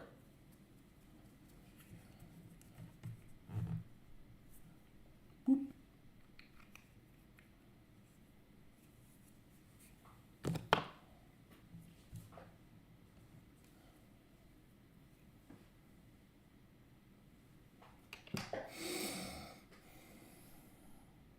Yeah, I was looking for something to watch the other day, and man, there just isn't. I definitely do not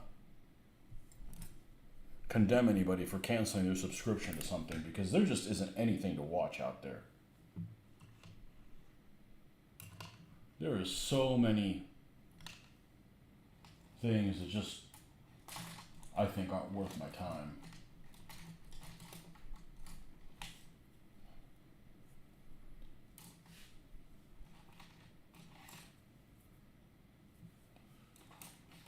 Now I can't find that one brush that we were using for everything. Like, what the hell happened?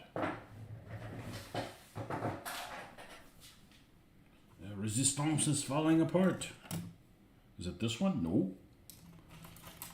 That's not a brush at all. Let's dry these things out. They shouldn't be in there anyways. Hey viewers, good crowd today. Thanks for stopping by, folks, and hanging out.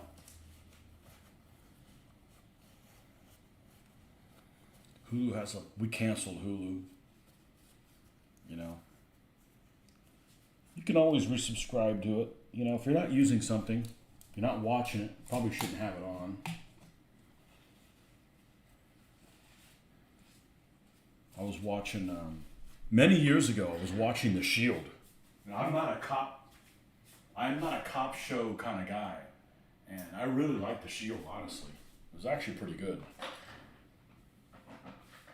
Because the guy was dirty. If the guy wasn't dirty, it wouldn't be worth watching. But I thought that was actually a pretty good series. Of course, I like watching series after they're complete. And it's like not leaving me hanging until next week. I'm watching the next one. I think this is it. I don't know how the hell it found its way back over there.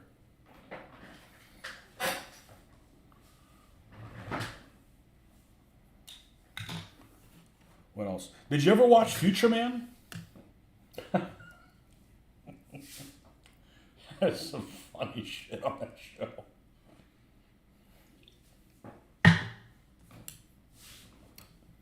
That's a Hulu show.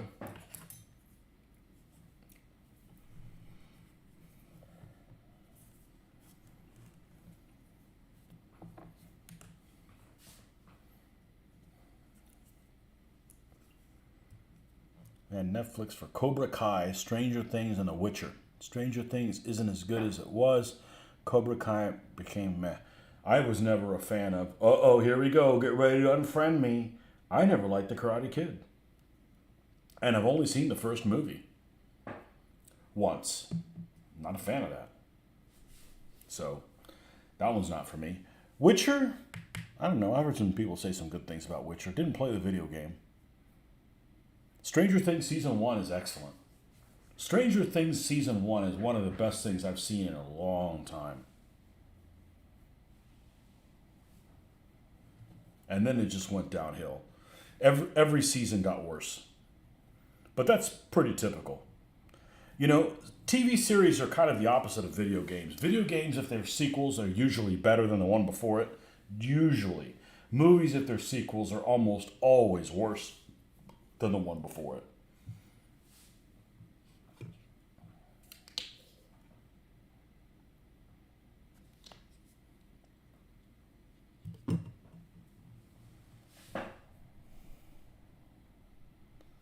Struggle with The Witcher. Have played the game, though. Is the game very linear? Like, you have to do this, and you can only do this thing next, and... Because I'm not a fan of linear video games. I'm a fan of like, I wonder what's on that hill. So walk your ass up there, and then maybe it's something that'll kill you, but you'll be like, we'll still cure that thing, you know? Stranger Things bored me to tears. Stranger Things 3 killed it for you. What are they on, 4 now? 3's the mall, right? Yeah.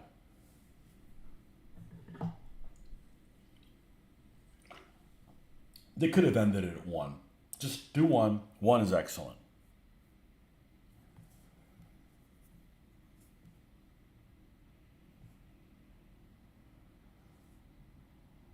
So Stranger Things Season 1 had something that I think is kind of unique, and it shouldn't be something unique, and that is the kids are freaking scared as shit. There's too many programs where almost every adult is a candy ass when it comes to a monster, a problem. When it's time to step up, the adults are like, and the kids are like, well, we got nothing to lose, we're children. You know, look, I've been a kid before.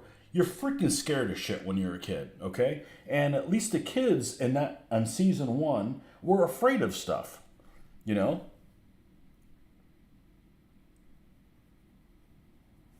So that was kind of refreshing.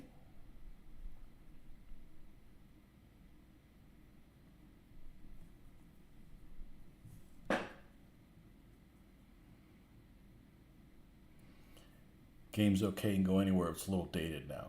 Okay. Watching Picard, didn't like the end. I'm not a Star Trek fan. I didn't grow up with it. I could see people who are not of my age not liking Star Wars. I can see it. The only reason I like that stuff is because the only reason I like some of that stuff, I'm not a fan of when a fish makes out with a squid. Just for the record, okay? That was ridiculous. That was absolutely absurd. People complain, oh, the Ewoks. Okay, but at least a fish didn't make out with a freaking squid, okay? In a lame way.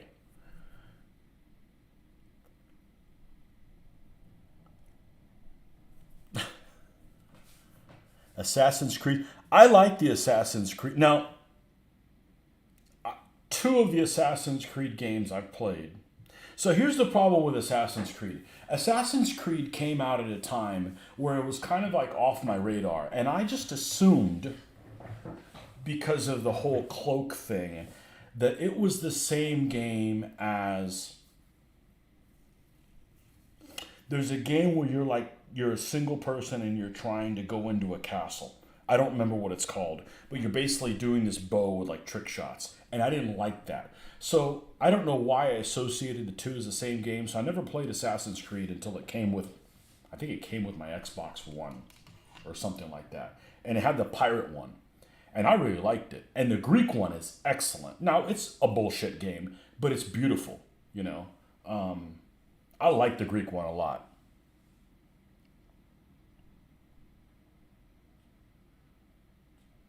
Still finding Steve's character. Yeah, I don't know how he. I don't know how in the hell he survived season one. Thief. There you go, Ben. You speak my language. I just, I don't know. I just kind of put them both in the same category. I do that with things, you know? I do that with the names of British cities. You ready? Sheffield and Belfast. I put them in the same category. And if I think about it, I know where they both are on the map, and they're nowhere near each other. But just because of the type of letters that are in there, I don't know. They're both cruisers named after them. I know they're two different cruiser classes, but they're cousins.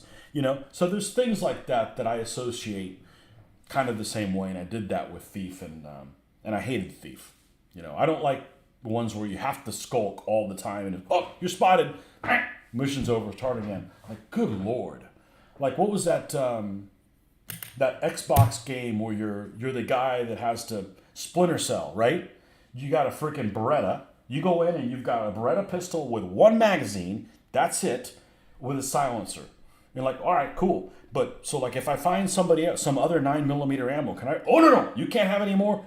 Like what the hell, man? You absolutely adore the Egyptian Assassin's Creed more though. How they built the world at the story or gameplay. I haven't played it. But I kind of am. I mean, the Greek one's beautiful. It's just absolutely beautiful.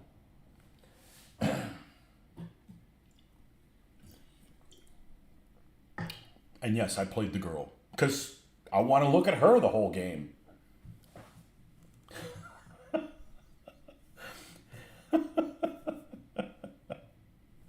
If you're going to play a game and you got to look at the backside of a character all the time, it might as well be a female character. I'm just saying, you know. It doesn't mean any more than that.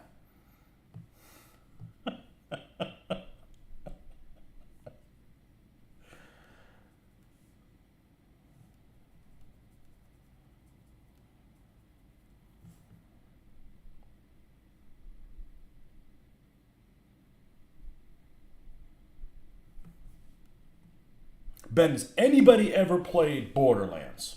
Has anybody ever played Borderlands? I'm a big fan of that series, and it took me a while to play. I would love to work on the freaking dialogue and the voices for something like that, because that is such an inappropriate, funny freaking game, you know. Never thought of it that way. Yeah, if you're gonna look at the rear end of somebody, let them be cute. I'm just saying, you know. Might as well be pleasing to the eye. That's why I watch Prince of Persia, because of Gemma Arterton. I think I know what she looks like. I can't stand Jake Gyllenhaal, though. He just has zero negative charisma for me. Gemma. Can't be that many people name that. Isn't she one of the Doctor Who girls? Not that I watch.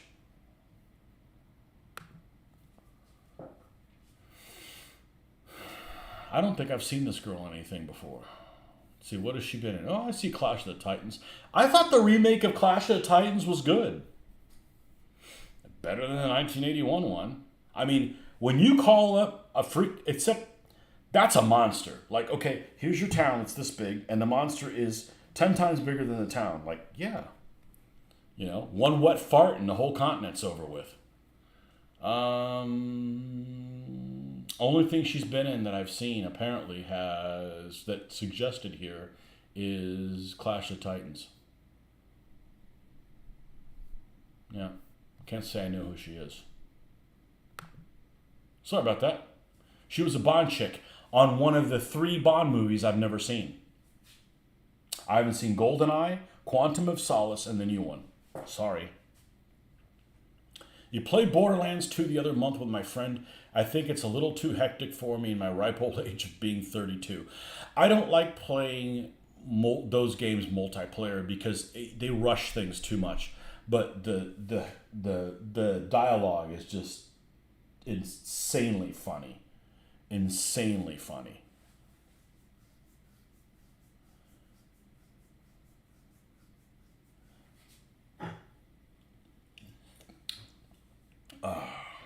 I've not seen Quantum of Solace. Everybody I've talked to hates Quantum of Solace. I don't know. I'll make my own determination. Sometimes it's better knowing this movie's going to suck. And you're like, well, wasn't that bad? You know? New one's utter trash and it's the last Bond movie I will see. Well, the only redeeming value the new one has is everybody says it's the Cuban girl, which, you know, she's cute. You know? There's no doubt about it. She's cute.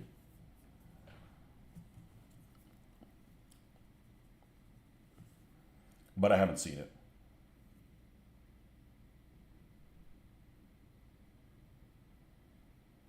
And honestly, I don't really dislike Daniel Craig in that role. I'm just not a fan of this whole, okay, like, here's a storyline, here's a storyline, here's a storyline, and then some point, okay, stop it. Okay, none of that happened.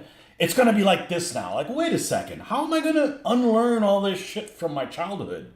They should have just said, okay, James Bond is a position. You know, it's a role, and it could be lots of different people. It doesn't necessarily have to be the same person. You know?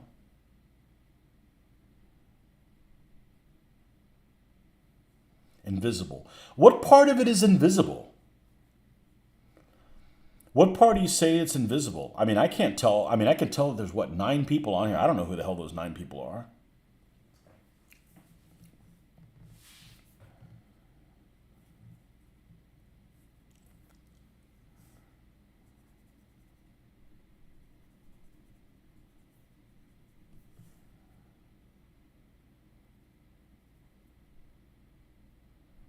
You know, it should be a position. It should be, you know, the 007 thing. So make another one about a 008. You want to make a girl in that role. Fine, no problem. That's 012 or, you know, whatever, you know.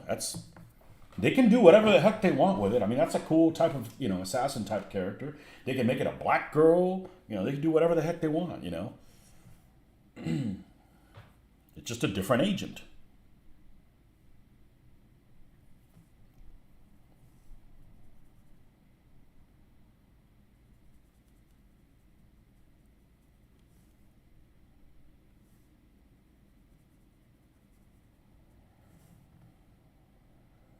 I should do a Once I finish watching the last 3, I should do a rating the movies just to piss people off because nobody ever agrees with the movies. You can watch a million things of Bond movies rated from best to, you won't get one that's the same.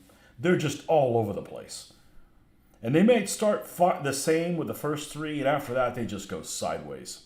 And really, so many people have so many different opinions about it, and a lot of it has to do with your own personal preference, how old you were when you watched it, and who was Bond when you were, you know.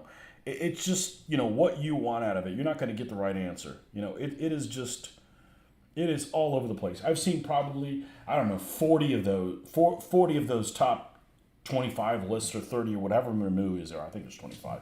And it's like they're all over the place, you know. Bit like Jack Ryan. What's your favorite Bond movie? Well, I'm a huge fan of Roger Moore. I just am, you know. That doesn't mean I dislike Sean Connery. That just means when I was a kid, Roger Moore was Bond.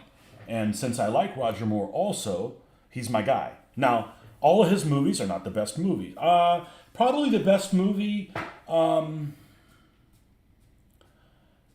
I really like Live and Let Die. And what's her face is just freaking gorgeous. What's her name? Jane Seymour is just absolutely incredibly beautiful in that.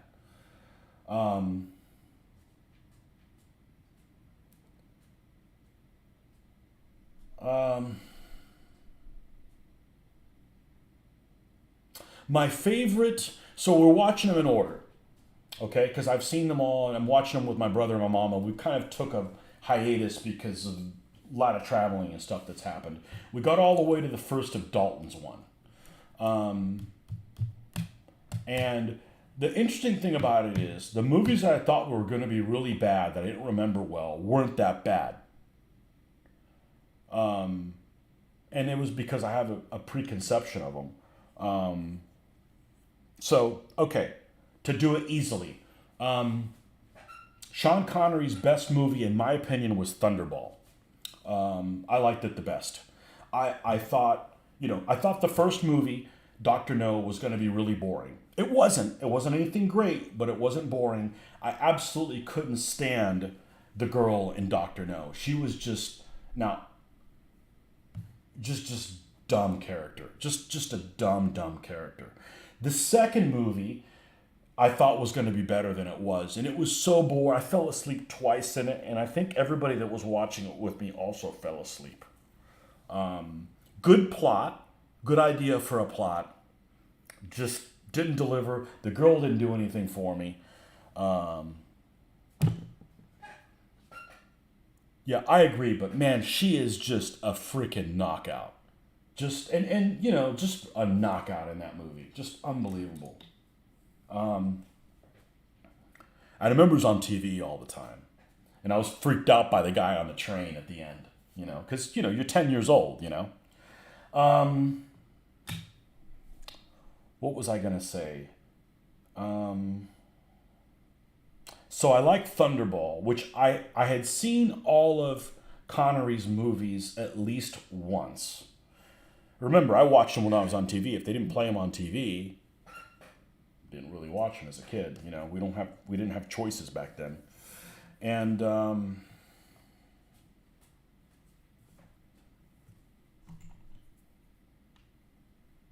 yeah, okay. What was the third one after that? Why did he dress up like a freaking Jap? We were like trying to figure out, like, why did they make him to be the world's largest Japanese person? That had like no purpose in anything at all. It's almost kind of like, let's see if we can make James Bond pass it. I mean, I wasn't offended. It was just like stupid. Like, why is that even in there?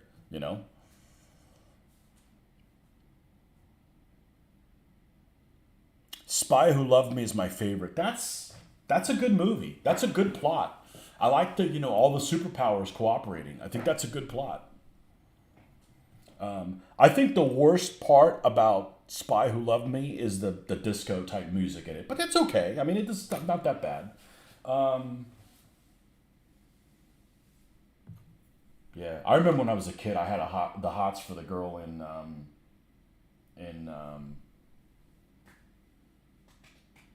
For Your Eyes Only. Man, she's a doll. But Jane Seymour looked even better, and I mean, Jane Seymour is just freaking amazing in that. And she had like freaking no lines whatsoever. And I thought Yaphet Kotto, I like Yaphet Kotto, and I think Yaphet Kotto made a good bad guy. Um,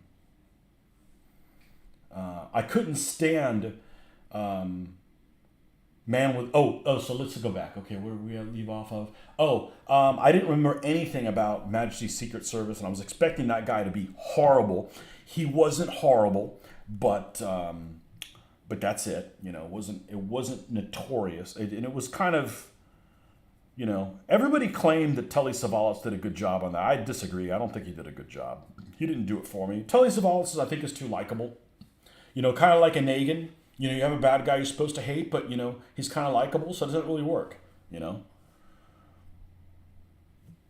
prefer Daniel Craig as Bond. I also like Connery. Yeah. I don't really have a problem with any of them, to be honest with you.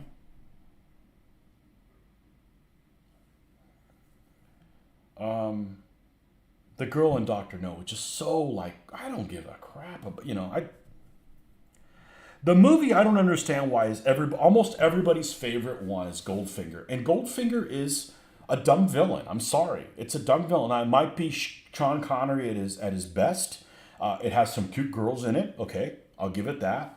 Um, but I can't stand the freaking Asian tosser. I think that is a terrible.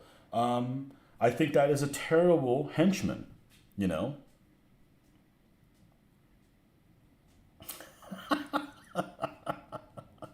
Oh, you don't like Negan?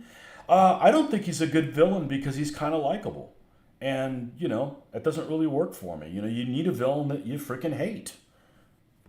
Um, it wasn't a good movie, but I think that Zoran is a great villain, and I think that what's his name did a great job as somebody who's just unglued. Um, the one movie that was really weird was Diamonds Are Forever. It's funny because I think I've only seen it once, and it has so many memorable scenes that I remember the scenes from them, and I hadn't seen the movie in 40 freaking years. And it had the scene in the casket where he escapes the casket burning. He had the moon car, obviously. Well, that's the only two things I can remember right now. It was a stupid movie, but I was expecting it to be dumber than it was. So, it had some funny stuff in it. I personally prefer the Bond to be goofy because that's kind of what I grew up with. But, I can say that I like all the movies. I'm a fan. Good version. We skipped the second version of it. I don't know why. We'll probably have to go back and watch it, but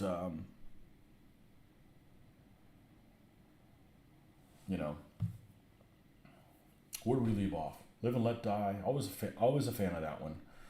I hate the man with a golden gun. I'm not a fan. Okay, get ready to unfriend me again. I don't like Christopher Lee. I don't think he's a very likable actor. He doesn't do anything for me. Now, he just doesn't do anything for me. So anyhow, I can't like everybody.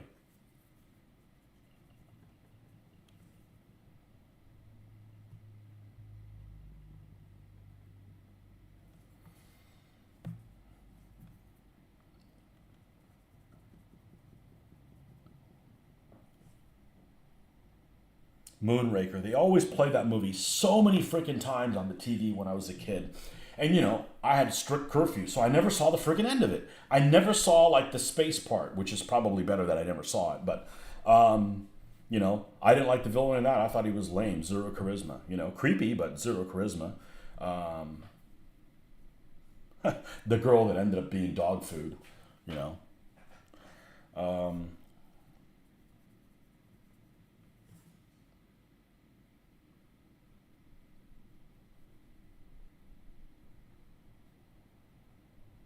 I'm definitely a fan of the series. Even the movies that I'm like, they aren't very good. I'm still a fan. I like the venue. I like the venue.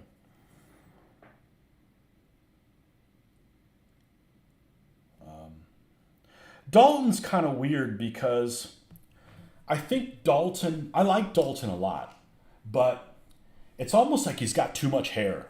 And maybe it was just one of the movies. It's just like the guy's got he's got like hair on top of hair. It's like, okay, if we could just get that under control. Definitely has the right kind of demeanor for it. I like the guy, but I don't know. That's where we left off. We got to watch the second one of his movies. Never Say Never Again is not an official film. Barbara Carrera was great in it though. Who does she play? Does she play Domino or she plays the other girl?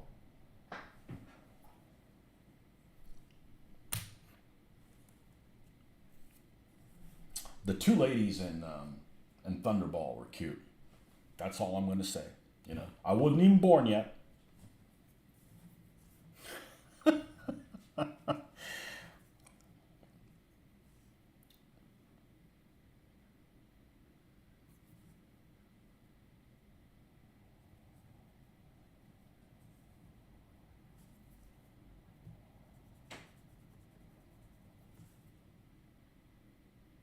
And let's just get it out of the way. There's only one Q, okay?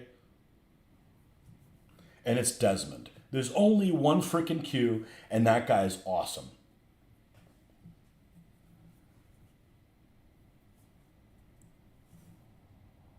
And if you disagree with me, I'm unfriending you.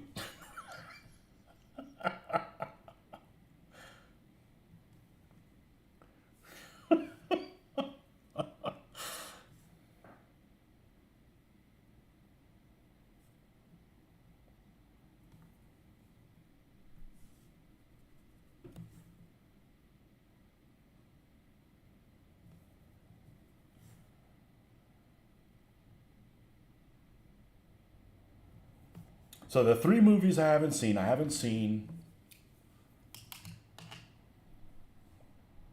GoldenEye, which almost everybody says that's a good movie.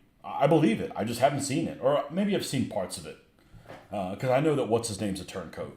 But I haven't seen, you know, most of the stuff. And it wasn't like I avoided it. Just I didn't see it in the movie theater, and it didn't come on TV, and I didn't watch it at the right time. So looking forward to seeing that one. Fatima Blush. Okay, so she plays the assassin, right? Because that was the redheadish. It's funny because in the Thunderball, the two girls look very similar. I'm like, okay, which one is it? Is that Domino or is that the other one? Okay. One of them gets killed, one of them does not, if I remember correctly.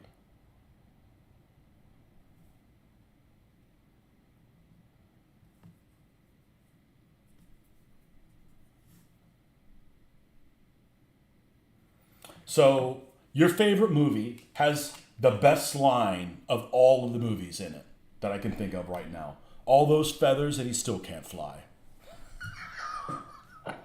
I'm watching that with my daughter and she just busts out laughing, you know. But that's the stuff. I like the one-liners. And yes, it's dorky. The whole series is dorky. You might as well have fun with it. All those feathers and he still can't fly.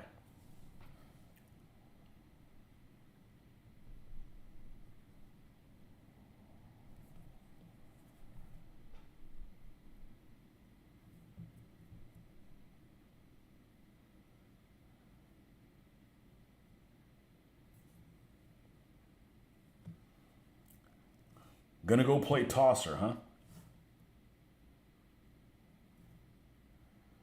I'm not being very efficient painting this guy, but I don't care. I'm having a good time. I hope you guys are. Some of you guys are. That's what we're here for.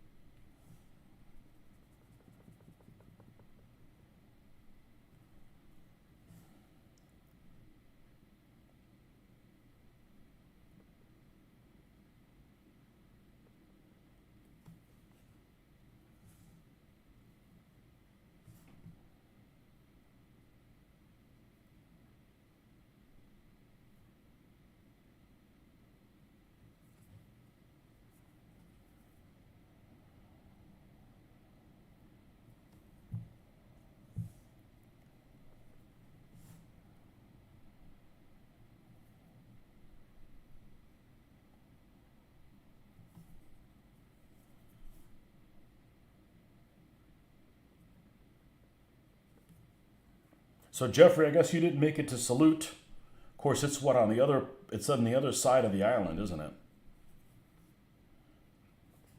Salute's probably Salute's over with now.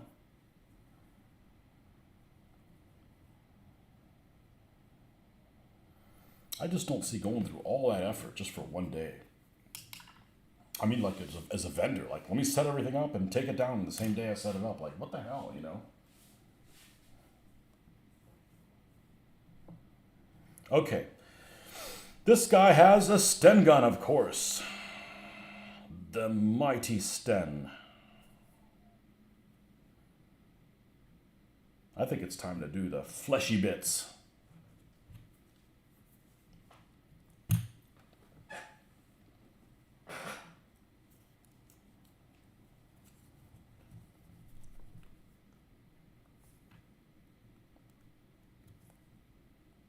Woo! Whoopsie! Only 700 miles away. What kind of transportation options do you have for that kind of a distance? Train? I guess it would take a while on train. Fly? Somebody said that it's really cheap to fly within Europe. It certainly isn't cheap to go to Europe. We're finding that out.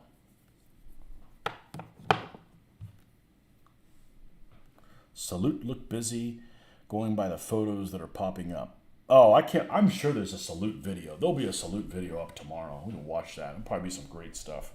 Have some great presentation games by those wonderful painters in the UK. Next show you're going to is Carronade, great name, in Falkirk. Well, we have our show next week. I'm going to try to do a walk around, even if I can't spend a lot of time at each table. You guys can check out what the people here in the States are trying to do.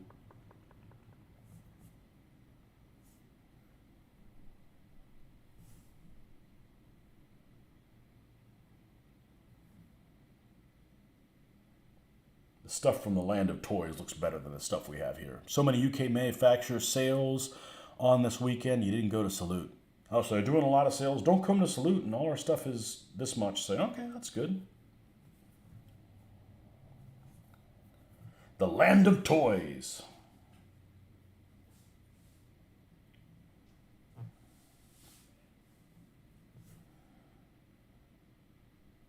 Even when I was a kid, I always wanted some of those Britain figures.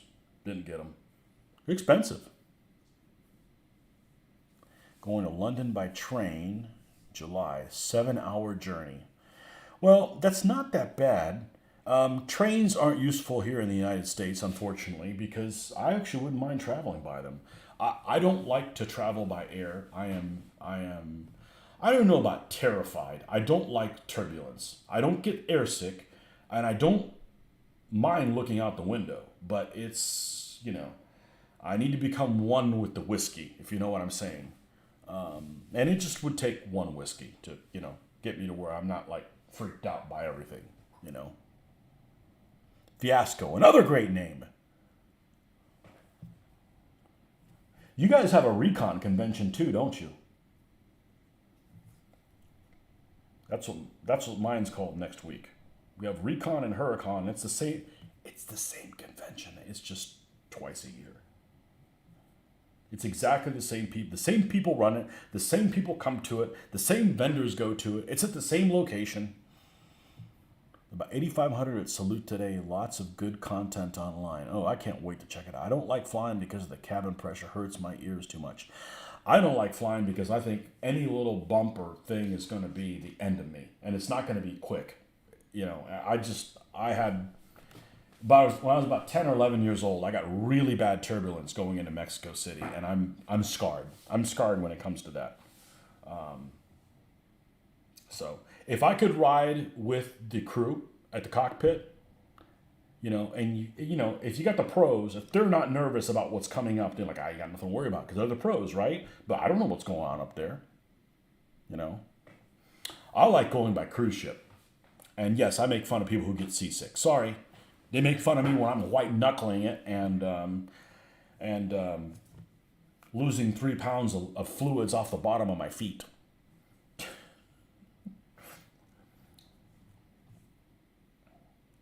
But I don't get airsick. I don't get motion sickness of any kind.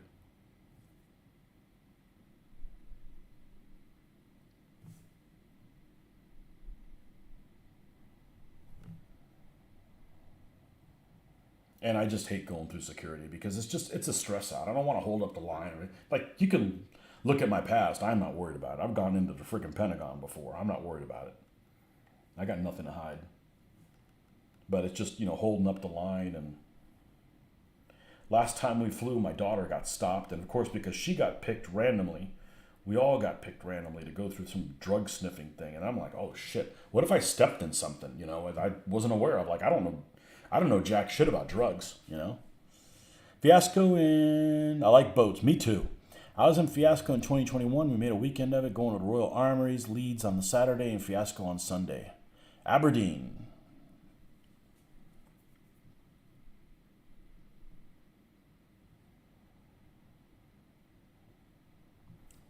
Do they have whiskey tasting tours in Scotland? Sign me up. Sign me up. And that is an acquired taste because I used to hate it. And it's my go-to thing now. I can appreciate it.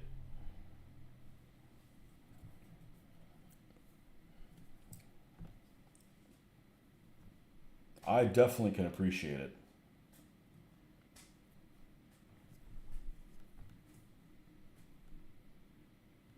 Sounds like the name of a play.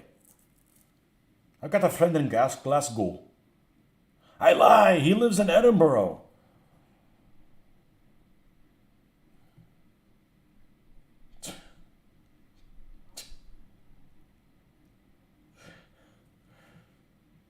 Is that something that people from Glasgow are known for, being liars? Okay, quite a way up, isn't it, where the oil rigs are?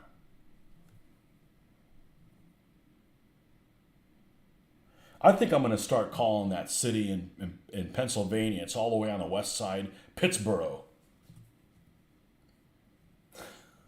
Need to be consistent.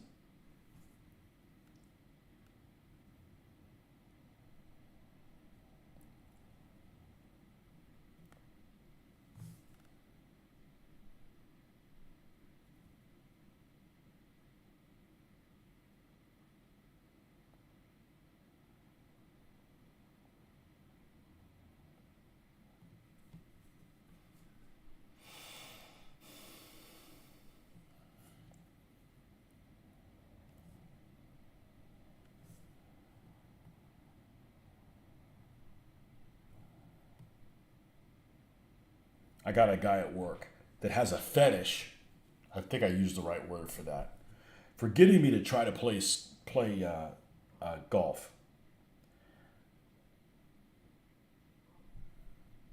And I tell him, I said, and he's a black guy, and I tell him that I said, no, I'm not as white as you. I can't play golf. There are visitor centers at all the major distilleries. They do tasting sessions. Sounds great.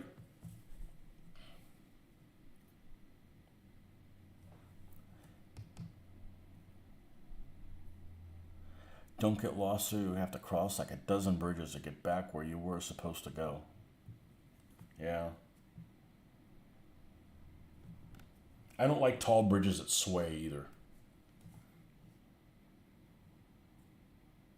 Or buildings that sway. But yet, if the boat sways, I'm good, you know?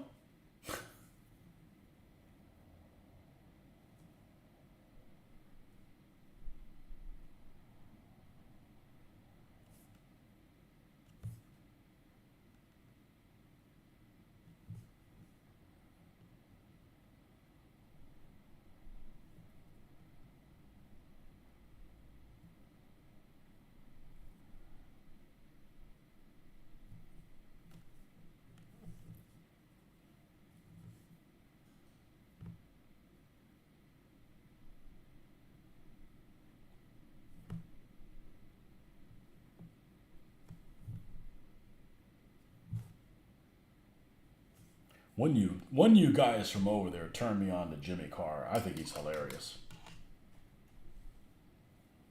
Said Glasgow, you remind me of all the freaking jokes that he does about different parts of the. I find it hilarious. I find it hilarious how you people all pick on each other. Well, we do the same thing here in the States. We just pick on states, make fun of people from New York and California, and the places in between. My brother says the other day, he said, oh, you're going to be really pissed with some show they're coming on Netflix. I'm like, why? What is it? It's called Florida Man. I said, you're right. I'm pissed off. You don't like my state? Get the fuck out of it. We got too many people here anyways. I love my state.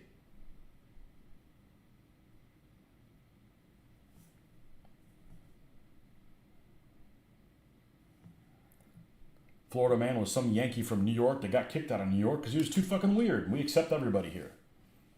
They put mouse ears on him and send him to Disney World.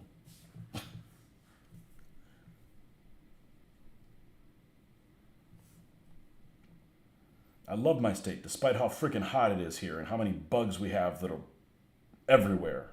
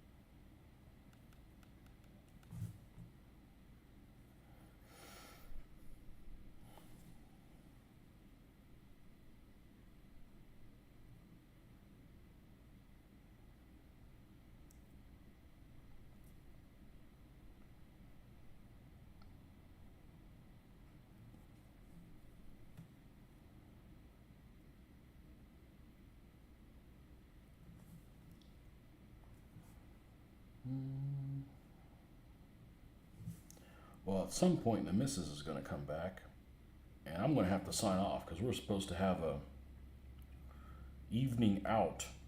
Supposedly going to do what we didn't do yesterday, but she was too tired for it. It's hard to go out on Friday nights, you know. Worked all week, and sometimes you just want to just chillax.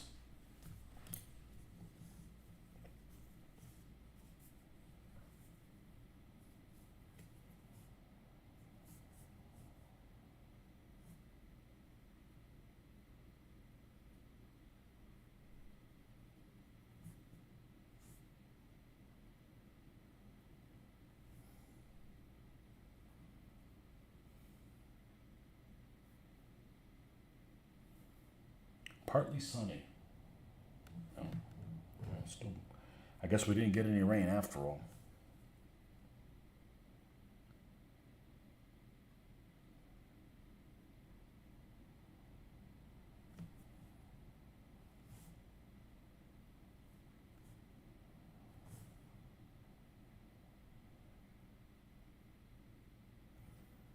But we'll definitely be on tomorrow morning.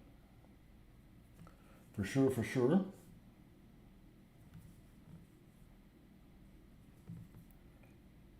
And either finish this guy up, if I don't get him finished today, or start the next one. I'm probably going to stop at about 9, I'm thinking. Raining here still. Oh, you're just rubbing it in. I don't think we're due to get any until like the next weekend or something like that.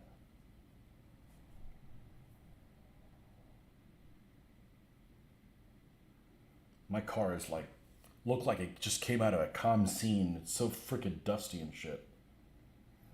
Like I'm not bothering washing it until Thursday. I'll wash it Thursday evening before I go down to the show. Which I don't mind washing my car. I just don't like doing it in vain, and like the next day it's like freaking ruined.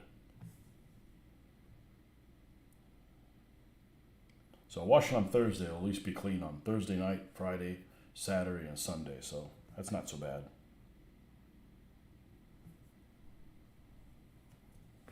I go to one of those do-it-yourself places. I don't mind doing it. And, you know, sometimes I usually get the wonderful aroma of marijuana because it seems like something about washing your car at one of those places and smoking a joint just go together. I don't know what it is. Either that or somebody's running over a whole lot of skunks. I haven't figured out which one of the two it is. I've never seen anybody actually smoking the joint.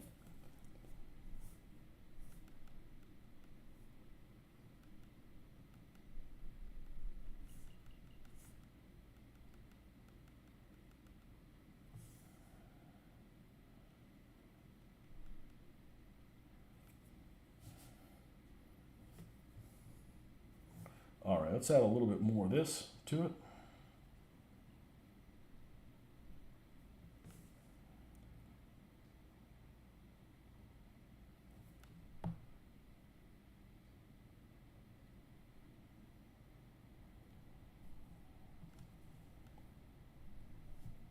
Yeah, I don't know if you're still on here, Ben, but I don't mind video games that are intense, as long as you can go in a corner and like take a breather. But if you're constantly being, you know, annoyed and attacked from different, yeah, that's too much, man. That's too much.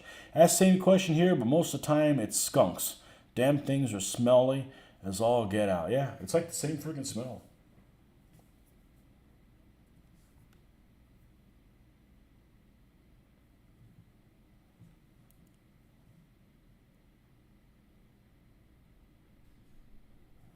Stink, stank, stunk. Is that a freaking skunk? I take any aroma right now stuck with the awful burnt wood smell from earlier. Uh-oh, what happened? I don't mind burnt wood smell. Like the smell of like bases, MDF being cut. What happened to you?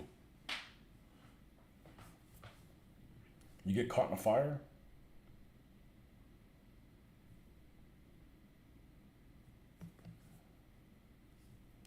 We sometimes have like a burnt smell at work. And the problem with that isn't the smell, It isn't the irritation of the eyes. It is that we're near a lot of pines and the bugs don't like it, and the freaking bugs are flying everywhere. Like little no-see-ums everywhere. They just get everywhere.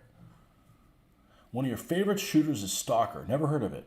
And that you have to have those quiet moments because it amps up. It gets tense. Stalker, huh?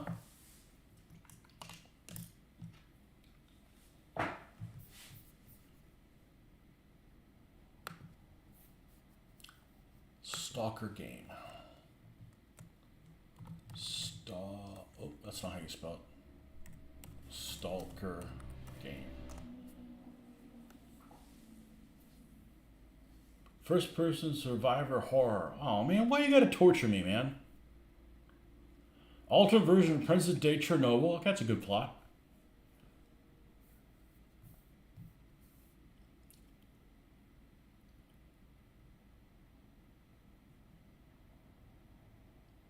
Huh, it's available on the Xbox. That's good.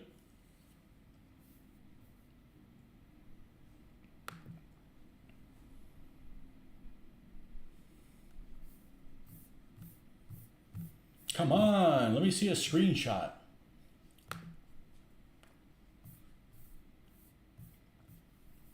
Images.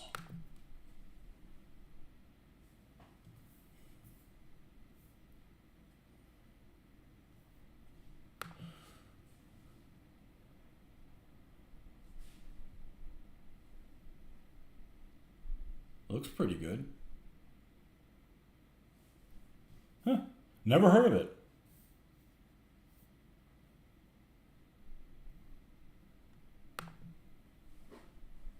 Uh-oh, I gotta go to the restroom. Be right back.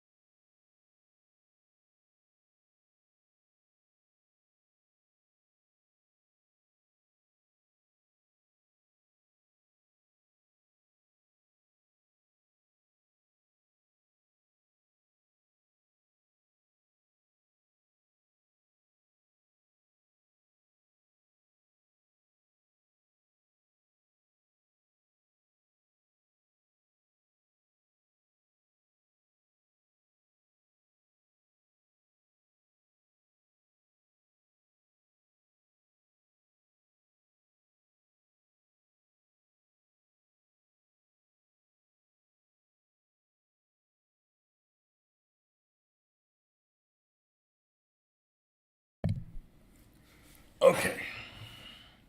That one might be the upcoming release. The older one is on PC.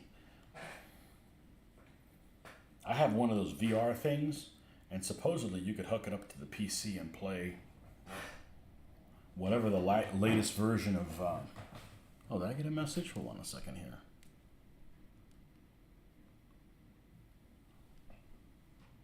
No, no, no, no, no, no, no, no, no, no.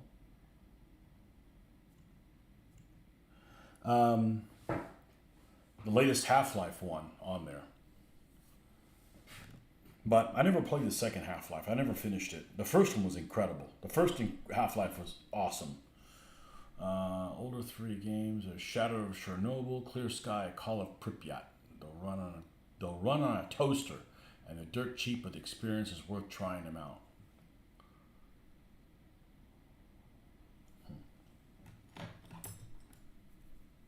How horror are they? Is it like monsters? Stalker.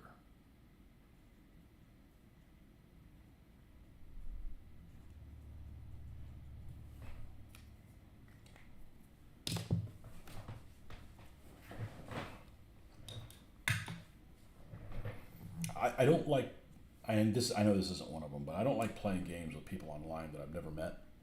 I just think that I find that there's zero honor. Like, and I don't want to listen to people with a freaking mouth, you know. No honor amongst thieves.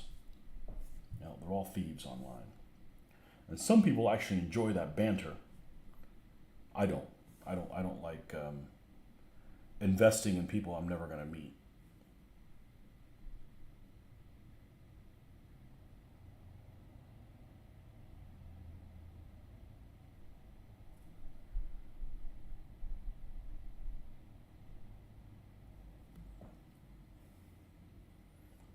I've played with people that I know, and it's okay, you know.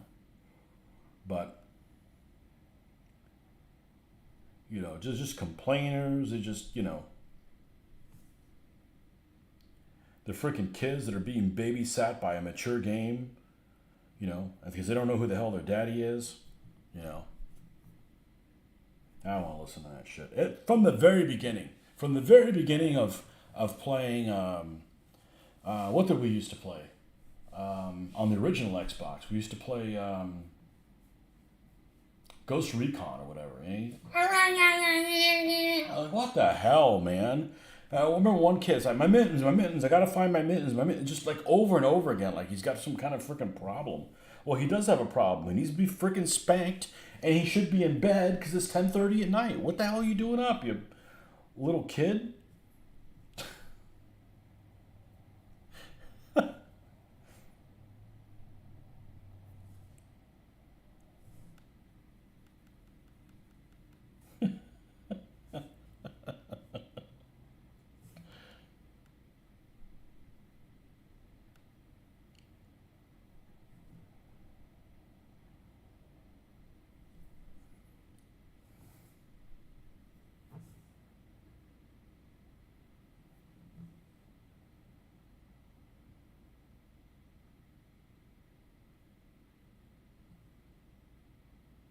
And I guess a lot of people play the same way because I've played games where there's multiple people on it, and most people don't have their microphone on. Most people. So a lot of people are probably tired of the nonsense.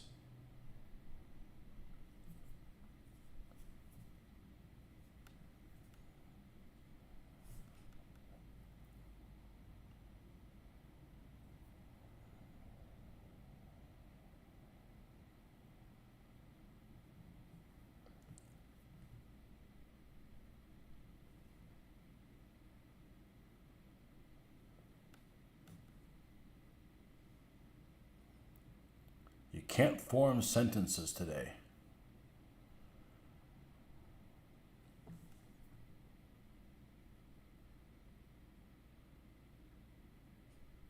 Yeah, it happens. I really dislike typing stuff. I make mistakes all the time.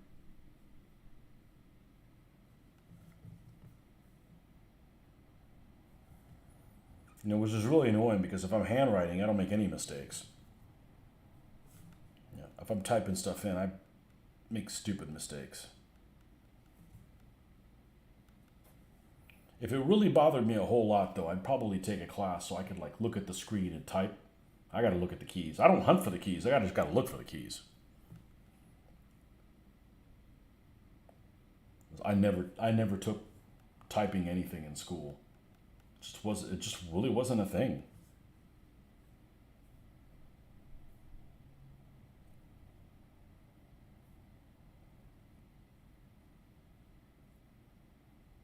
Did have half a sip of one of those mini Jim Beam bottles. Can't say I'm a fan of Jim Beam.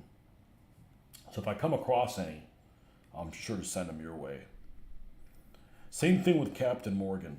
I see any of that, you guys can have all the Captain Morgan.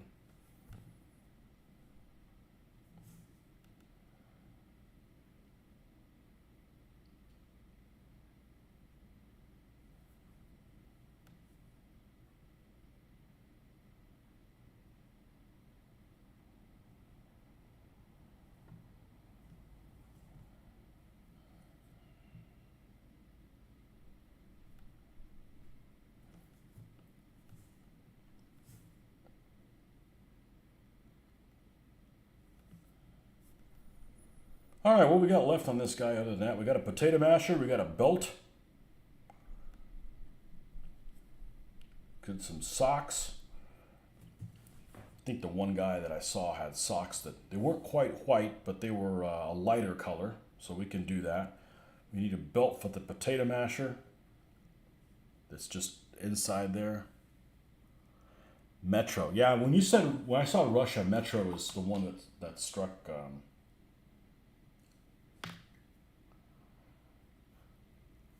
I play one of those Russian shooters. I'll want to watch Hardcore Henry again. You miss a good old-fashioned arcade. We have one here. We have one that one of those, you pay in and you can be there all day for the same price. Of course, a good percentage of the machines don't work, but it allows you to play ones that you'd never pay money for, like the ones that have like a pistol. I never paid those things. They were like, well, how many tokens? Forget that. I'm not playing that. They have a gauntlet that doesn't work. That's no good. Went with a wife a couple months ago. We had a good time. Probably something you do once a year. Honestly, I enjoy the pinball stuff more than anything else. I never paid pinball games. It just didn't seem like a good value.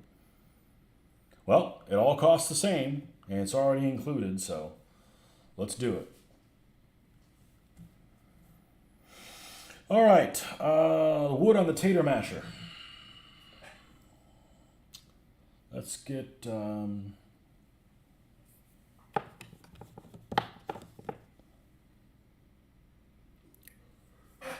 No. That's a little too brown.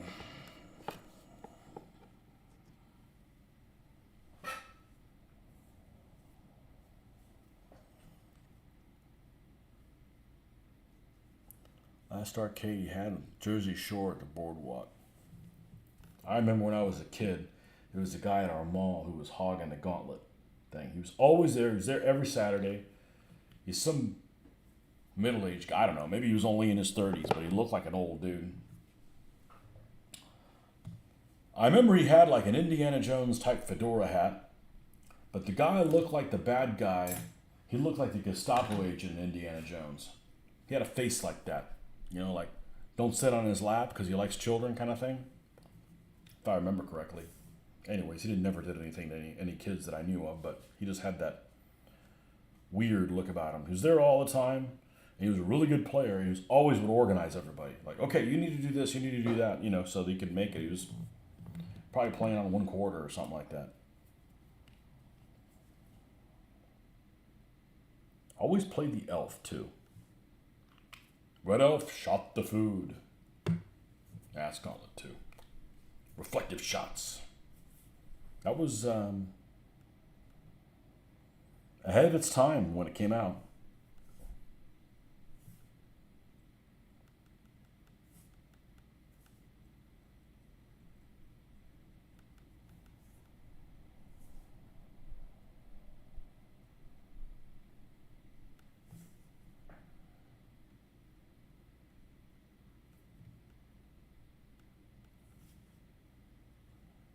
Any console. Most console games are better graphics than stuff that's in the arcades.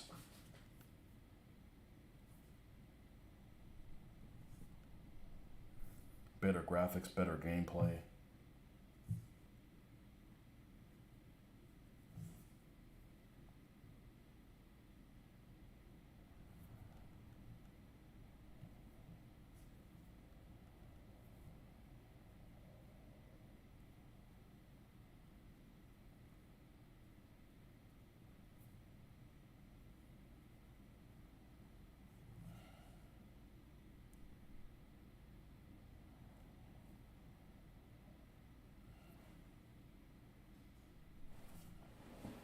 All right, this belt that's going around him, I feel like it needs to be a light color so it stands out. So let's do that.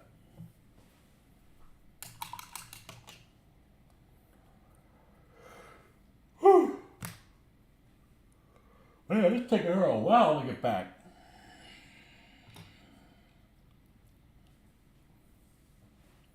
I have the Thundercats theme song stuck in my head. I don't know what the hell it was. I didn't watch that show. If you wanted something a little out there for those resistance guys, you could paint one wearing a rugby club t-shirt. I'd give some leave if you want to add some color, add some stripes. In the 40s? Really? I don't know about that. They played rugby in France? In La France?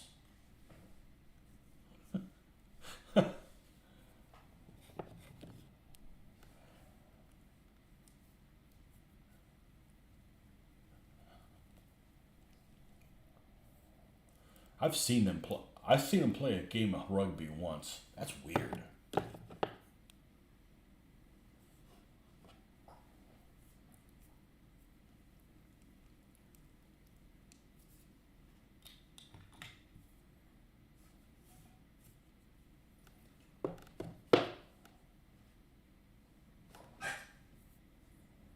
Rugby, that's one of the toothless sports, right?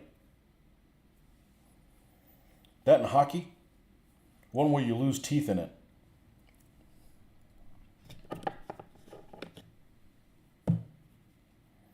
I don't even use the word scrum in my vocabulary. Oh, scheisse. I guess I should probably paint those guys and not have them sit here. That's one of the 222s that fell off. Hey, no harm, no foul, but I don't like things falling.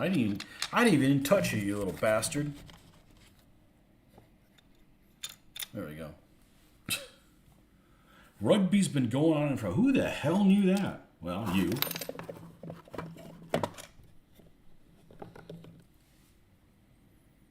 I don't know why it is. I actually associate. You say rugby, and I think of Australia. I think of Australia as kind of like the rugby thing. Now, I could be wrong. That's just my perception. I've been wrong about many things. I'm sure I'll be wrong about other things again. But in my limited mindset about knowing about sports, Middlestone, which is one of the colors that's recommended for Dunkelgelb. This Middlestone should be and was in polyester floquel the base color for the 8th Army vehicles. As it, what it sounds like, Middlestone. You can't call something Middlestone and then it'd be, the bloody Jerry's.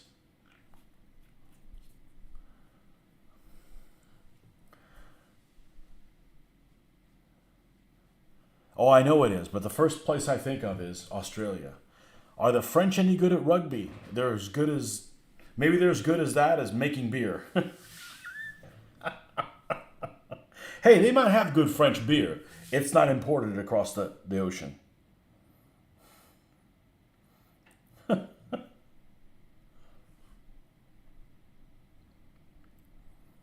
Probably like Italian beer.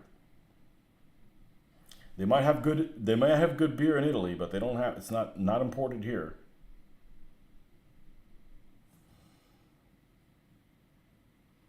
You always think of Australian cricket. Really? Okay. I don't even think of cricket. I guess cricket for me is India. I don't know. I don't watch any sports, so just disregard whatever the hell I say.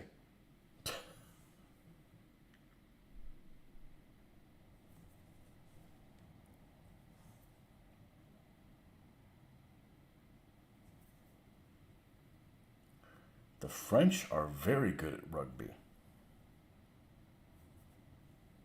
Is rugby a French word? Because that would make sense.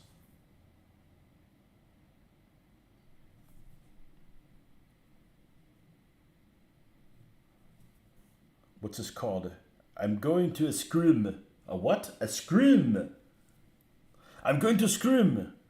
Why? You scared? No, I'm going to scrim.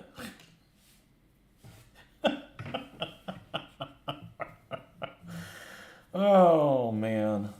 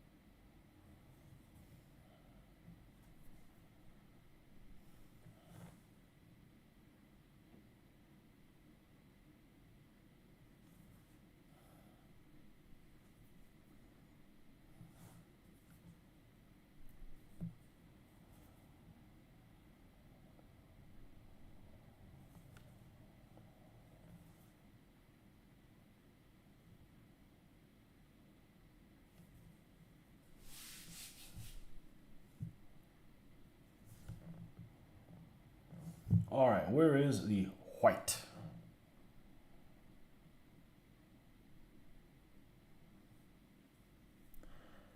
Rugby is a town in England. The name comes from the rules being codified there. Huh.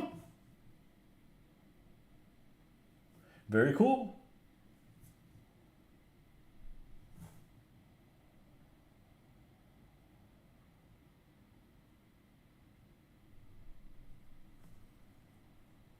Speaking of hockey, I think the Rangers game is on.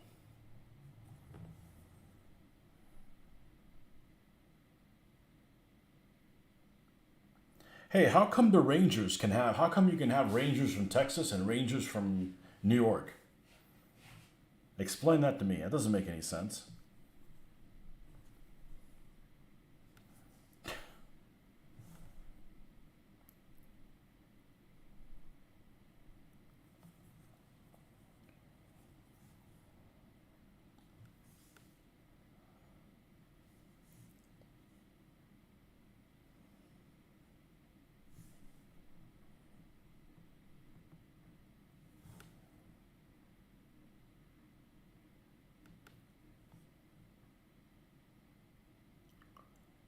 Rogers Rangers. Is that a unit from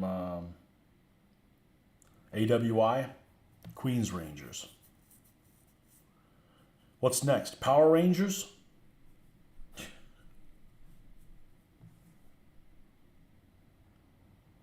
You fan of the Power Rangers? I would have liked that as a kid.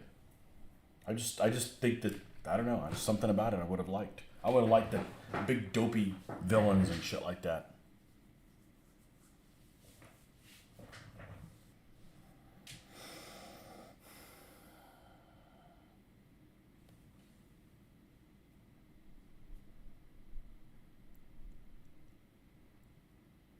Oh, Nordic has a question. Nordic wants to know if there's any like hot female rugby teams.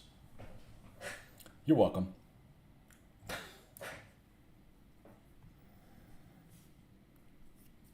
I'm guessing no. I'm gonna do the socks in the same color. This is actually a pretty freaking good color right here.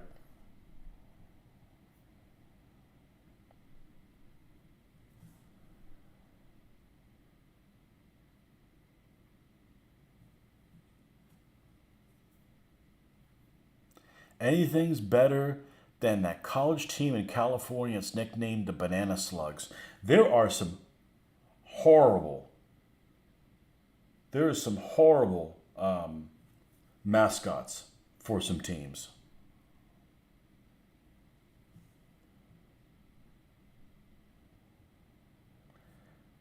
Lies and slander. Why? You're wondering if there's that, or maybe you already know.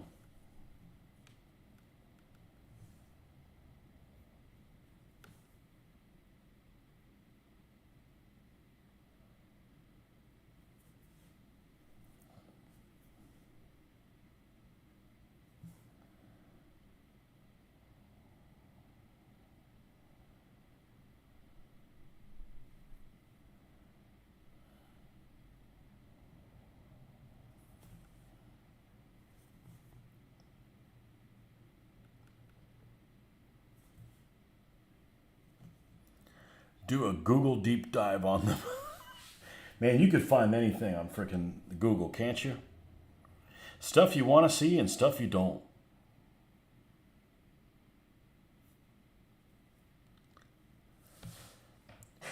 Tony, if you had to rage Forged in Battle miniatures on a scale of 1 to 10, with 10 being the best and 1 utter garbage, how would you rate them? 8 or 9. They're not a 10, but they're pretty close. They're pretty good. The Women's Six Nation Championship was just on some fitties among the cranium crunchers.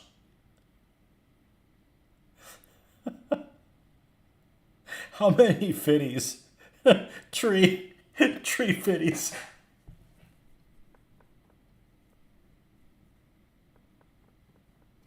Oh! Tree fitty.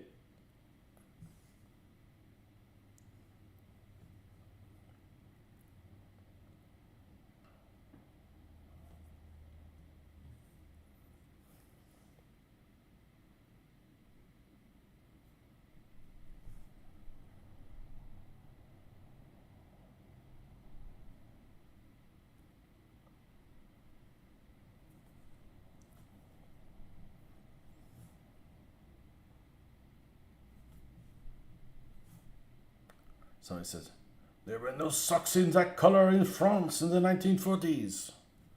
Ah, blow it out your croissant.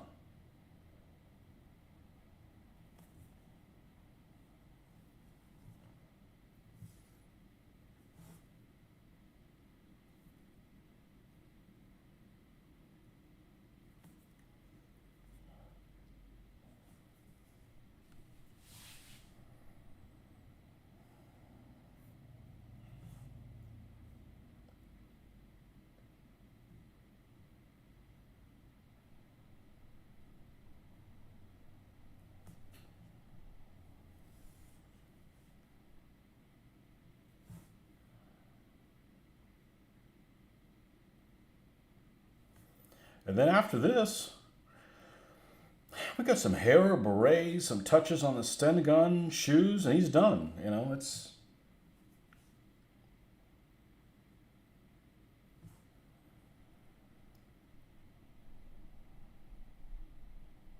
not that much to this chap.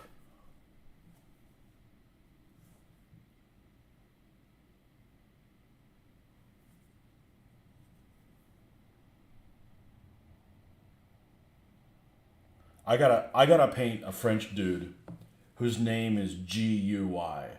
So they go, oh, it's that guy. It's Guy, you bastard.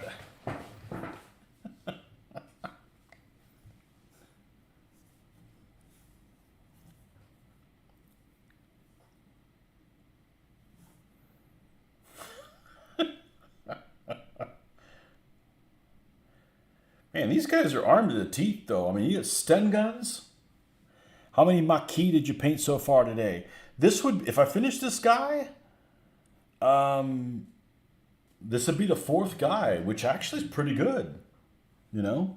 Oh, somebody called me. I'm online. I can't answer the phone. Missed the call. All right. I got to disconnect and take this phone call. Let's see. I think I can...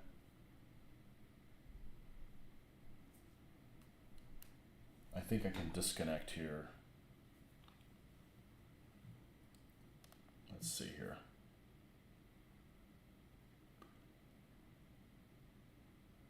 Okay, I will be right back.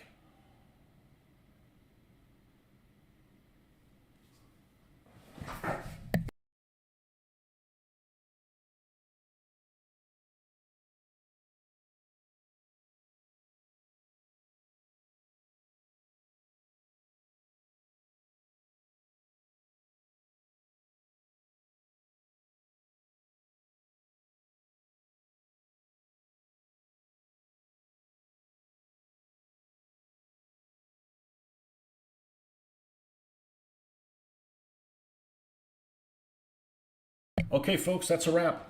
We'll be back on tomorrow morning, and we'll catch you guys then. See ya.